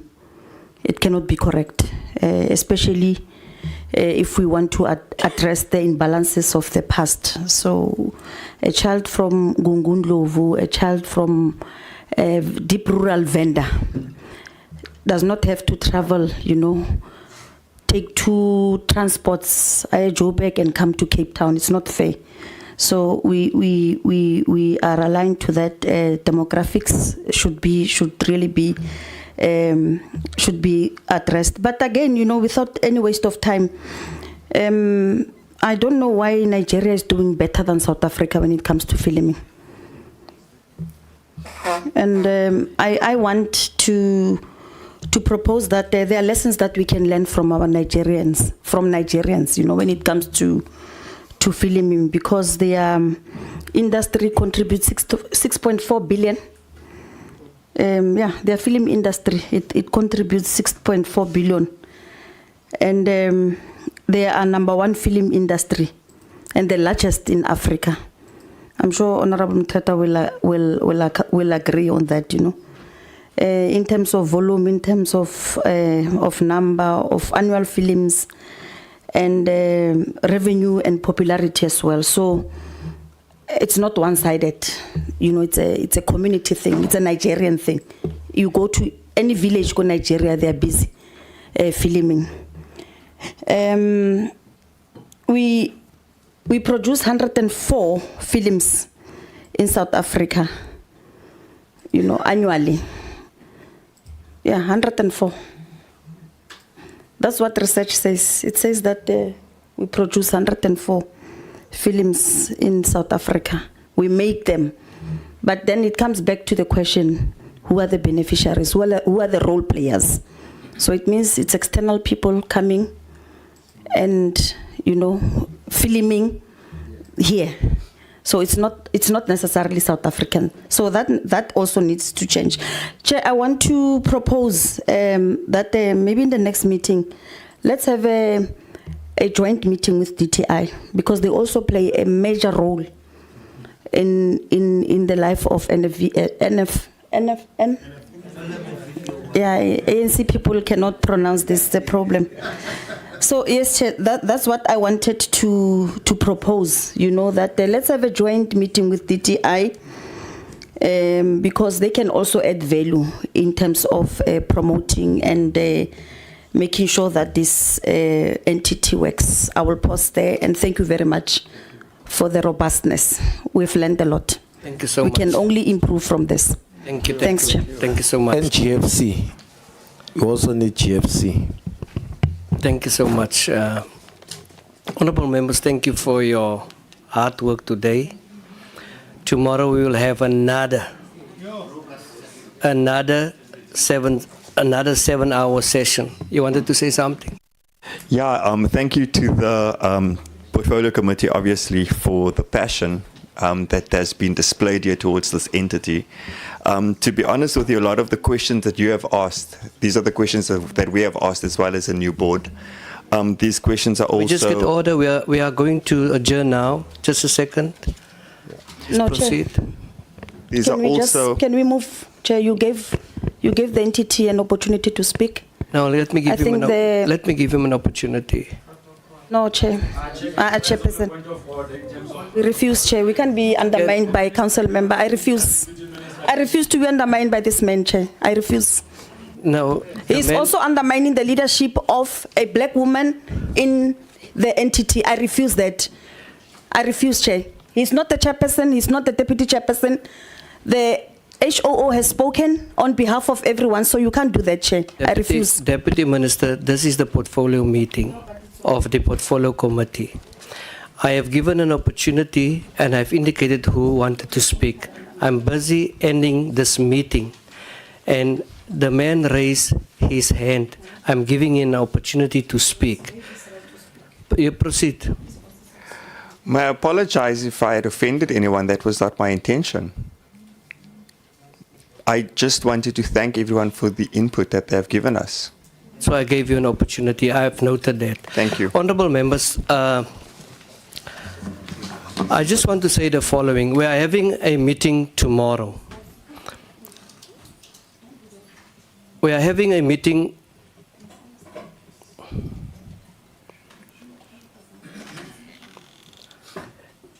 We are having a meeting tomorrow. And this meeting has been scheduled a month in advance. A month in advance the meeting of tomorrow.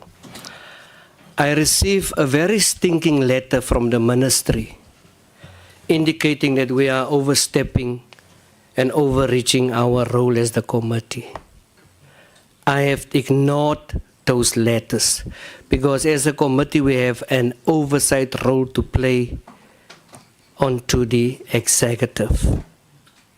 Now there is this notion and gesture that most, if not all of the time, when we meet with the ministry, with the department and entities, they come and differ in front of us here. They must get their house in order. I've noticed this with a number of meetings. The Sports Trust is one of them. Now,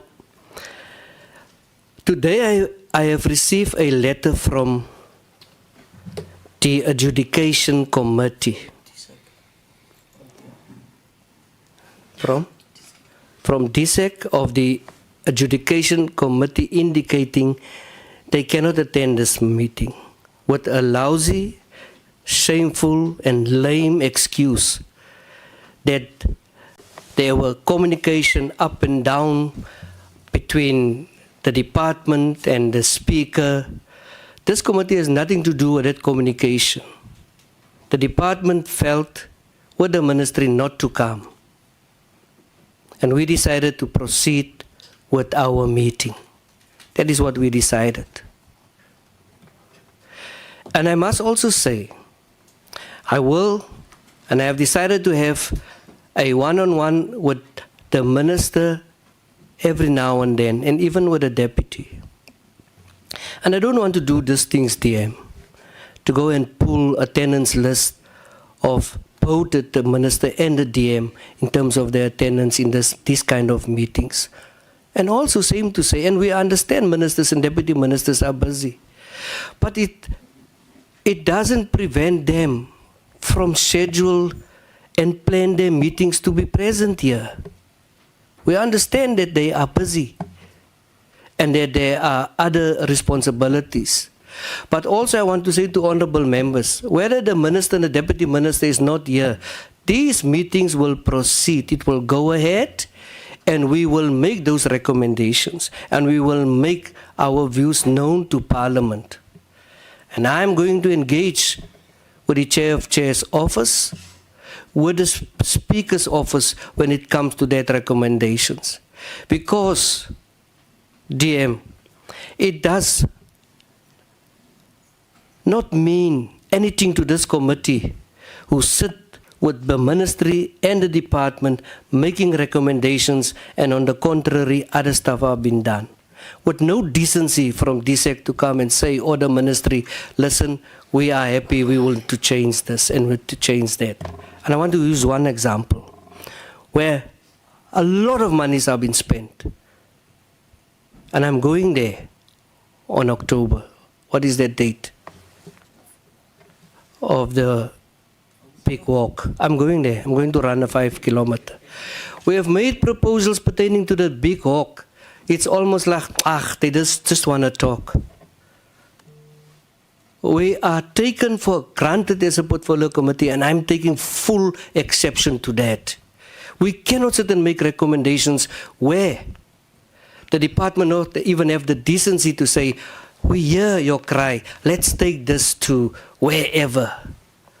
If you look at the Soweto marathon, it's in the community, the most beautiful one ever I have ran, I think that the 21 kilometers there. So if we make recommendations, we really want both and all role players to go and peruse those recommendations. Otherwise, it's useless for us sitting here. It's useless for us sitting here. And I'm not going to tolerate any situation in future. Any situation in future.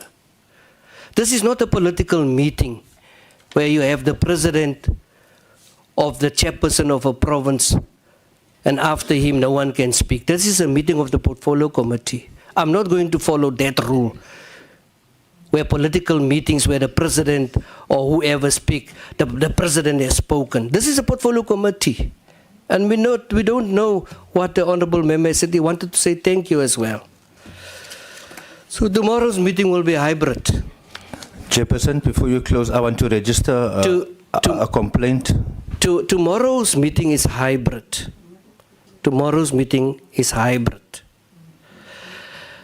We want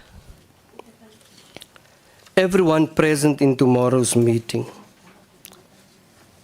If the panel can't join, which is more likely so, Dr. Kumalo, we want them to join hybrid tomorrow. We have a lot of questions to ask. There's a lot of things happening there as well, pertaining to allocations of monies in the reports that we have read, similar to what Honorable Molachani has mentioned. Now, the Department Sports, Arts and Culture on various occasions had sessions with some and most of the entities. Now, one of the meetings that we had with the department was to have synergy in terms of the reporting and as well as the KPIs. So some of them are having that synergy with the KPIs. I would like to see that the department, or rather NFVF, work closer with the department when it comes to their KPIs and all of that. I spoke to the adjudication committee, and then I think I've made a note of Honorable Khabo requesting the letters of treasurer. When we started the committee, there was a lot of problems when it comes to speaking terms and all of that. And then I implement a clock system, alarm system. And members, I have given opportunities to say 10, 10, 10, and I leave. I don't want to stop members. I want them to ventilate their issues because we have a certain scheduled time and we have to respect that time pertaining to transport as well. With that said, honorable members, Honorable Daniels, you can raise by letter your complaint that you would like to raise. I have followed due course, I have followed procedure, I've given everyone an opportunity, and I would like to deal with this meeting with the right decorum. With that said, honorable members, I declare this meeting as closed. Thank you. No, it's the meeting is closed. So, but it's so wrong, Chair. We can't have these utterances with racial undertones right under your nose, and then don't allow me to speak on it. Which one does it know, Melon? The Deputy Minister is saying Don't think because you're colored that you are special to this gentleman sitting here. That cannot be right. It's wrong. I fully agree that is the case.